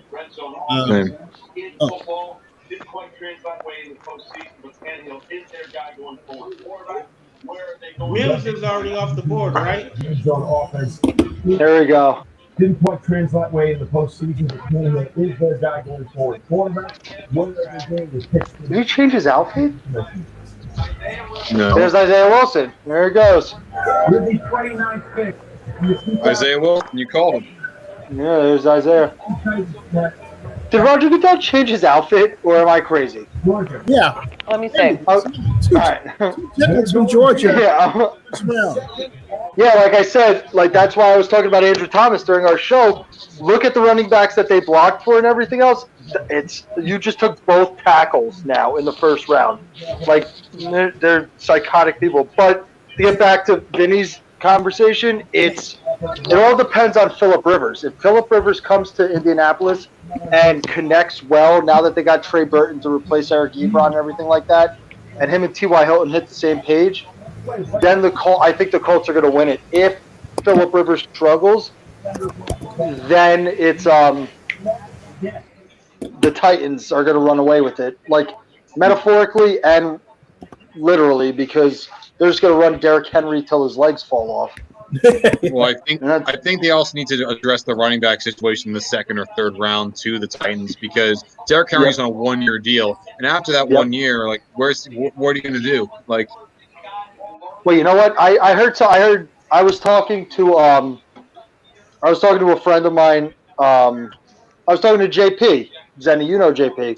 Yeah. And he's doing good. He's in Arizona and stuff. He's got a podcast, I think, or something. I don't. But we were talking, and I said something, and it came out of my mouth, and I was like, you know what? That makes sense, because I was just randomly talking. I said running back is the only position. Running back is the only position in the NFL that you get your second contract based on what you've already done, not what you're going to do.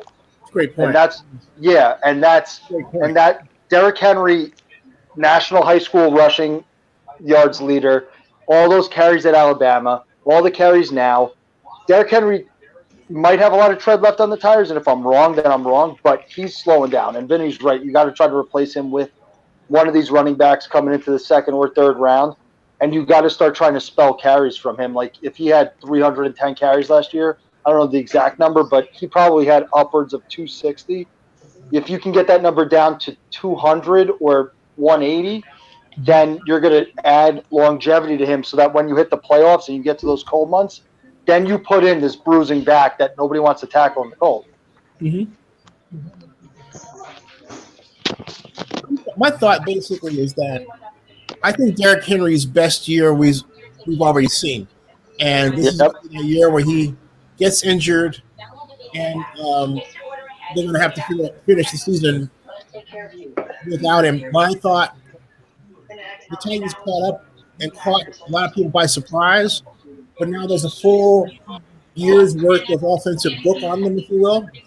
Yep. People are going to be better prepared to defense against them this year. And so it's on that basis. They're not going to catch anybody by surprise this time. Yeah, that's it. You have a good point there. Brown is a rookie, okay? That's why I'm not sold. And I think that their Super Bowl window closed last year. I'm not saying it won't be competitive, okay? And I could be very wrong. Maybe Vrabel comes in and changes up his offense. But I can see it. There's a lot of arrogance there toward the end where Vrabel would always criticize people for not playing good football and fundamental football. But my watching them is that they could always be had by a simple change up in game plan predictability, right? And so on that basis, I don't see them as having talent that's so great that they can claim to play better fundamental football and consistently win. You can play great fundamentals, but if you don't have if you're not able to block somebody else's tackle away, defensive tackle away from your line buck, hey. Oh yeah, the loss of Jack Conklin is going to show immensely this year for the Tennessee Titans. And you mean? Yes. Oh yeah, the loss of Jack Conklin. I thought you meant. Yeah, the loss of Jack Conklin. You're going to see that. You're going to see that exasperated because everybody's going to know now. It's like, it's like when you're. Yeah, it's like when I played quarterback and when I taught all my quarterbacks for the semi-pro team I coach. If a corner or a safety gets injured, I know people got mad at me. I got yelled at by coaches for running up scores, whatever. If a corner came out of the game, the first thing I did was go after that corner that just came in. Like, good luck. Like, I'm coming right at your throat. You know, Logan Ryan wasn't re-signed. They need help at corner too. Like, exactly. You know, I might have to backtrack my statements. I think the Colts are probably going to win this division now after hearing everything because they're having a young tackle coming in. They also have, they need help at secondary, and Derrick Henry's nice, but at the same time, you only have 1 year. As for Ryan Tannehill, I mean, what you see is what you're going to get. He's going to be a glorified game manager. That's what he's going to be. That's what it is. It's the Titans have. The Titans' offense last year showed run the ball, drag them in, take a shot over top. And if it hits, it hits. If it doesn't, we're just going to go right back to Derrick Henry. Look what they did with the Chiefs in the AFC title game. It was trying to force the run down everyone's throat, and when they had to throw, they couldn't. And A.J. Brown from Ole Miss, their rookie receiver, is a fantastic athlete, but Corey Davis didn't pan out from Western Michigan, didn't pan out the way that he was supposed to. And I really think the AFC South hinges on Phillip Rivers acclimating himself to Indianapolis. Absolutely. Yeah. That's it. Yeah, I completely agree. Yeah. And see, what the Dolphins did was smart. They got quarterback and line guy to block them. That was good. Maybe they could get, Denzel Mims is still here. They can take him if they want. Or Or if they want to address the defense at this point, they can take Xavier McKinney. Or if they don't want to take offense, DeAndre Swift is right there for the taking. They could do anything they want. You know Dolphins what? play this draft very, I was very, just very, gonna say, very well. It wouldn't surprise me if they took DeAndre Smith off the board. That would not surprise me at all. Oh, I love that pick because you have Jordan Howard, and okay, it's nice, but he's not your number one guy. Like Jordan Howard is maybe a stopgap, maybe like first or second down, but you need someone that could potentially be a 3 down, maybe even 4th down back. You need someone that can do that. And DeAndre Swift is by far the best running back in the draft. And yep. You know what's funny? We were talking about running backs. I put it on my Facebook today. They were doing a replay of the 2005 NFL draft. In the first 5 picks, 3 running backs went, and I sat there going, "Wow, how far we have gone!" I know. Like, haven't we though? But you know what though? Yeah, we it was really 2005, right? Consider this: the very next DeAndre Swift, my God, Bill Belichick dispatched John McDaniels to go down to Florida and analyze the read option that Urban Meyer installed. Those elements in their offense the very next year that ran the table the regular season around in the Super Bowl against the Giants. The point that I'm making is that changed football because the Patriots proved that you could take those spread option offense elements to a very effective short game. Really, the problem is that when they got to the Super Bowl, they didn't stick with it. They threw deep. You know, they basically, that's I'm sorry. Go ahead. Yeah, I didn't say anything. No, I was gonna say like that. If I put on the tape of it sounds like I'm bragging about, but that this is if I put on the tape of my semi-pro team and the offense that I created, it is the exact thing that you're talking about. We ran a zone running where everything's zone read. We just did everything blocking my running back, who is literally the MVP of Brazil football. He's football in Brazil right now. He just found holes and went there. But our passing game, nothing was super down the field. It was a 5-yard pass to go 50 yards. Because I always told everybody since we were no huddle, a 5-yard completion is better than a 50-yard incompletion because we're just trying to go real fast so that the defense is always wrong. I always said, I told all my quarterbacks, find the person, and we're just going to pick up. So that's like, to your point. That's how I approach the game as well. Is that we would run zone read, and then we'd come out with like one of those little bubble screens or that rocket screen because now we have everybody pushed up real close. If we wanted to take a shot deep, we could, but now that everybody's real close, if we ran in an out, defense can never be always right. The corner's always wrong. It's a slant out the stance open. And that's what Josh McDaniels, you said, that's what they figured. Guys, all Dolphins are in. Gotta be one. Let's see. Swift, right? He took the quarterback from Auburn. Yeah. No, Ignominy. Bit of a surprise. Yeah, I thought he pronounce it. Good idea. Yeah. Wow.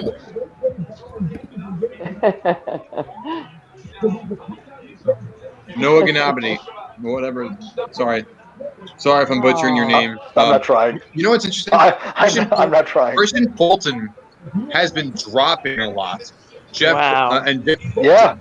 Just think about this. People predicted that Christian Fulton and Jeff Gladney would be taken by this point, but instead we see Noah Ganabini.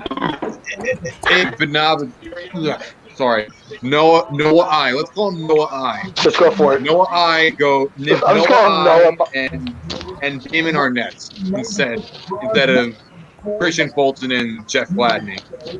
There's a chance that one of those two, who many people thought would go in the middle of the first round, could be taken early in the second or even the middle of the second at this point. Oh, we're gonna see. I guarantee you, when we all wake up tomorrow, we're gonna see some people in the mid to late second round. We're gonna see some trades tomorrow because now that they see how this all is going, we're gonna see trades skyrocket in these later rounds because now you can see this is the process. This is how it's going. Everything else, and now like while we're all asleep, the GMs and the players and everything like this and the owners you're going to see them on the phones. We're going to wake up. There's going to be 10 trades because people are going to be moving up now. Oh man, great play. See, a guy like that. I look at that and I'm thinking, if the Raiders needed a DB, why not? Yeah, I don't know why the Raiders didn't take him. You know, that it's really a head scratcher. Now, now I want to go back and read all the stuff about this fellow, see what they were saying, and what Mayock was thinking.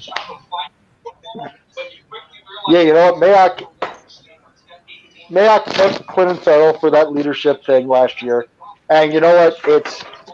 I'm gonna trust Mayock as we're going right now because look what he did with Max Crosby. Vinny, you brought up that point when we talked about the draft, Max Crosby.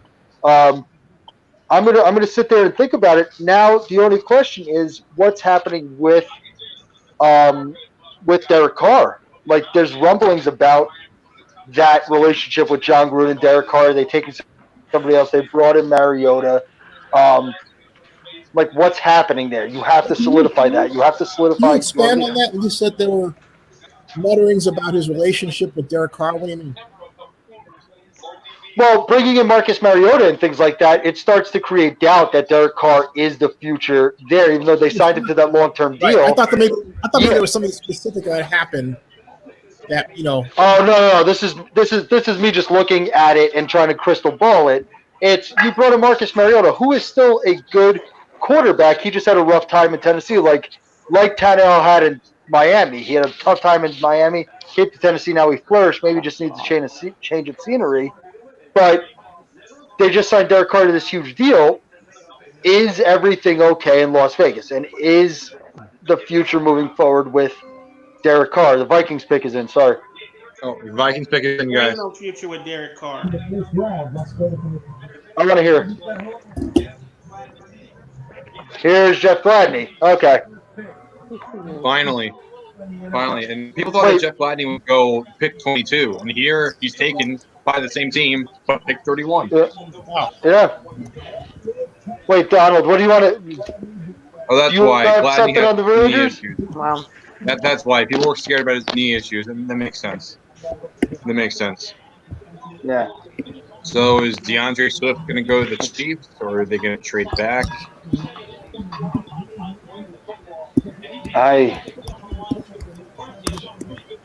You know what?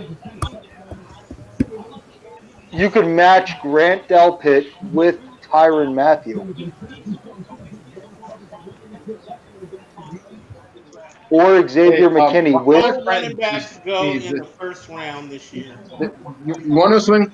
This is Justin Herbert as a young child. Look at what he's wearing. Nice. He's wearing a Chargers shirt. I like it. Only seemed like it was destiny all along. Wait, Vinny, are you still in New York?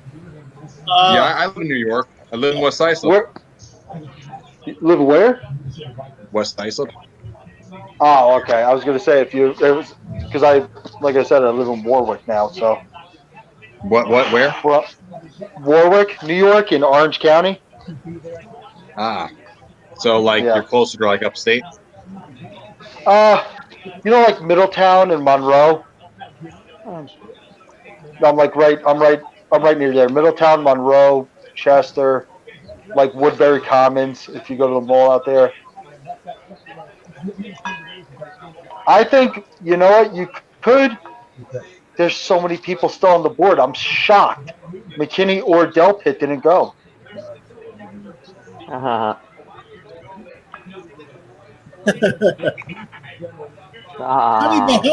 Yeah, they're showing. Oh, by the way, let's give a big up to Mr. Lee Steinberg, to Jerry Jeudy, both first round picks for him. Yeah, I'd say it's safe to say that Patrick Mahomes will make the Hall of Fame. I trust Andy Reid. I know. Whoever Andy Reid drafts, I know Chicago fans.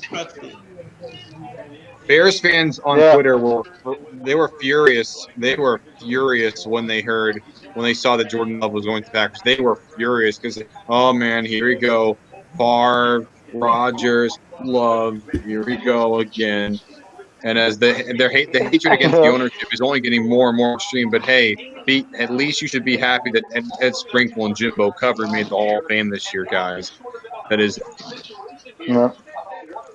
Which, by the way, Ed Sprinkle was the guy that gave defense attention, and Jim Covert was considered by many to be the best tackle of the 80s, not named Anthony Munoz. Yeah. And hey, Anthony, what do you think about Winston Hill making the Hall finally? Oh my gosh. I've been screaming for Winston Hill to get in there for a while because Winston Hill was in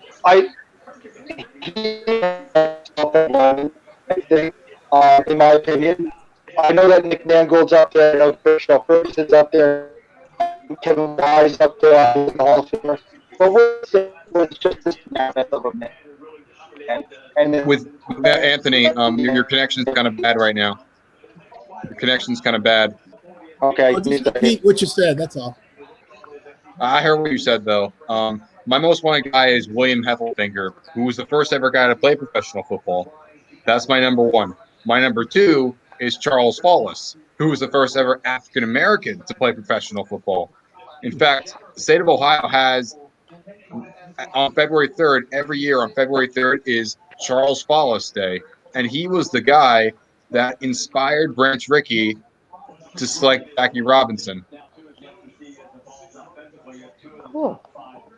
Yeah, Charles Follis, not a bad 1 and 2.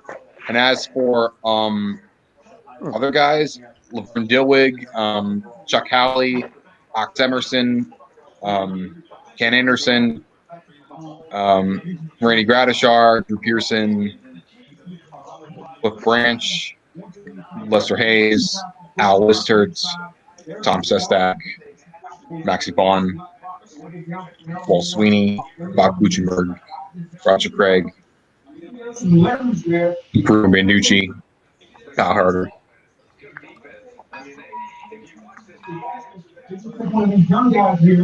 George Coons, Elsie Greenwood, Andy Russell. A lot. There's a lot of guys. And I'm going to pound drums so hard that people can hear it on the blocks. And that's just for players. Contributors, Ralph Hay. Chiefs pick is in. Arnett. Okay. Arnett, to me, feels like Gary and Conley all over again. Not in terms of any trouble issues, not that, but in terms of the fact that this was a pick that no one saw coming. Just as Gary and Conley was a pick that no one saw coming. Both from Ohio State, both deep defensive backs, both the first round.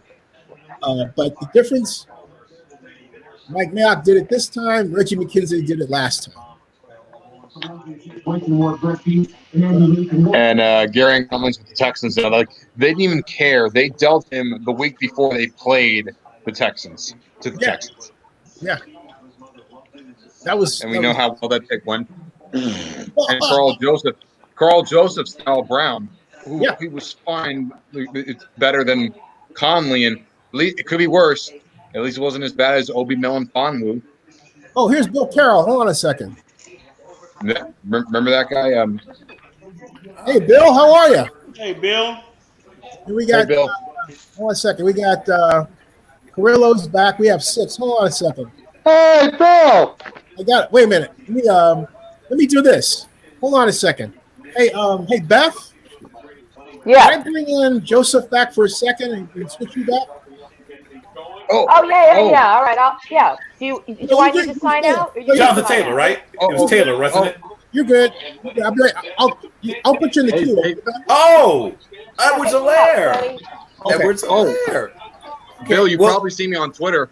He's kind of a third down backish type. Has really good hands. DeAndre Swift would have to be. Okay. Sign out, Tim. You're good, Beth. Hold on. I don't hate the pick. Ooh, Clyde Edwards Hilaire. Wow. Whoa. Wow. Not DeAndre. Yeah, that's two different things, right? A guy can be a favorite without being the best. Okay, everybody. Right. Bill, welcome. So Alaire's been compared to everybody from everyone's short basically. We got Name all the short All-Star. running backs. Bill Now some of these comparisons, that's all he has in common with these other guys just being short. I mean, people forget Darren Sproles was a freak athlete. He's not that. And Ray Rice was a freak athlete. He's not that. But he's closer to a better version of like Jaquiz Rogers. That's a better comparison for the kind of running, because he's not going to be the load carrier. Plus, they don't really care about that in Kansas City. They're never going to be just. They're not going to run. Like I said, they're not going to run 30 dive and No, that's not really they're going to run just. So they're going to run just enough. 8 to 12, 8 to 14 touches, combination between running and catching the ball, probably, and that's fine. Nothing wrong with that. Yeah. Can't hate that. Hey, everybody, introduce Bill. Welcome. Nice to see you, man. Hey, Bill. Quick, good hands. It's great to see you in person for the first time, because you probably see me on Twitter. Hey, Bill, and welcome. Hey, everybody, Bill, Anthony, and myself, we have a combined 30 years of NFL draft coverage. We got a lot of it. Right. Maybe more than that. It might be. It might. But yeah, it's wow. It's been a while since we've got all together again. Yeah, it has been. Yeah, this is cool. Yeah. Cool. Yeah, but no, what Bill was saying, to piggyback on what he was saying, the Chiefs don't need a bell cow back. They just need somebody to spell Patrick Mahomes' arm. I had Dobbins making it to the second, and he'll probably go somewhere in the first 10 picks of the second round. I thought this was going to be where Swift went, but I'm not mad at this pick. Why is he better than Swift? Right. Pass catching? I think it's pass catching. Right there. I think it's because it's more. He's more of a multi-faceted kind of running back. He's more of a pass catcher than just traditional, just run down the lane kind of back. Mm-hmm. That's what I see. He's someone that fits their system, and like you said, they don't need a bell cow back. They need someone who could, fit the position well, and that's what they did. And the second round is going to be very, very loaded. I mean, you have Vitor Gross-Matos, Christian Fulton, Denzel Mims, DeAndre Swift, Jonathan Taylor. You're gonna round 2 is gonna where you see these real trades starting to come. And hey, this has been so fun. Like, oh yeah.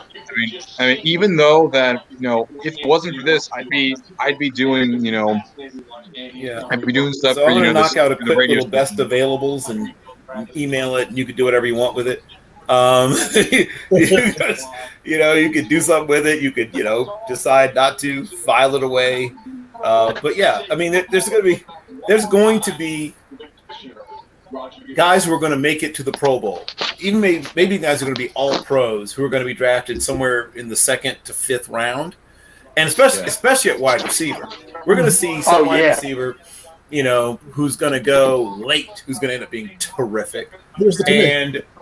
And like everyone's talking about the corners that fell, and a corner who I think is going to outplay a bunch of these dudes. Watch for Reggie Robinson II from Tulsa at some point. There's going to be a lot of really good football players going to go day 3 are going to be terrific for a long time. Bryce Huff, Memphis, I don't know why he gets 0 love. That kid's going to go play in the 5th, 6th round and be fantastic for years in the league. Reggie Robinson, Bill, to piggyback you, Reggie Robinson, fantastic. I'm an Oklahoma State fan, so I'm all about Oklahoma and football there. Reggie Robinson is a fantastic corner who can come into any system right now and probably compete well for any position. It's just that since he's from Tulsa, nobody's thinking anything other than he's from Tulsa. What of it? But he's somebody from one of those smaller schools that's going to come in, and you're going to see in even she's very upset about the Raiders draft. Yeah. You should at least be happy with the first pick. The second pick, I mean, what the hell are you doing? I mean, you have Jeff Gladney there. You have Jeff Gladney. You have Iganohi. Hey, Bill, right there. this. Hey, Mr. Carroll. Mr. Carroll. Hey, Mr. Carroll, what are your thoughts on this dude? What's Mayock thinking, man? What's Mayock thinking? He can't hear you right now. It's okay. We're all here. I'm here. I'm here for you, Bill.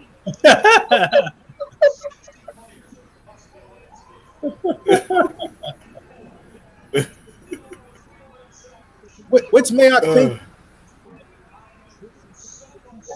I got it. I think is Bill on 2 channels? Well, Bill is It's been I don't know what he's doing. Yeah, it's been a wild first round, but if you think about it, it's been one of the most tame first rounds that we've ever seen in relation to trade and everything else. Because I was talking to a friend right before the draft, and he was talking about all these wild trades, and I flat out said, hold off. Nobody got to look at these players on their own. They have to go off combine, tape, and whatever they're getting via webcam. You're paying somebody this much money.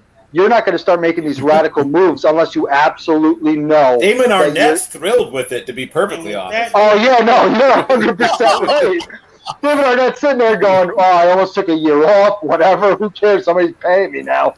He's looking at, you know what? Look, why not? He's looking at first round money. Now. So we've seen 2 years in a row where it looks like their worst pick's going to be the first pick. Yeah. I think they're going to probably do well in the rest of the rounds. But something about the first round, I don't know if he gets the yips. He just gets excited. Something about the first round where it's like, I mean, Arnett's gonna make the team. He's gonna play, but I don't see him being more than. I'm trying to think who to compare it to. I mean, he's literally a slightly less talented version of a lot of dudes. Like, there's a lot of dudes I could compare him to. Who are just like a rotational player, like NFL defensive backs, like Kyle Wilson. Yeah. If you were to like suck all the special juice out of Malcolm Jenkins, you'd get Damon Arnett. That's rough. You were just less quick, less explosive, less instinctive. It was a decent player, but it just definitely felt like okay, why not? That's just mean. Oh, that's mean. No. Well, Zennie, what I had mentioned earlier was if you're going to pick Arnett at 19, why wouldn't you just trade back and pick up second-round picks? Because conceivably Arnett could have been picked in the late second, early third. Yeah, Mike Mayock, he's a solid player. He is a solid player, right? But look, he's also second-team All-American, right? And the issue with taking those guys in the first round, you could have had that same kind of player, not that exact player, that same kind of player, literally 110 picks later. So that's the thing that worries you about that. Exactly. And so when Max Crosby has a way better career with Cleveland Farrell, and we look back on that, years from now, it's like, wow, that's what I'm talking about. Getting guys who are athletic and explosive and quick turns out to be better than getting guys who just played on winning programs. Who knew? I just always get a little weirded out when guys say, well, he's a winner. By that, you mean he played for a good team? Because if you're like that's an evaluation tool? It's not. None of it. I'll add him a little bit later. But I just want to say something because he's on another channel right now. But here's the thing, okay? Cleveland Farrell is best known for holding hands with what's his name on a horse. I'm not kidding you. They're on a horseback. I think it was Jonathan. It was Abrams, right? It was Jonathan Abrams. Abrams and Farrell on a horseback, and they start holding hands on the horse. Yeah, when they go down to Abrams' farm or something in Texas. I'm like, what's this up? What's up with this? I mean, why are they showing us this? This is what we get? It's like, are they getting married or something? What's going on here? He was better known for that than the play. Yeah. Max Crosby. Just for clarification, when I mentioned that Goodell awarded Vegas the 2022 draft, I was right. I guess he had messed up and said the 2020 draft. Well, I think Roger made a mistake. Yeah. Roger knows he made a mistake because he was in the middle. He just got a little caught up. That's all. And I knew what he meant. Because Because he said Vegas gets the 2020 draft. We'll get back to him. All right. Yeah, I'm ready to do a draft recap when somebody else, whenever you guys say. Hey, Bill. Hey. Finishing up over here. Okay.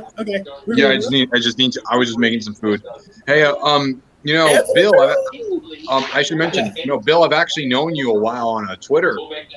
You've probably seen me before. Hey, Benny, Bill's on the call. Wait, hold on. Did you say we're not ESPN? Well, damn it, what have I been doing here? That's not. I'm going to have to check that email again. I could have. Damn it. It's funny. It's funny. But the whole point is that works. Look at this throw from June. Look at that. Yeah, please do. Just email me when you know what you know. I think we're gonna get Bill. Yep. Thank you, gentlemen. We're gonna get the full Carol. Bill Carroll, how you doing? Hold on. The full bill. I've got other shows going on, as you know, Zenny. I told you it's a multiple show night for me. Hey, Bill, we've been listening to you. Yeah, I know. I've been trying to multitask. Hey, can we ask you a question? First of all, Anthony wants to say hello. I'm saying hello. Vinny wants to say hi. So we're all here. Yes, hello, everyone. Hello. Got you saying. It's been a very full day. Okay, what the heck is going on with Mike Mayock in the second pick? It's a tradition. This reminds me of Gary and Conley all over again, right? Remember, without the other problem. Every year he blows the first round draft pick, but then redeems himself later. Yeah. There you go. Hey, don't worry. He has two of them. So he has. Hey, if the first one doesn't do well, the second one, but this one's in reverse. Ruggs was the good one. Yeah. Can't say much about Arnett. Yeah. Ruggs was Al Davis ghost lives. Yeah. How do we draft a guy in the first? Hey, Bill, I was watching the combine with Ruggs' trainer. Okay, and I had a front row seat to that guy. Wow. Yeah. Well, now you got. Even if you just watch his high school basketball highlight with a non-blower, it's like, what am I watching? Incredible. He literally could compete. I don't know if he'd win, but he could compete in the NBA All-Stars slam dunk competition. He is a ludicrously explosive athlete. Now, I don't know if he'll ever be a number one wide receiver in the NFL. That's two different questions. Let's see what happens. He doesn't have to, right? Exactly. No, he just has to basically be their speed guy, and he's got that in spades. But yeah, his development arc is going to be interesting because less has been asked of him. In college, obviously, he was asked to catch a lot of short things, and then, hey, why don't you just run past everybody? Well, yeah, I can do that. He actually was, surprisingly, despite his speed, was not the main vertical threat for them. I mean, in terms of actual deep routes, right? He took a lot of things. We caught them 7 to 12 yards down the field, and then so, which may still happen to him in the next level. I mean, it's not like he's going to get slower for a while. So for the next few years, he's going to have distinct speed advantage over virtually every person he ever sees. So usage will be a good question. And it's funny because people were predicting that Mariota is someone to be the starter.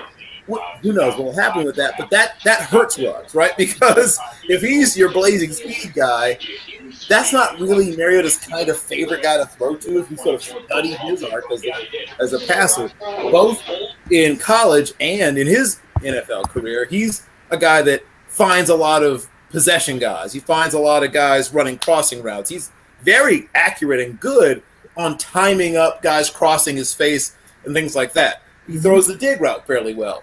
Deep outside the numbers has never been Marcus Mariota's strength. So if you're thinking that somehow Mariota is going to be the big difference maker in your offense, who have you been watching? I guess. You know what that's about. That's about Mike Mayock wanting to prove that Marcus Mariota is better than Jameis Winston. That's what that's about. Mayock still has that crap in his head. Okay. Wait, Bill, I got to ask you a question because we were just talking about this before you got on. Hi, by the way.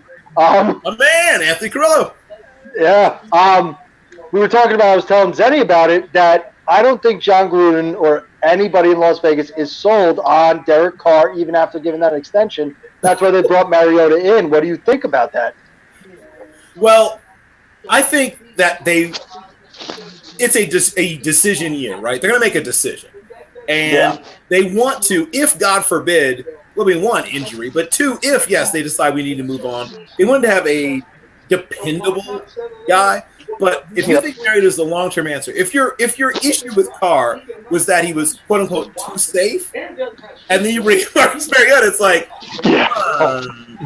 that's you're getting worse safe with Mariota. It's like you're getting this guy is basically Derek Carr, but even less likely to push the ball down the field. Yeah. So I wonder. That was the odd thing about it. Like, I'll tell you one thing Mariota is very likely to do. He's likely to sulk if things don't go wrong.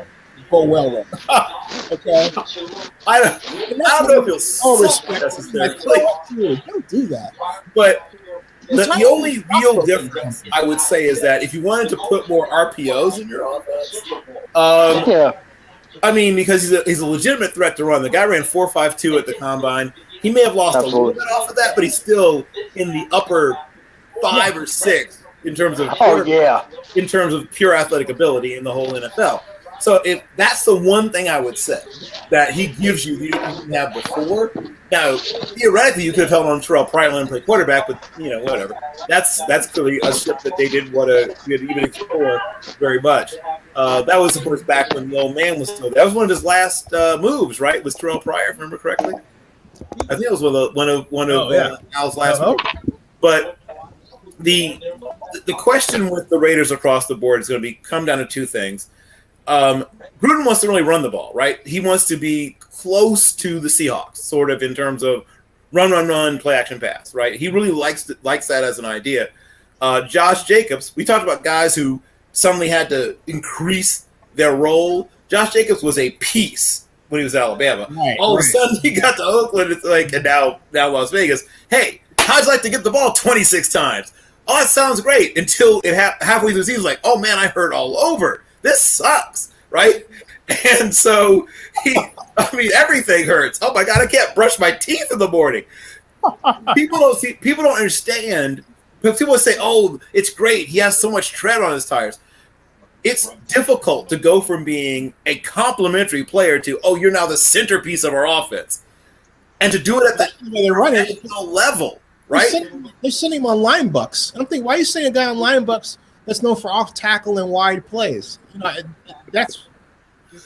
why do that? And I don't mean misdirection either. I mean line bucks. I mean up the middle. Yes. Oh yes. Old school. Yeah. Gruden's old school. I mean, don't let the cool, stuff he did on TV as an analyst fool you.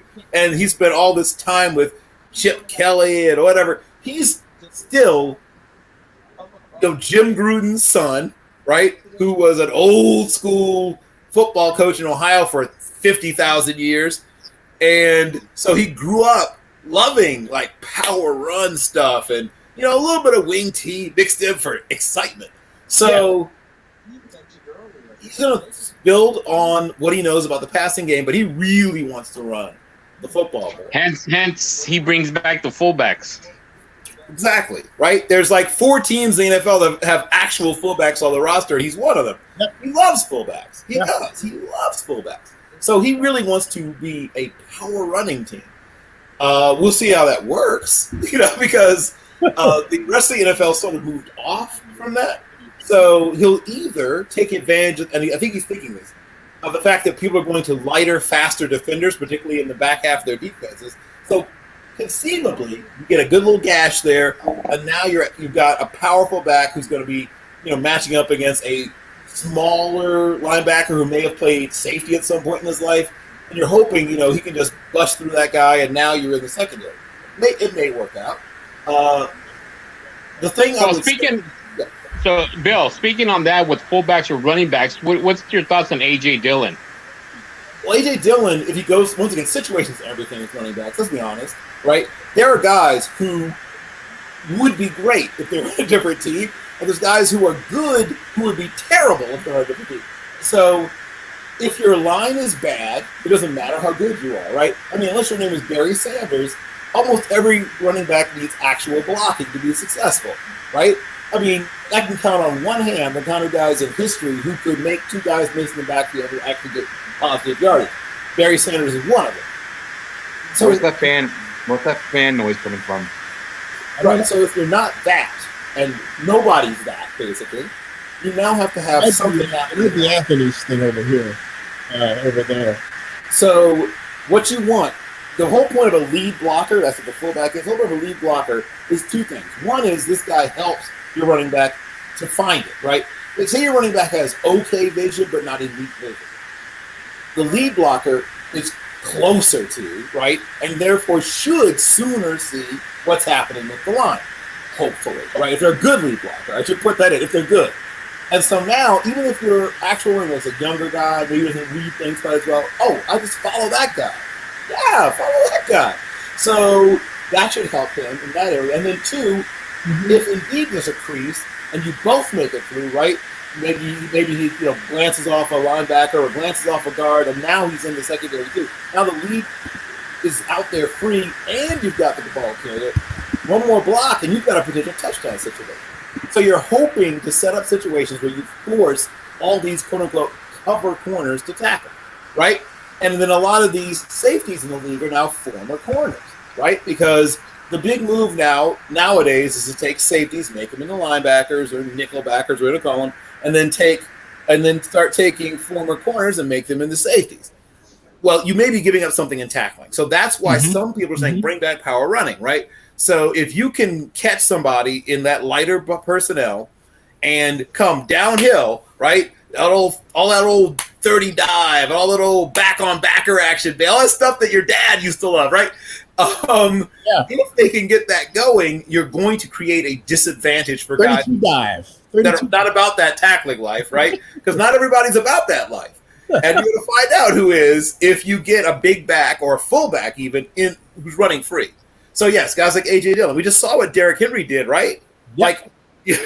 Like how does that happen? It happens because you're putting more light bodies in the linebacker and secondary positions on the field. And not only are you putting more light bodies back there, guess what you're doing? You're putting them 4 or 5 yards back, so the running back gets ahead of steam. Next thing you know, he's getting 4, 5, 6, 7 yards. Yep.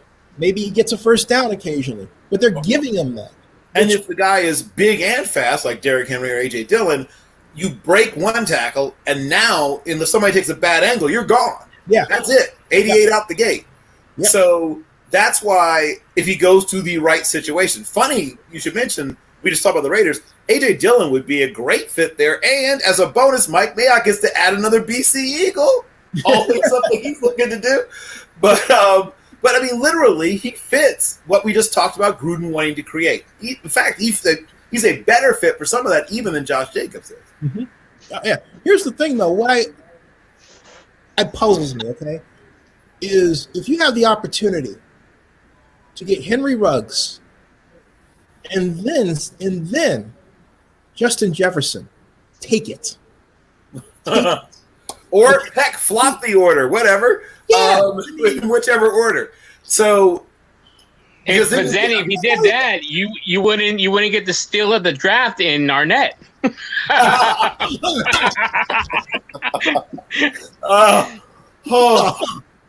bad. That hurts. Woo. That hurts. That's just a puzzling pick. I mean, it's a pick where someone's saying, I value culture, even over talent. And I don't agree with it, to be perfectly honest. I understand. Once again, Cleveland Farrell, right? That was a culture pick. I want this guy who's got all this great background in winning and has been well coached and blah, blah, blah, and character and blah, blah, blah. The problem is it's a talent league, right? People aren't going to say, oh, did you play for a bunch of great teams in college? No one cares at some point how many games you won in college. You don't get to take those wins with you to the NFL, right? You don't get an extra bonus for that. So I have questions. Once again, something about the first round, right? Something he always says, I'm going to take a culture pick in the first round. Cleveland Farrell, that's a culture pick. I don't care that he's not a particularly athletic defensive lineman. Who cares about that stuff? I want a guy with culture. He's a winner, right? And then, okay, Damon Arnett was like maybe the third best defensive back on his own college team, so that's kind of a hard thing there, I guess. But once again, he's from a culture where they have winning and toughness and I mentioned winning. So you're once again sacrificing potential and talent because he doesn't have a lot of that to go. Like Damon Arnett is going to be what he's going to be from the minute you get it. I think there's something in Mayock. He thinks he's smarter than other people. He wants to prove it. Well, in some of the rounds he has been, but not the first. Apparently, the first round is not the strong suit. You know what to hand that round to someone else. You could, for Mike Mayock, sorry about that. My daughter was throwing up. I had to deal with that. Okay. No, she's fine. She decided to eat bagel bites for dinner, then have chicken nuggets for dessert, and then polished off a ton of apple juice. So it's just a perfect storm. All right, that's why I have no hair. I'm losing it all. But for Mike Mayock, you can almost project every first-round pick will be somebody from either the college football semifinals or finals. That's it. Yep. Just somebody from those last two games, because those are the most recent on his mind, are getting drafted for the first round for the Raiders. And he loves winning catches. So I pose a question. Do you think Arnett was a Gruden pick or a Mayock pick? Well, that was Mayock, by the way. It feels Mayocky. Gruden wouldn't know. It feels real Mayock. John wouldn't know the first thing about doing something like that, man. It feels like Mayock's trying to outsmart the field, and that's what I think. All respect to Mike Mayock, but I think Mike Mayock's trying to outsmart the field by grabbing him now instead of somebody grabbing him in the second and third round, thinking like he's going to be great. I'm going to grab him now. I'm going to look like a champion in 3 years. But I don't. Yeah, right. That's very, very risky. You can just. It is. It looks like, so you know what? It looks like a cheap value pick. Like, okay, exactly. Going to Vegas, you're not sure about our financial situation going in. We don't want to get somebody that's going to hold out on us and make it. Let's just do what we can afford. Boom. I think Donald was going to say something. Maybe it's one of those picks that maybe it's like a clickbait pick that you see them take somebody like this and they go, oh wow, why'd they take him? Like, I want to see this guy either just miserably fail or like Raider fans have all the hope. So maybe it's one of those like. Let me put it this way: you have two major sponsors of the Raiders that are in deep financial trouble. MGM Resorts, Caesars, okay, and so we have three of them: MGM Resorts, Caesars, and San Manuel Casino. That's 3 of 12. All right, that I know are in deep financial trouble. So they're sponsors. The other one just got a bailout of a little bit. That's illegal. Let's take the cool, all right? But about the other ones, no, that's money that the Raiders could use to get additional players, additional sweeteners for the draft picks and everything else. They're looking at that like, oh, what's going on here? They're in trouble. I'm not. And it's not somebody saying it's like somebody that's like, oh, Zennie, you just didn't want him to leave Oakland. No, that's not the case. Look, the bottom line is I know how to read financial documents from football teams. I know how to, I know this stuff. They're in trouble. And when you're in trouble, you're going to start making picks like that. Now, me, I would have done this. I would have said, you know what, pick these two guys and give your sponsors a reason to cough up some money beyond what you're getting from the league, okay? And just go, because you never know what's going to happen. Maybe like get a clue and something change in the economy, which I hope. And if that's the case, then everything will be all right. If that's see what happens. I was just like, but if he does that, the Raiders should turn around and say, can we do the draft over again? I'm just saying. Anyway, guys, it's getting a little bit late for me. It's almost 1 a.m. I just want to say it was a blast. Are we having one tomorrow or no? Yeah. Oh, hell yeah. I'm all about it.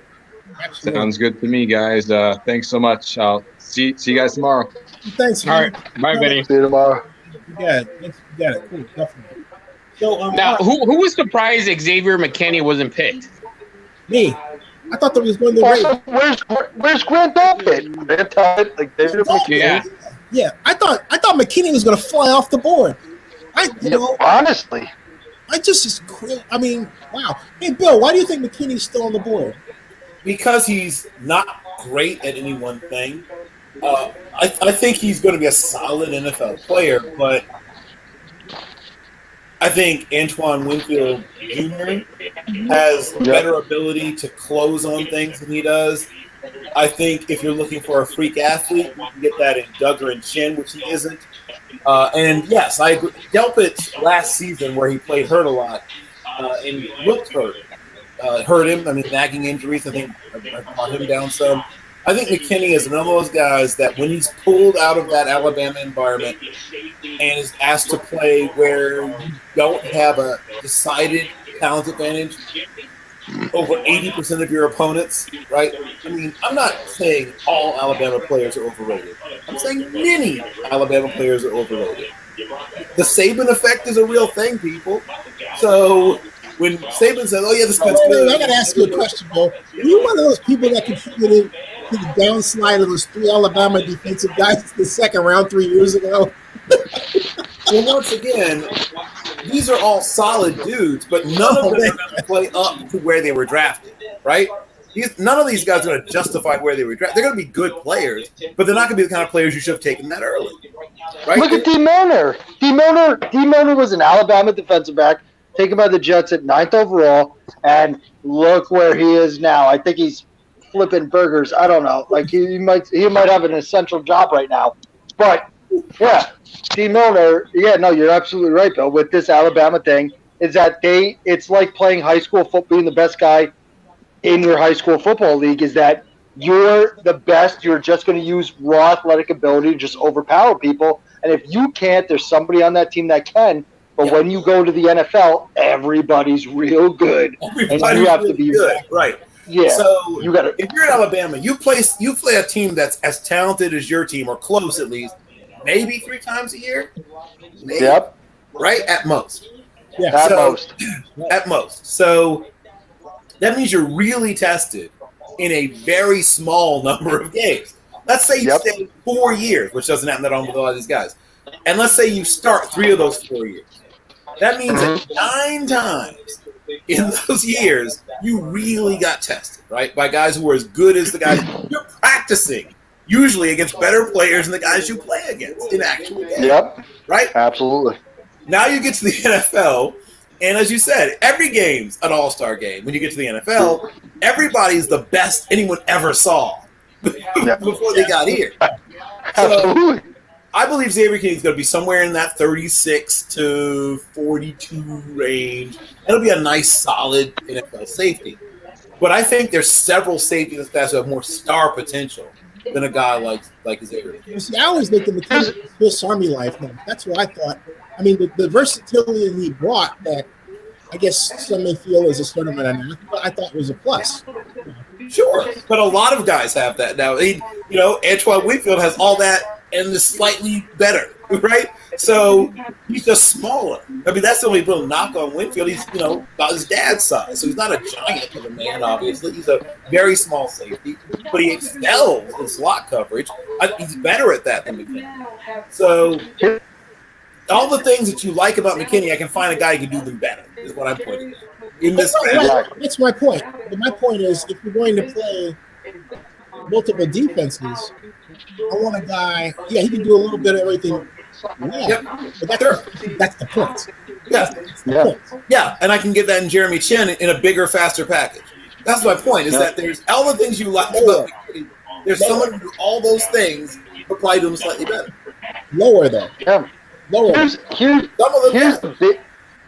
Here's a big question that I have for everybody on the panel here is, what the hell happened to AJ Espinoza, as he was touted as this big-time top 10, is going to be great, top 15 pick, and then he plummets to the point where nobody even brought him up today. We got 33.5 people. I see Charlie Casserly here with his cover fantasticness. Nobody's bringing him up. Like, what in God? Like, I understand it because I've watched the tape on him. He's explosive. He's got a great first step and everything else like that.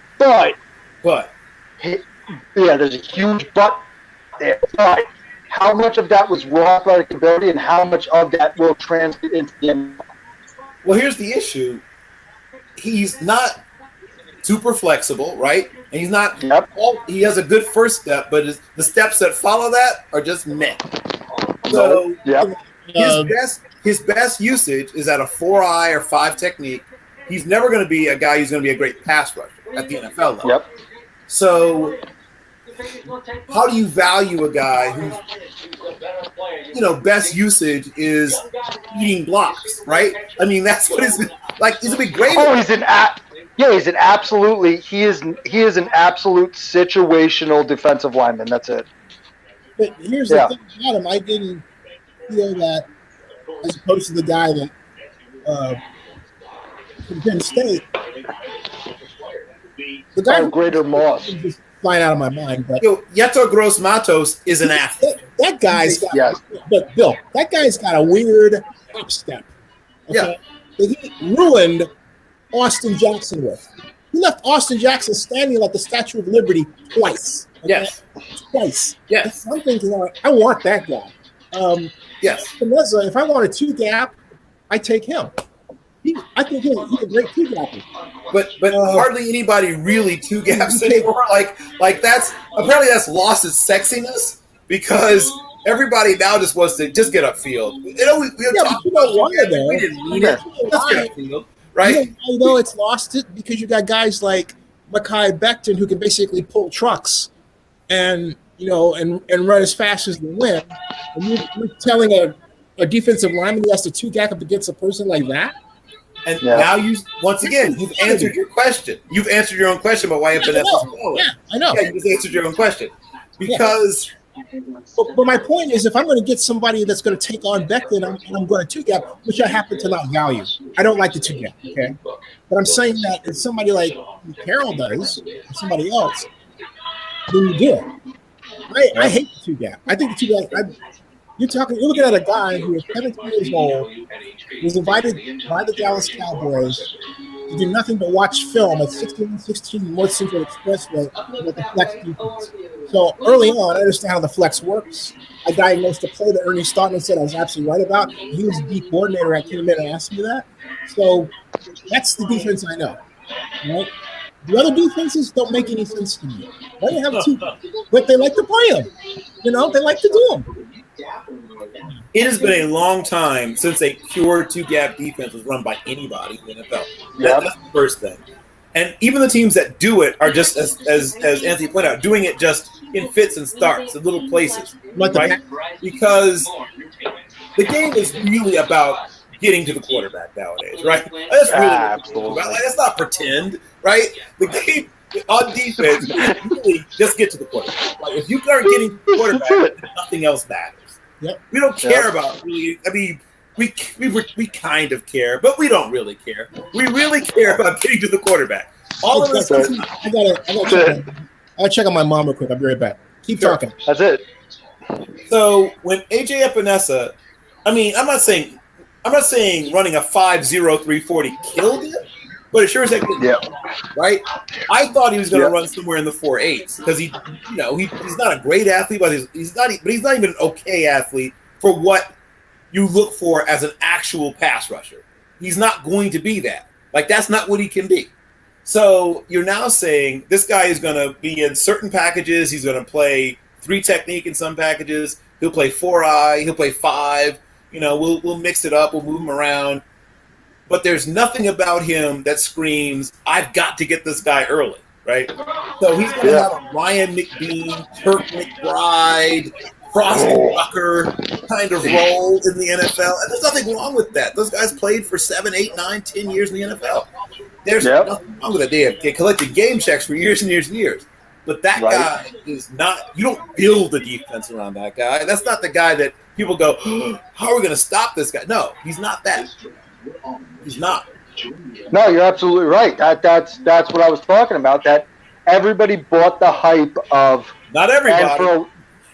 For a little bit, I'll admit it. For a little bit, I was like, hey, he's got to be good. He's going against Wirfs in practice and everything. And then when I turned on the tape about 2 days ago, because I got these teeth pulled, so I was like, I'm just going to keep watching tape. Like, I can't talk. I can't say nothing. I'm just going to watch film for a while. And when I watched it, I was like, you know what? He's for literally just full disclosure, I just sat there and I went, he's not good. Like, that's not a good player. Like, I'm not going to spend. Espinosa has no get off. I'm not going to spend 10 mil. I'm not going to spend 10 million. Yeah, I'm not going to spend. I'm not going to spend. I'm not going to spend first round money on somebody who I could find his replacement for half the price in free agency. I'm not going to do it. Yes. Yeah, and that's where it turns into. It's just funny that everybody was so high on him, and then now nobody says a word about him because it's kind of like, oh, well, like we screwed up real bad. Like, let's just not talk about him. See if anybody forgets how we brought him up this high. Because there's a lot of people that fell in this draft, and the most surprising to me is the Isaiah Simmons fall because he's so versatile. You could have used him wherever. And then the Cardinals, I said it before when I jumped on, I said it was hilarious to watch. Once the Panthers picked Derek Brown, the Cardinals pick was in within a minute. They were like, screw it, no, Isaiah Simmons now. Come on, go Bird Gang, here we go. Like, get it in. And that was it. That was kind of funny, the speed of it, though. It was like, yes, I truly believe what was the that? Lions will look back and say, and Okuda's going to be a nice, solid starting NFL corner. But they'll look at Isaiah Simmons doing all kinds of freak show things, right? Yeah. Think, oh, wow. Huh. Yeah. Wow. Maybe I'll tell you one thing they're going to do. They're going to freak show blitz him a lot. Yeah. I mean, Cliff Kingsbury's trying to recreate the college type. I know it sounds weird, but bear with me. He's trying to create that college type atmosphere with the offensive attack, the defensive attack. He's trying to create that in Arizona. Now you have Isaiah Simmons coming in, who's that versatile playmaker on defense. Now he's got Hopkins, he's got Fitzgerald, he's got Christian Kirk, he's got Kyler Murray. He's trying to take college and just force it now with the Arizona Cardinals in the NFL, which it could work in theory, but if I was the Giants sitting at 4, taking Andrew Thomas was fantastic, and I'm furious because I wanted the Jets to take him.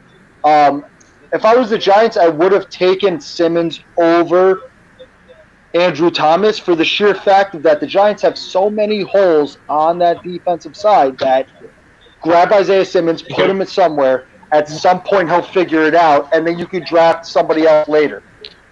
I'd love to see the Giants. Plus, he could have potentially he could have filled a couple of those holes and not 3 of those holes. Yes, right. Exactly. I'd love to see the Giants just whip out a Buddy Ryan defense with them in it. Just run the 46.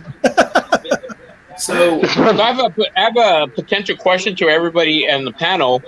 And you let me know if this is something you want to discuss. Potential bust, because I have 2 players automatically I think are going to be potential bust.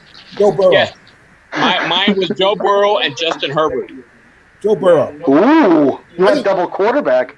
No, Herbert would be really good, but Joe Burrow will be your bust. Right there. I won't go as far as say bust. I think both of them were overdrafted. Yeah. I mean, for me, a bust is a guy's out of the league in like 3 or 4 years. I don't think either of them are going to be that. But is a measuring tape Tony Mandarich for a bust? Because is that the measuring tape? Because he's high on steroids and cocaine, so I don't know what's happening. To me, I'm talking more like Jamarcus Russell, right? A guy who's done 3 or 4 years, like out of the league. I don't think either of them are that. Now, if you want to say that they have a career, that's shaped like or unworthy of their pick. Unworthy. I mean, look at the career that Ryan Tannehill's had, right? Yeah. Yep. Well, you wouldn't use the word bust to describe him, but he was overdrafted, right? 100%. On that note, did Mike Mayock save Marcus Mariota from being a bust? Because to me, he was a bust a year ago. and everything that's going on with This is once again fun because we get to sort of define bust. So Marcus Mayo is going to be in the NFL for 12, 13, 14. He's going to be in the NFL for right? Partially because he was drafted so highly. It's funny how this works. It's a self-fulfilling prophecy. If you take a quarterback that high, you got to keep him around, right? Because he was drafted high. You have to justify why you took him. Yeah, absolutely. It's like an abusive relationship. So now when people go out to pick up free agent quarterbacks, they think, well, this guy used to be a first-round draft pick. He was the first pick overall. He's got to be kind of good, right? So then some other team picks him up and carries him for another 3 or 4 years. And I promise you, if he doesn't do it there, somebody else will give him another chance. China doll. Yep. He's going to China doll his way out of the league. 3 years, okay? That'll be it. He's going to China doll his way out of the league. So he's already on his way, you know. So my definition of bust doesn't quite qualify there, but overdrafted, oh yes, almost certainly yes. So like EJ Manuel, that's a bust, right? like that's, you know what I mean? Like I have a slightly different. Rossman, there you go. You know what's so disappointing about EJ Manuel though? I was at Raiders training camp watching him. Of all the quarterbacks, he had the quickest release. Oh no, he did. It was just he couldn't read his defense. Awesome. Now here's the follow-up question. Do you know where it was going? Yeah, I know. That's what I just said. He could not read his defense. John didn't use the right plays with him. It's like the right tool for the right job, right? Yeah. I would watch John coach him, and then I would watch in preseason they lay out the game plan. And I'm thinking, why are you calling this? And then it was Todd, what's his name? Todd Downing was the offensive coordinator. And his stuff was kind of like, well, you know, I'll draw this up last night, this one play, and I think it'll work. And if it doesn't, I have no complimentary system for it. That was Todd Downing, right? You expect EJ Manuel to excel in that? No. There was no plan B in that offense, in that offensive strategy. You know what it was stuff that he says, oh, this looks good. I'll run this. Well, no, dude. You know, you have to have. I mean, what's the footwork about it? You know. So here's what what you're describing is the people who obviously you would think someone who's coaching the NFL for a while realizes there's a difference between having a system and a game plan. Yeah. So he had game plans, but not a system.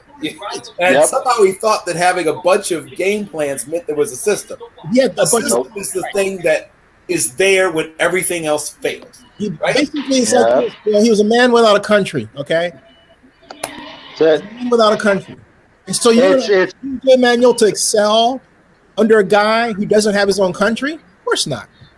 Things that I'm saying right now, I said when Downing was coaching, and it was just making me tear my hair out, which is why I don't have any. And it was kind of like, you know, at what point then what happens is the player gets blamed for the offensive coordinator's stupid butt plan. Right. I'm not disputing anything you say there, but I've been watching EJ Manuel since he's 15 years old.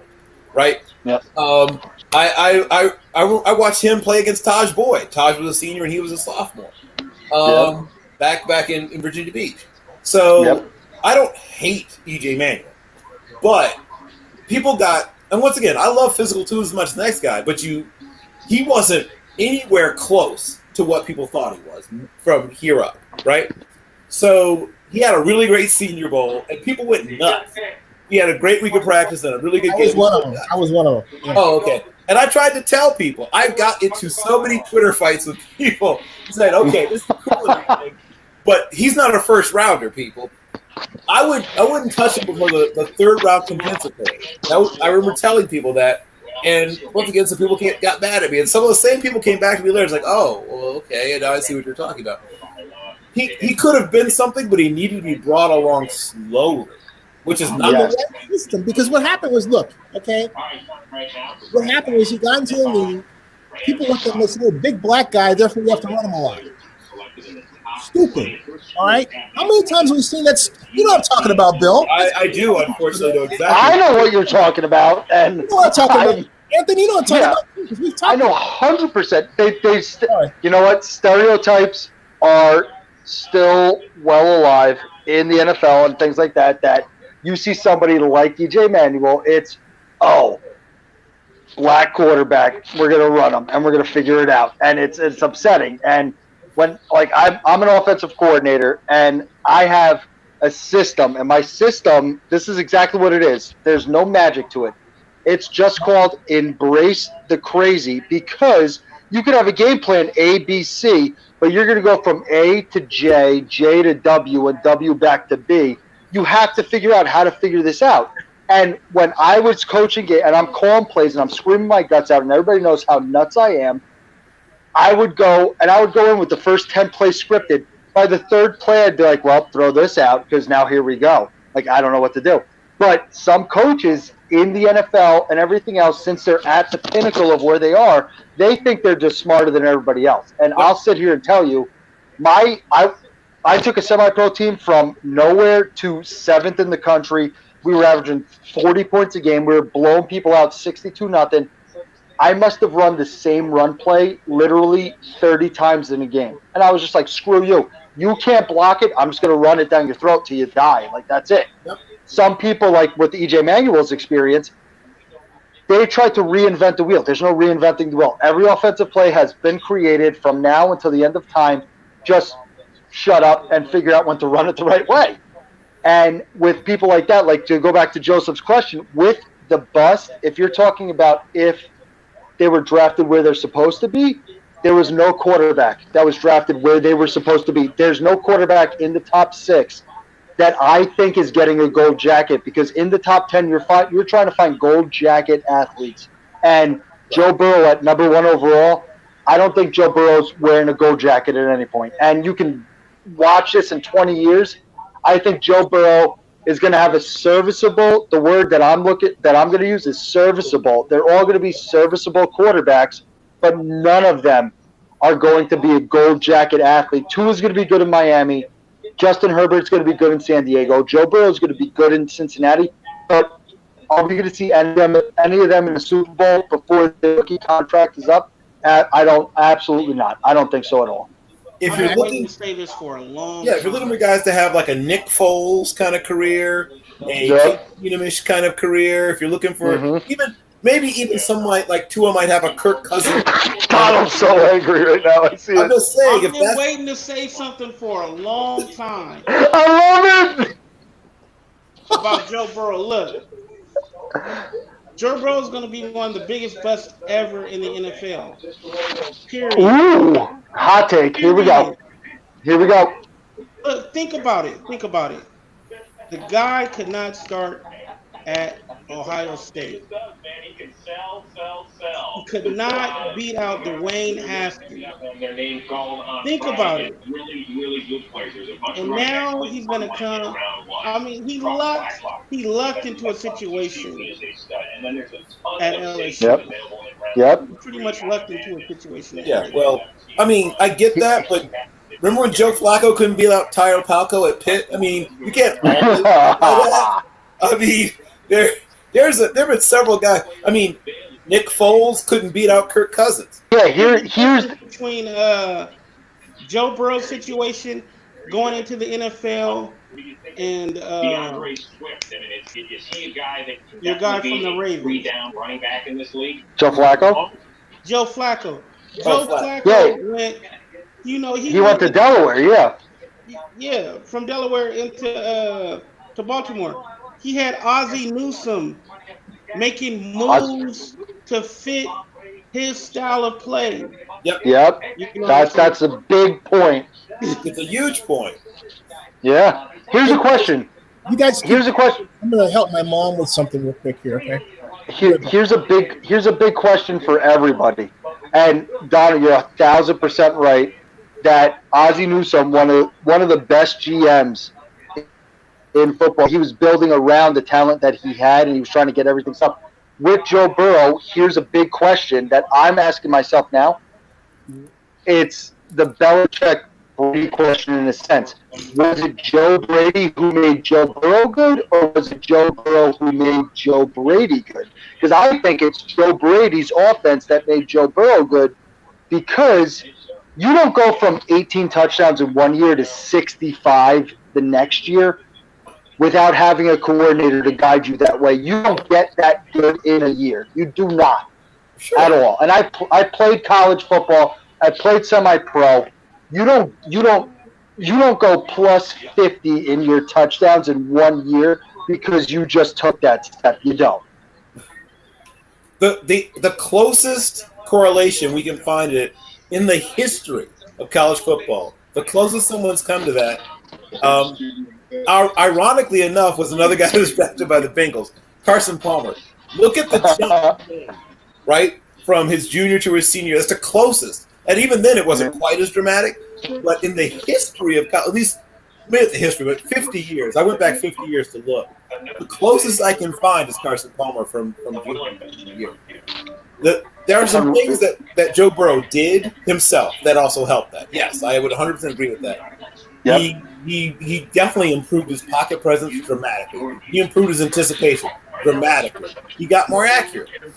But clearly, two things helped him.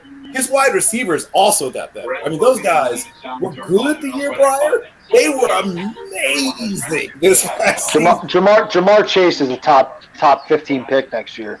It's unreal. Jamar Chase, I think, might have been the first wide receiver off the board in this year's draft if he'd been in this year's draft. 100%. Oh, my 100%. God. What an amazing football player Jamar Chase is.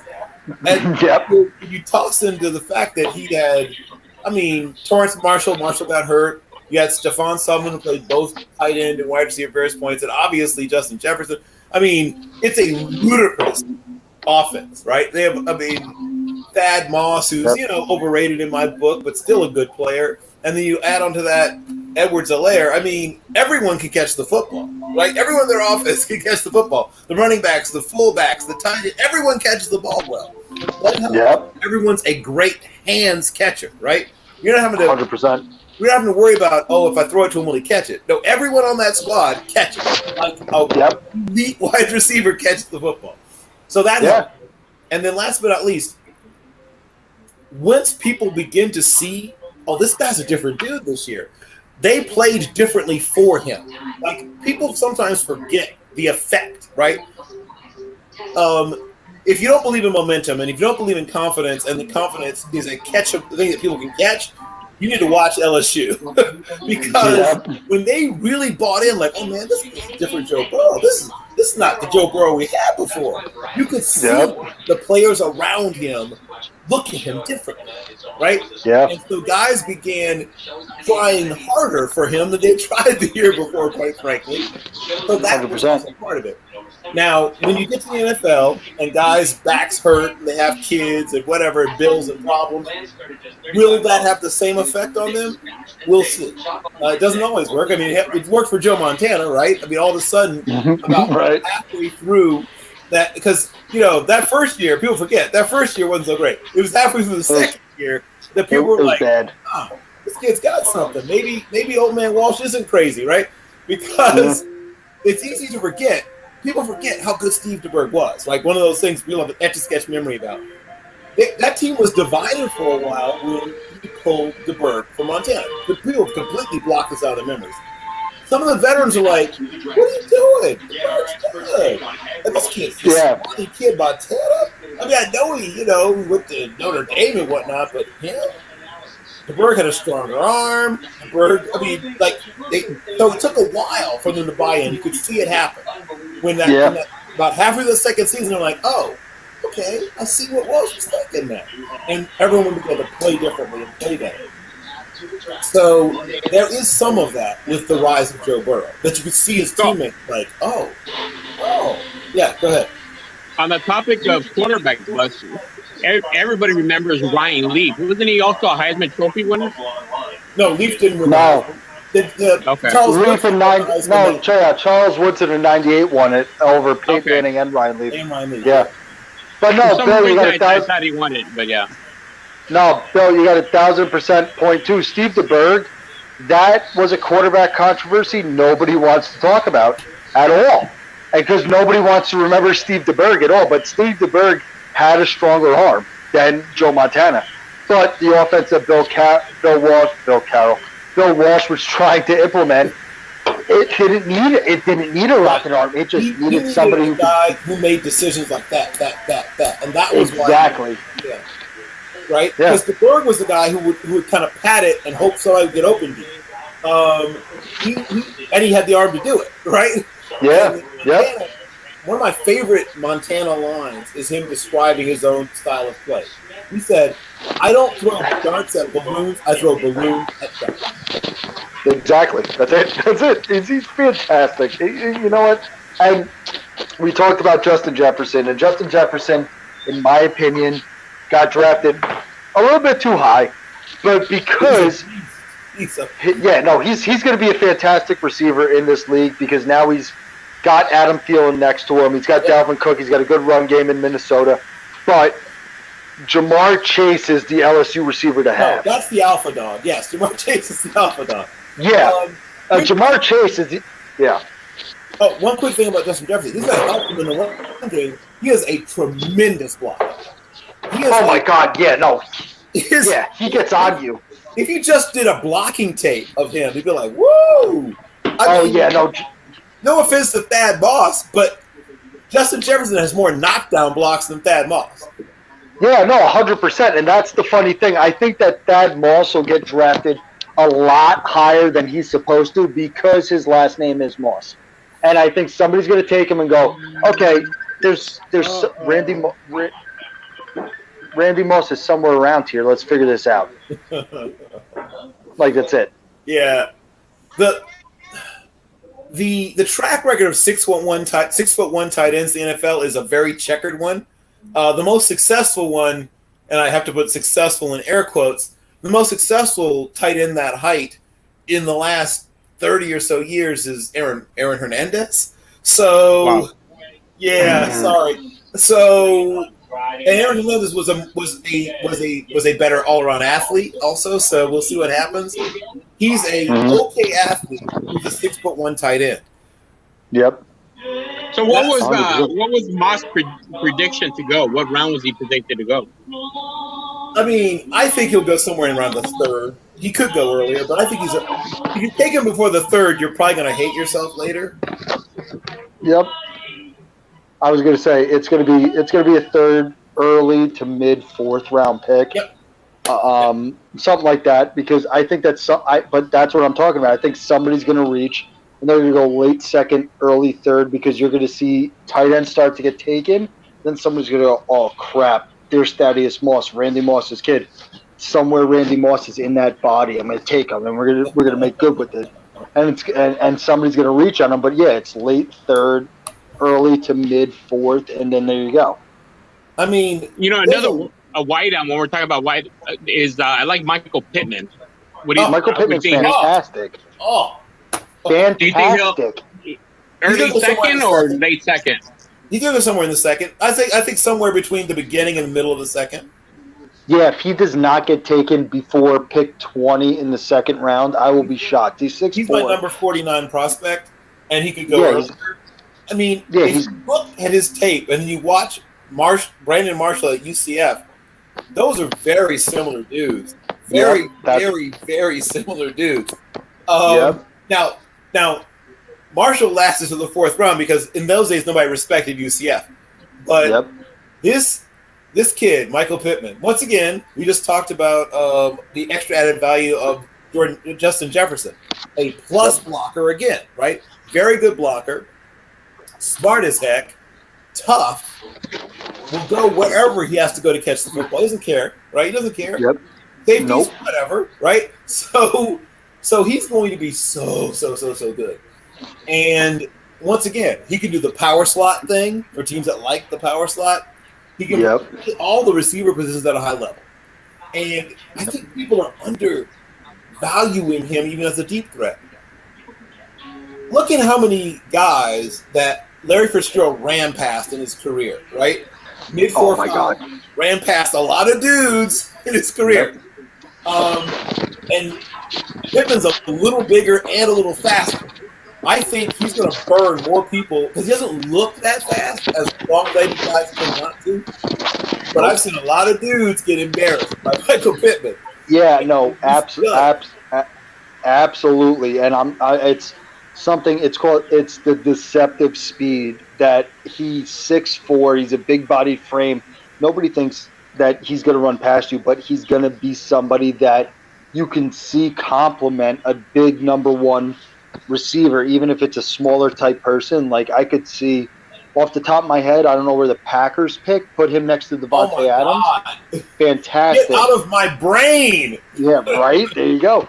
Get him next to a Devontae Adams type person. Get him next to somebody that you get into the red zone. In that offense, ka-ching. Yeah. No, Michael Pittman. I'm almost surprised that he didn't go in the first round, but I'm not. But he's going to be an early round 2 type guy. Like somebody's going to say, okay, I need him now. Goes and quick outs all day, baby, on the backside of Devontae Adams. Oh my God! Yep, absolutely. Second best corner. He's going to. No, yeah, that's. And speaking about Larry Fitzgerald, to piggyback on your point, Larry Fitzgerald, honestly, is the consummate pro to the point that he is this seasoned Grizzly veteran, sat in Arizona and took a beating besides the Kurt Warner years, and he still just shuts up and plays football. Yep. And if you're bringing a receiver into the league, I would sit them in my office and go, shut up and just watch Larry Fitzgerald till your eyes bleed. That's it. Just watch him forever. This is how you play football. Whatever he orders at lunch, eat that. Right? Whatever he does, do that. So there's a stat out right now that Larry Fitzgerald, I don't know if it's accurate, but Larry Fitzgerald has more tackles than he does have drops. Which is unreal. It's unreal. He has 2 more tackles in his career than he has drops. It's unreal. It's great. Like Larry Fitzgerald, they should already just start making his bus. Just get it ready because he's going. He's going. He's a Go Jacket. Prep it. That's another great landing spot for Pittman, right? If he ended up in Arizona, play with DeAndre Hopkins, Christian Kirk, Larry Fitzgerald, and now have David Johnson in the backfield with Kenyon Drake there as well. So you could think. So think about it. You put Kirk, right? You put Christian Kirk in the slot. You move Larry Fitzgerald around. He goes wherever he wants to, I guess. And then once again, backs double moves on the backside to Mike Pittman. Yeah, and then you have DeAndre Hopkins, where the whole secondary is watching Hopkins. Oh, this is just ludicrous. That's unreal. It's unreal. It's better to sack the quarterback because you can't cover. You can't cover that. Even if you think you go to somewhere like you can go somewhere. I know it's late in the second round. You go somewhere like the Ravens. You got a big-bodied receiver out there. All right, guys, I gotta go. That would also be deadly. Oh my God. Yeah. He wouldn't get as many targets because they really like to run the football, but he would do very well there too. Yeah, you go somewhere like there. You can go. You can go somewhere. And the best part is, here's something that I said in the draft a while ago, and everybody thought I was nuts, and now I'm sitting here saying, you know what, I was kind of right here. I said when Jarvis Landry and Odell Beckham came out, I said that I would take Landry over Beckham, and everybody thought I was nuts. And I said, speed slows over time, and speed creates egos. Landry was the route runner. That route runners stay forever. Look at Wayne Corbett. He might not know where he is now, but he caught a lot of footballs. So I sat there and said that, and now we're looking at that. But with Michael Pittman, I'm trying to think about it. Like the Eagles is a good fit. Bring a 6'4" big-bodied in there. Yeah. Oh my God. Yeah, you can bring. He might be their number 1 wide receiver. Actually, ended up there. Yeah, no, exactly. You could bring him in. Because Rager bring him in slot, right? You could bring Michael Pittman into the Giants at the moment, staying in the NFC East because you got Sterling Shepard, Evan Ingram. You have Corey Coleman, who's coming off the ACL or whatever it is, but you could bring Michael Pittman into that receiving core.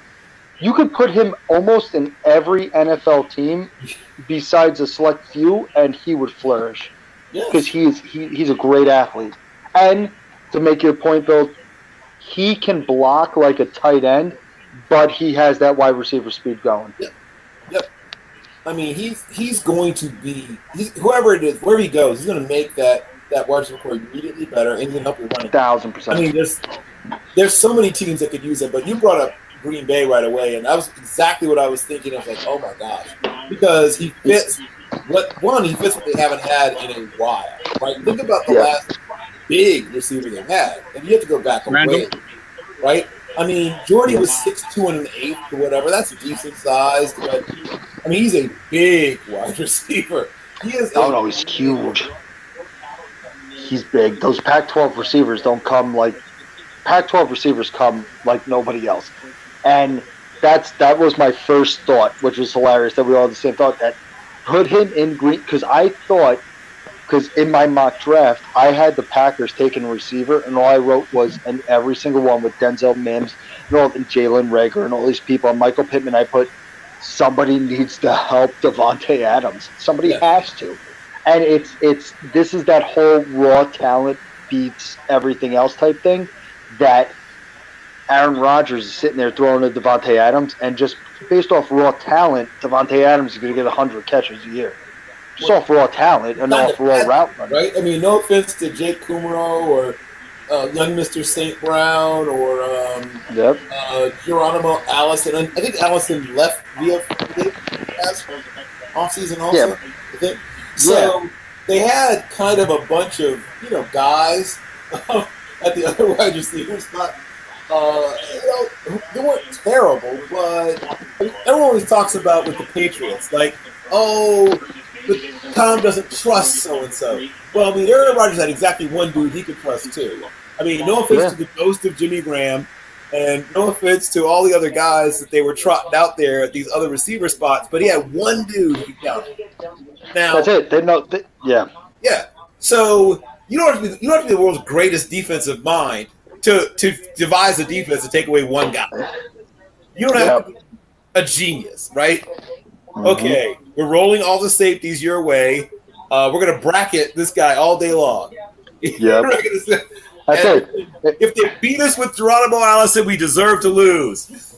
Yeah, really. Like if Jeff Janis beats us on a Hail Mary, then screw it. We're here. Right. But so Kumaro, Allison, St. Brown. Is everyone forgetting? But I mean, literally, it's a who's who of who. Like the average NFL fan would literally not know these guys if they came to their home and delivered them eggs. Oh yeah, in their NFL jerseys, they would be like, "Who the hell are you?" Like, right, exactly. Yeah. No, it's a truth. I have a question for you guys. So obviously, I'm a Raider guy. So we have 3 picks in the 3rd. What do you think it will take for the Raiders to move into the late 2nd or mid 2nd? Probably just one of the. Go ahead. No, I was gonna say probably a 3rd this year. I was gonna say it's gonna take 2 picks, probably a 3rd this year. And if they depending how far into the 2nd do you want to go? Yeah. Well, I was hoping they would go with another receiver. So I was thinking in the 2nd round. Of course, I like Pittman personally. I don't know how good he would fit with the Raiders, but I was hoping that would be a potential option for the Raiders if they get into the 2nd round. Well, the good news, Zeke fits with pretty much everybody, is what we like about Michael Pittman, because he can do so many things well. Like I said, the thing people undersell is his ability to actually get deep on people. But he's terrific over the middle. I mean, he's a problem over the middle. Oh, he's fearless. It's fantastic. Right, he's big and fearless, right? So he can work the middle. And I think with some of the film I saw, I think he's a pretty good blocker as well. He's fantastic. Yeah, he's literally a tight end just playing receiver. There's not a lot of holes in his game. I mean, really. Right. To be perfectly honest, the only reason he's not a 1st round draft pick is because there's so many receivers in this draft. That's why he's not. In a quote unquote normal year, he would have already been drafted. Oh, he would have been the top receiver off the board without a doubt. If you're trying to move into like the early 2nd, I'd probably say it takes 2 3s and probably pick next year in one of the top later, like the later early rounds, like probably like 3s this year and either a 2nd or a 4th next year. But if you're trying to move into the 2nd round this year right now, if you're trying to move to like 15 to 20, then you're probably going to go like a 3rd this year, maybe 4th next year. But your 3rd this year has to be within the top 15 in the 3rd round. Right. That would probably get you to about pick number 45, 46, somewhere in that range. Yeah. There's going to be so many good football players in the 2nd round. And that was the puzzling thing for me picking Arnett at 19 because Mayock has been quoted is that he prefers players within the 20 and 60 pick, the 20th and the 60th pick. So you would think ideally he would have traded back at 19 instead of picking Arnett, who was ranked in the mid 60s. Yes, I could not agree more.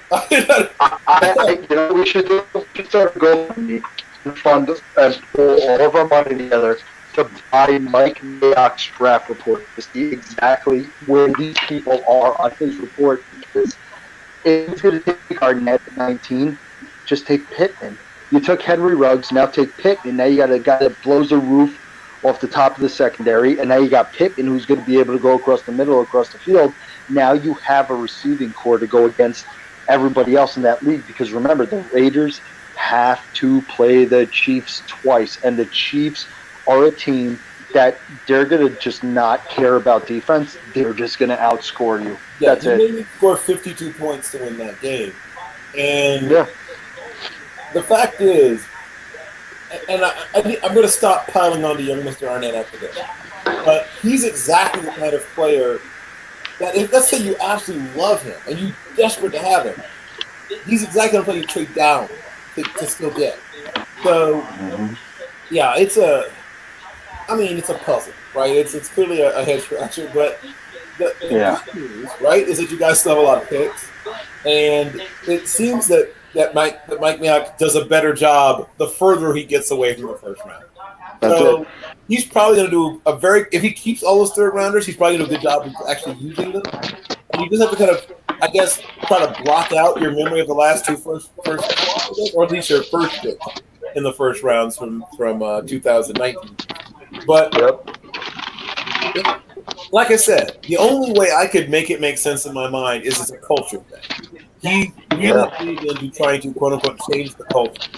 So he wants guys pretty early, where people talk about their leadership and they come from these winning programs, blah blah blah.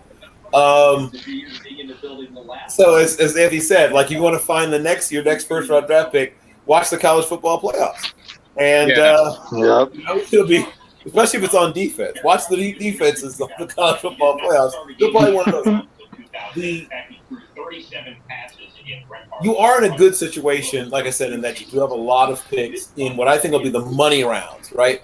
My philosophy, and no offense to the first round, but my philosophy is to load up from the middle of the second to the middle of the fifth. I want like 9 picks in there. Yep, 100%. I want my whole draft, if possible, to be somewhere between about pick 46 and pick 150.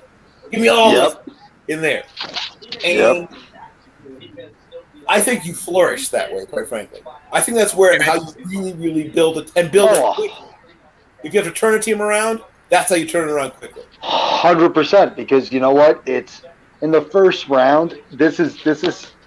I said this to my friend actually earlier this morning because he was asking me about first round picks, and I go, don't get too caught up on your first round picks.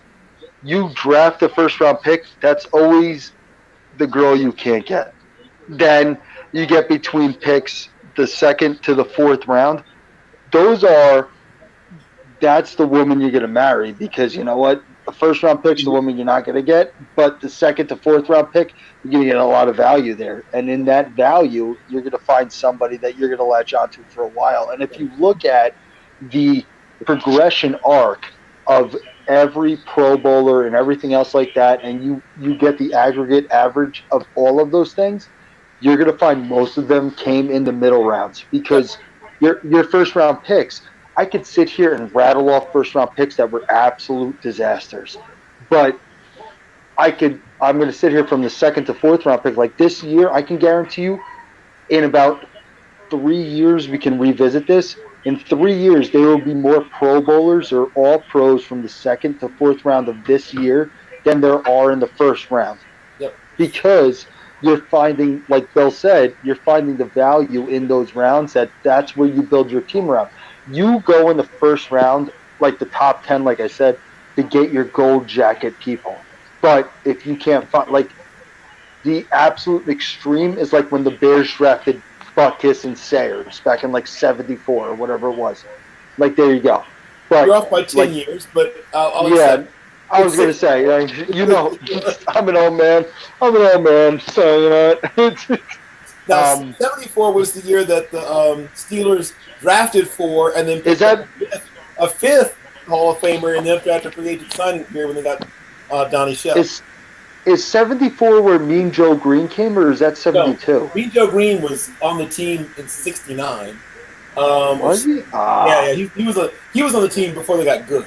But in 74, they got Lynn Swann, Mike Webster. Okay. Lambert, right? And, that was the psychotic one. Yep. That was when. Right, and then for flavor, right? Just to add a little something, they got John Stallworth. Then that was the 4th round. Yeah. As an undrafted free agent from South Carolina State, they got Donnie Shell. Yeah, that was the draft where Jack Lamb used to go to Lynn Swann in the locker room and go, I should have been the 1st round pick. Yes. Yep, that was that one. Okay. While growling and staring at him, yes, like he wanted to eat him. So, like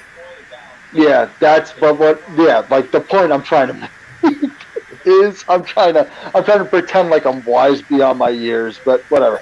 That's solid. The point I'm trying to make is that a 1st round pick is just that. It's one pick, but you get your meat and potatoes of this meal from the 2nd to the 4th round, even into the 5th round. If you can sneak somebody in there, like you're not going to find Tom Brady's at 199. You're going to find them from the 2nd to 4th. But with the Raiders and their situation they have now, Mike Mayock botched one pick. Like, let's just all call a spade a spade. And that's his thing. Like, that's his thing. He just decides for whatever reason to botch your first pick in the draft. You know what? I put it on my Facebook. I go, Al Davis's ghost rises again. All we're getting is speed. Here's Alan Branch 2.0. We got somebody who's dead speed, going to fly down the field. Now you need to complement him with somebody. You have to. You cannot rely on Henry Ruggs to carry your team. And if you have the firepower to move up to get Michael Pittman, that is the perfect complement to Henry Ruggs, who's going to blow the top off your field. And then Henry Ruggs is going to come across on that 10 to 12 yard dig across the middle. Boom, right there. So, with the Raiders, they have 80, 81, 91, and I think 151. Yep. So that goes back to what Bill was saying about that.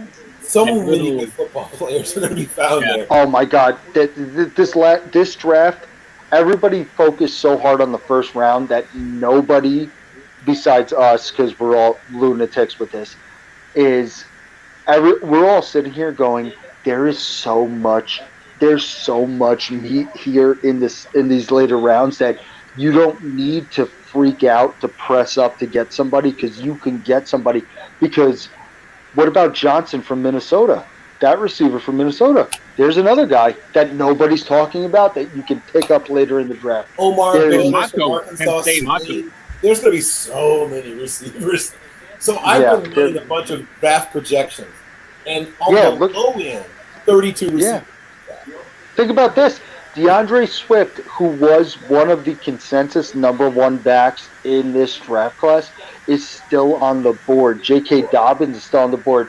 Jonathan Taylor, who rushed for 2,000 yards in back-to-back seasons, whatever it is. Not named Edwards-Helaire are still on the board. Yeah, that's what I mean. Everybody's still on the board. You have Jalen Hurts, who's an absolute competitor, still on the board. You have so many offensive weapons still on the board. You're going to see in the 2nd to 3rd rounds tomorrow, everybody just hammer up. Matos, who might have been the most productive of all the pass rushers in this class. Yep. And everybody. 1 second. Yeah, everybody's still on this board because most people went for the meat of their team, the backbone of their team. They went for tackles. They went for defensive tackles. They went for these people, the corners and things like that. But you're going to see in my bold prediction tomorrow is that in the 2nd and 3rd rounds, out of the 2nd and 3rd rounds, I'm going to say that you'll probably see about 10 receivers go tomorrow because everybody's trying to play catch up now. Everybody's trying to. Backs, probably 3 or 4 running backs will probably go. Some more linebackers will go. Yep. they're almost out of tackles. Not almost out. I mean, there's Lucas Niang will probably go somewhere. So Josh that guy Ezra Cleveland, who everybody thought was sneaking for the first round. will go somewhere. So like for the rest of the tackles. Yeah, Josh Jones is still on the board. Ezra Cleveland, who I'm telling everybody right now, you want to talk about bust? Ezra Cleveland is going to be a bust. He is the Vernon Golston of 2020. 1,000%.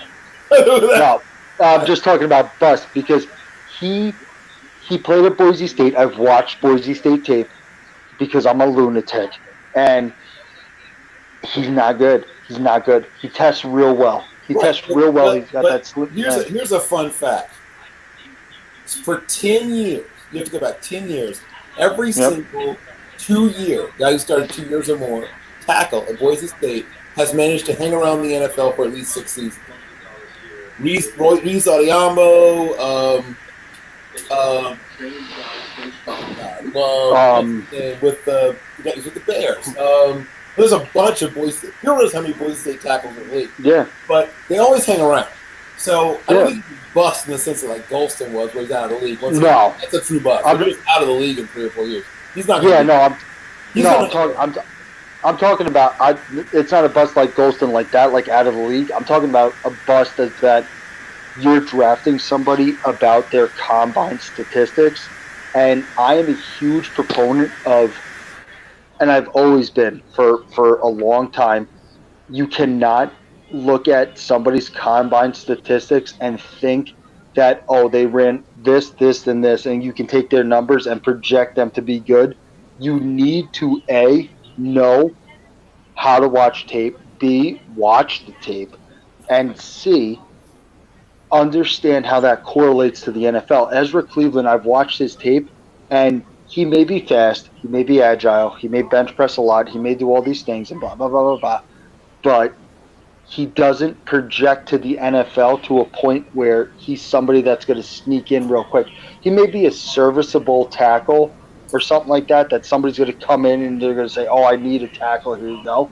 Fine, but he's not going to be somebody that you plug in and then you got him there for 10 years, which I heard a lot of chatter about.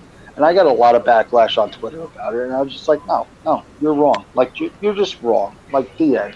I see a more athletic version of Doug Free, who's someone I remember. Yep. So he'll hang around. Like, guys like him hang around. Like, he's not going to be out of the league for a long time. He'll be around for years and years and years. I don't think he's going to be a guy who's going to Pro Bowls or an All-Pro or whatever, but I think he's going to be in the league. He's going to be a guy who's going to be a swing tackle. He'll be able to play right and left. He'll hang around. There'll be an offensive line coach to say, I can work with that kid. I can do something with him. He has a lot of stuff with which to work. I mean, there's a lot of raw ability in there. So he's exactly the kind of guy that gets offensive line coaches excited. And especially if they can get him at a quote-unquote bargain price, because there's teams that considered him in the first. So if he continues to slide, somebody's going to go ahead and snap him up. And now it's on your O-line coach who said, I vouched for this kid. Okay, you vouched for him. Turn him into something. Watch the panic. I'm going to say this now. Watch the panic on running backs go tomorrow. That's going to be something that they're going to start panicking. Somebody's going to take Swift, and somebody's going to take Dobbins, and you're going to watch a panic, and somebody's going to overdraft the running back for no reason when you have receivers and especially defensive players. There's a lot of defensive players left on the board. You're going to watch defensive players fall to the wayside while everybody saw how this first round played out, and you're going to see people panic and take offense to combat the defense. But if I was a GM in this league, I would stay pat and just continue to do what I did, because you have very good defensive players. Like I said, this is one of the deepest draft classes that we've seen in a while, that you're going to see, like Grant Delpit, Xavier McKinney. You're going to see these people get drafted in the second and third rounds, where in 3 or 4 years, when they fully developed and they're almost at the end of their rookie contracts, you're going to sit there and go, wow, Xavier McKinney's a Pro Bowler or whatever. How the hell did he stay to the second round? It's because people panicked in the first round, and they took people to combat what their division was doing instead of staying the course of what they needed to do, and now they're backtracking and all. Hey, question for you guys. You probably went over this, but just in case, why is it, in your view, the Patriots traded out of the first round and didn't address their quarterback need? Because they didn't They're like taking- No, you go, Bill. You go, because I mean, if we know nothing else about the Patriots, they're not going to just stay there and draft some dude that they don't like.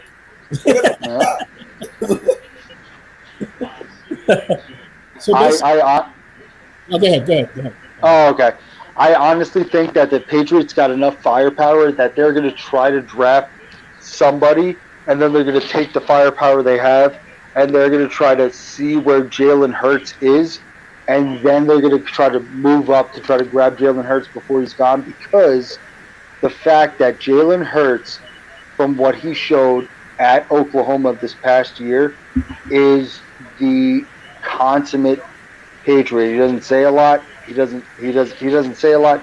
He shuts up. He does his job, and he does his job well. And I think that's because right now the Patriots have Jarrett Stidham and Brian Hoyer, and that's it. And I think that the Patriots, who are in rebuilding, whoever doesn't want to admit that, I don't care. They're in rebuilding mode. They're trying to figure out how to replace these iconic people like Tom Brady and Rob Gronkowski and all these people. I think that they take Jalen Hurts.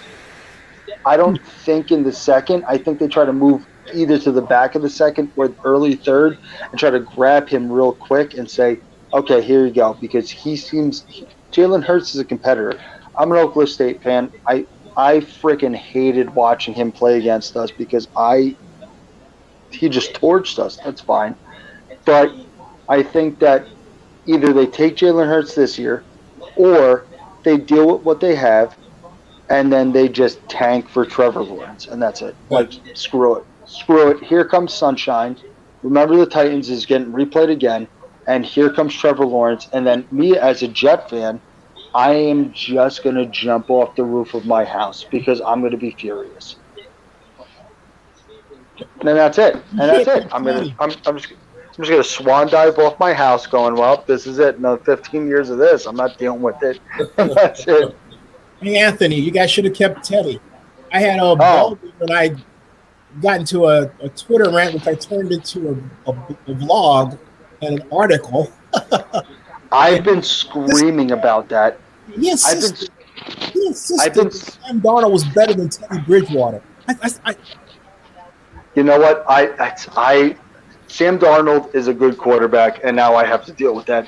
But I was screaming at, if you know what you have in a quarterback, why are you going into the unknown?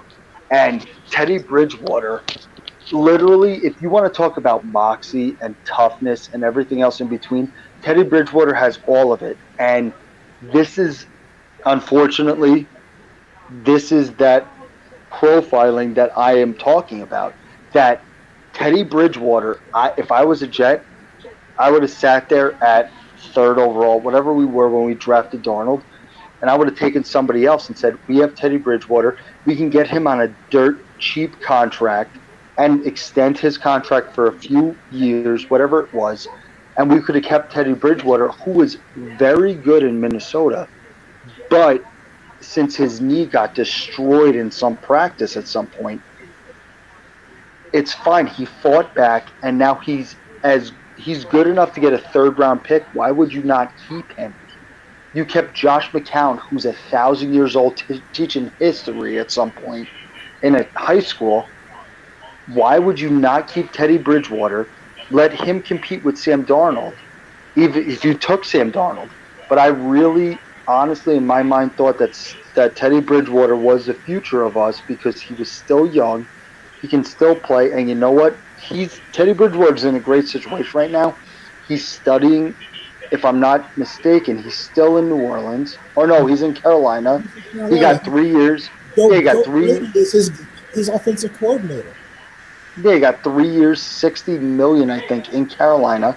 He's going to flourish there, and every Jet fan's going to sit there and go, oh crap, we had him. It's going to be Pete Lamons all over again, where we're going to sit there and go, oh crap, we could have had Sapp, and now we got Darnold, and now our number one receiver right now, as we stand, our number one receiver is Bashard Perriman, who is he's a decent receiver, but if I want filet mignon, I'm not settling for London broil. I want the filet mignon.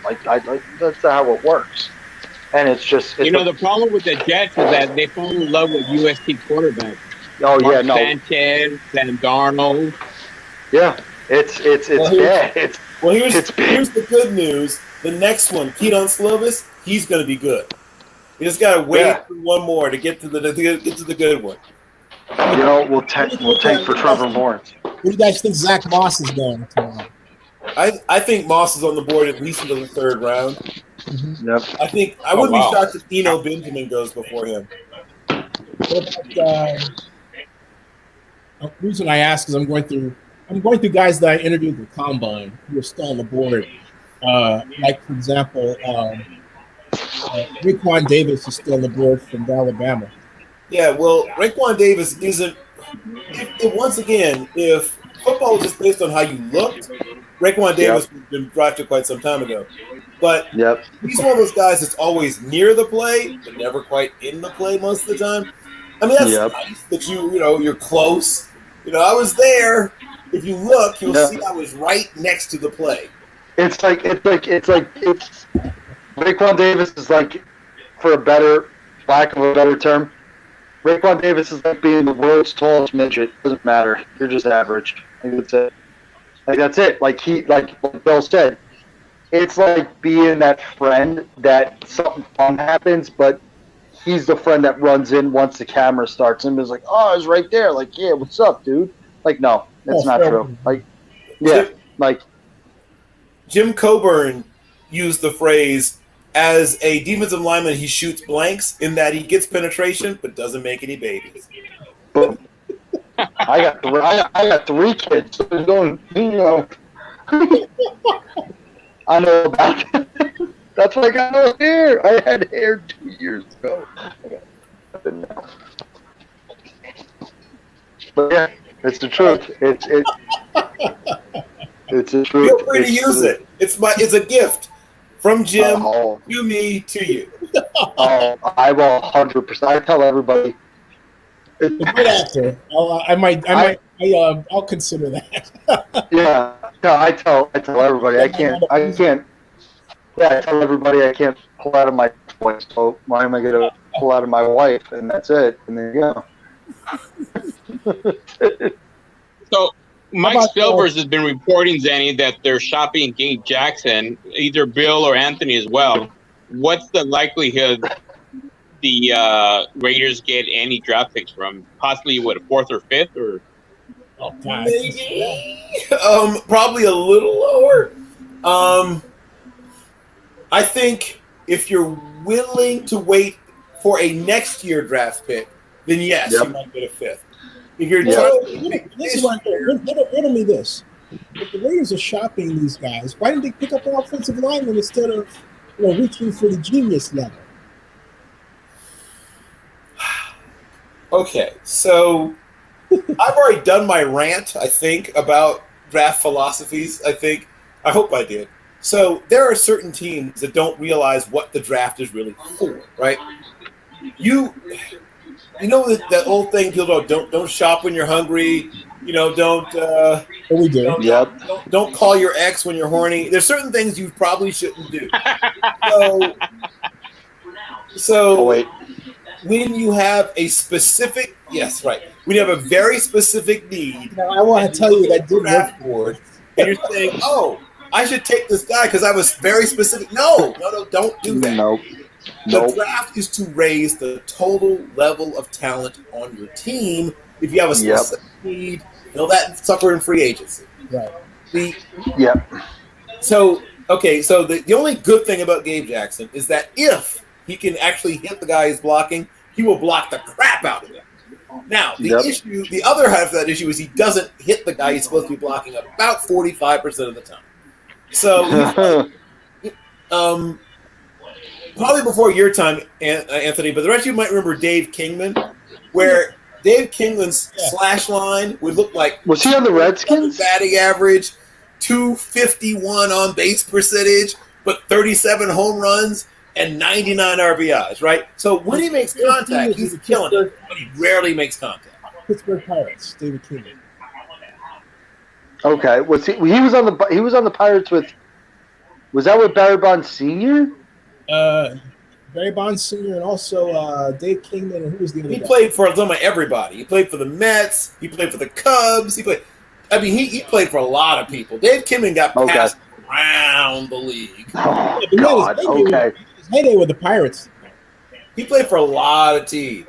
Okay. Probably all right. 6 or 7 teams. Because once again, there's always that batting coach that says, I can fix him.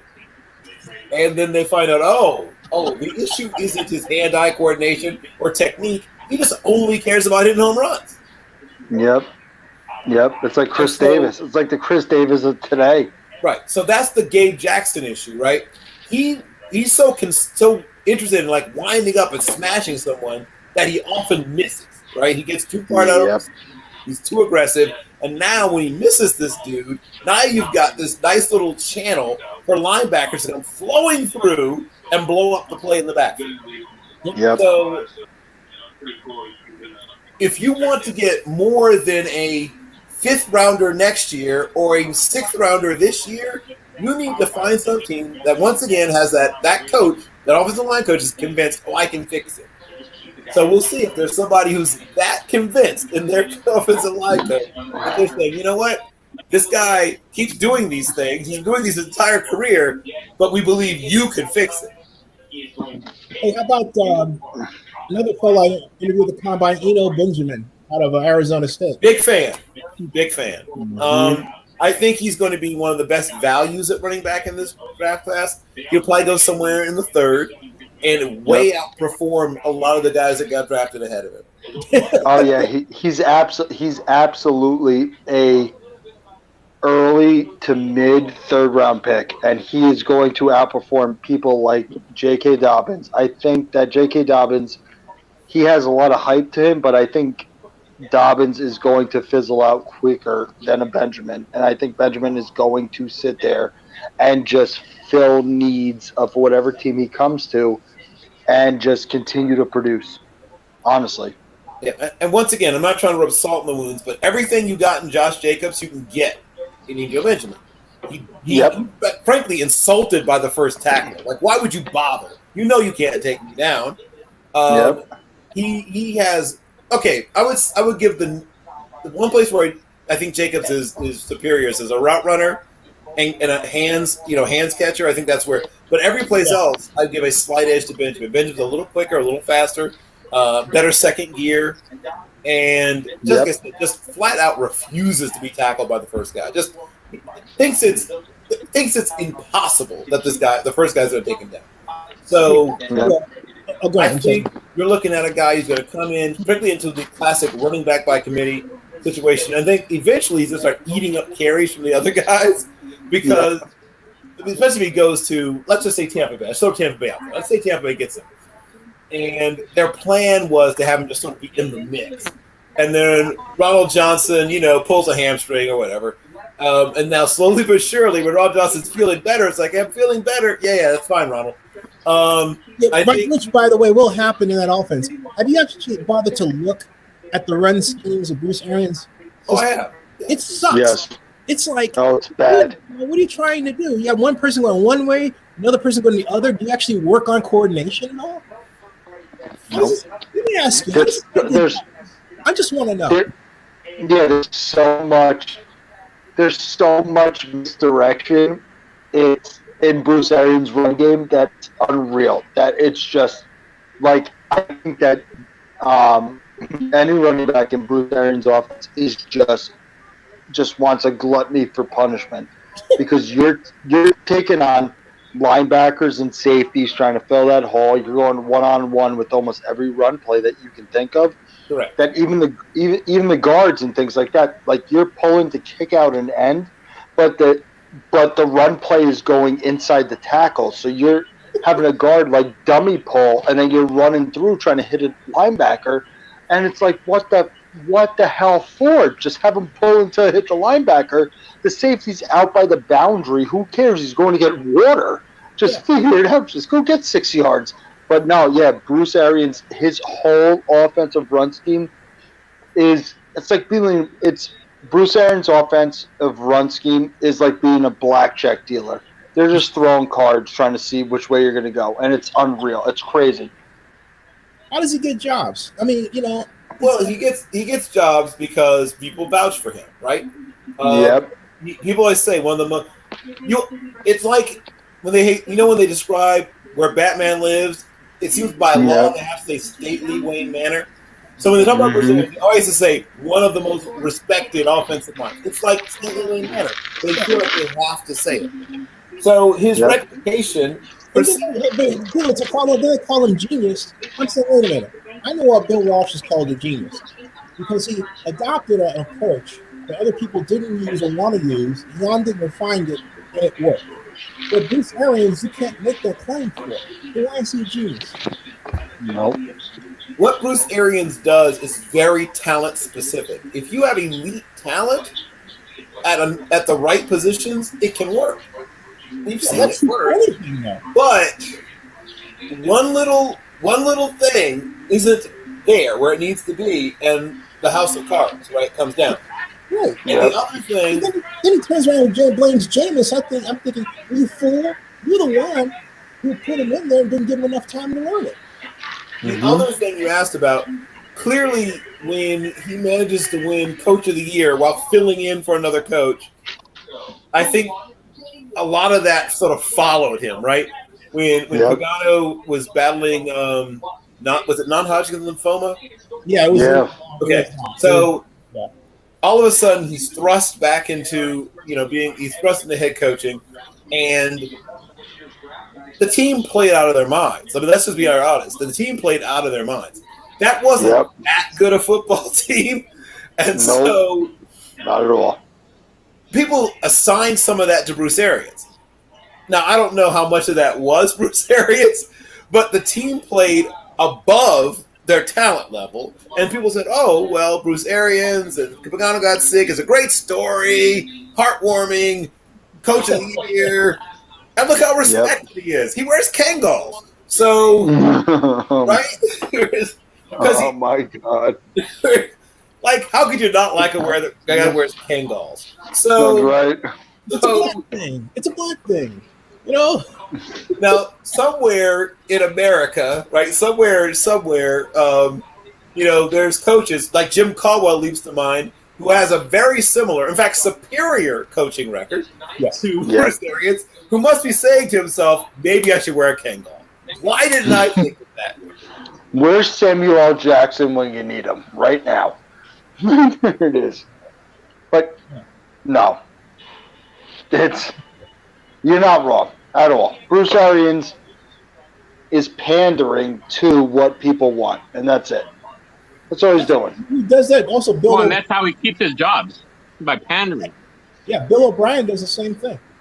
Oh, Bill O'Brien is on Mars right now. So Bill O'Brien issue. I truly believe that there's a rift in their organization where GM Bill O'Brien has decided he's going to try to get Coach Bill O'Brien fired.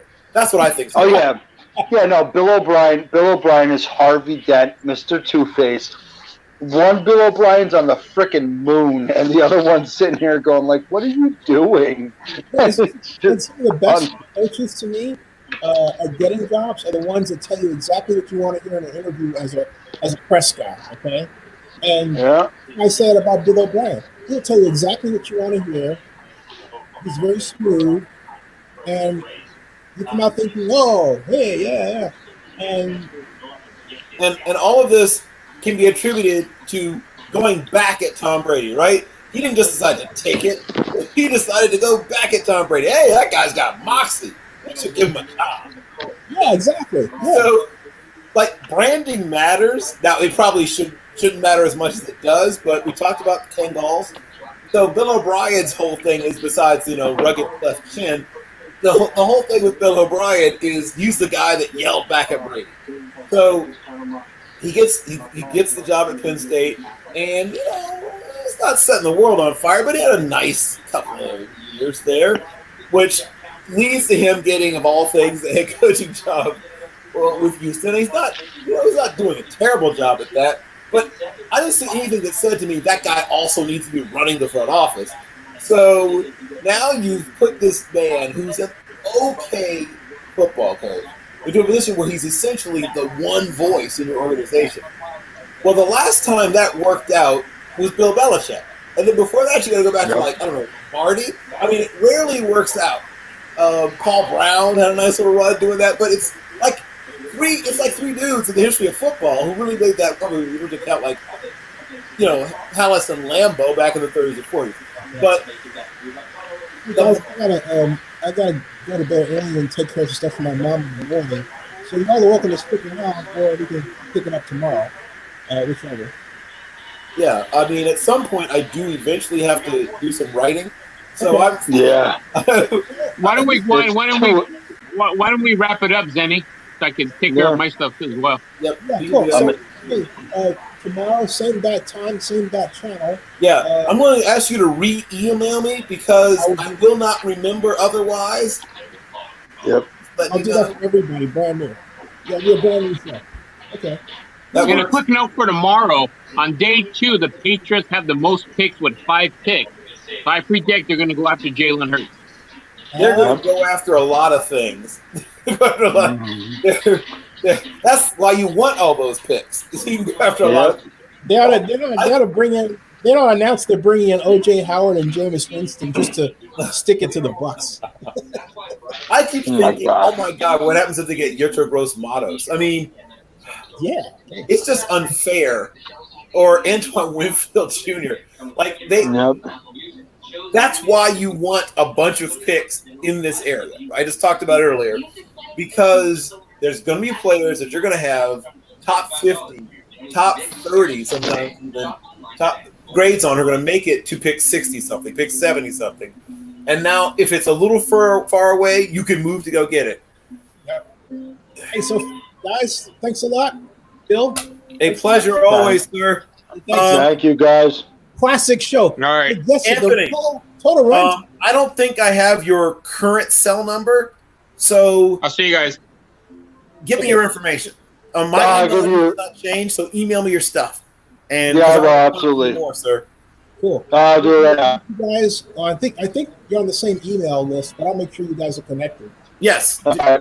Make it happen. Yes, that would be great. Absolutely. All right. Thank you, guys. Okay, I'm going to write my best availables article and whatever else I said I'd write. I'm glad you showed up, man. Thanks a lot. That was fun.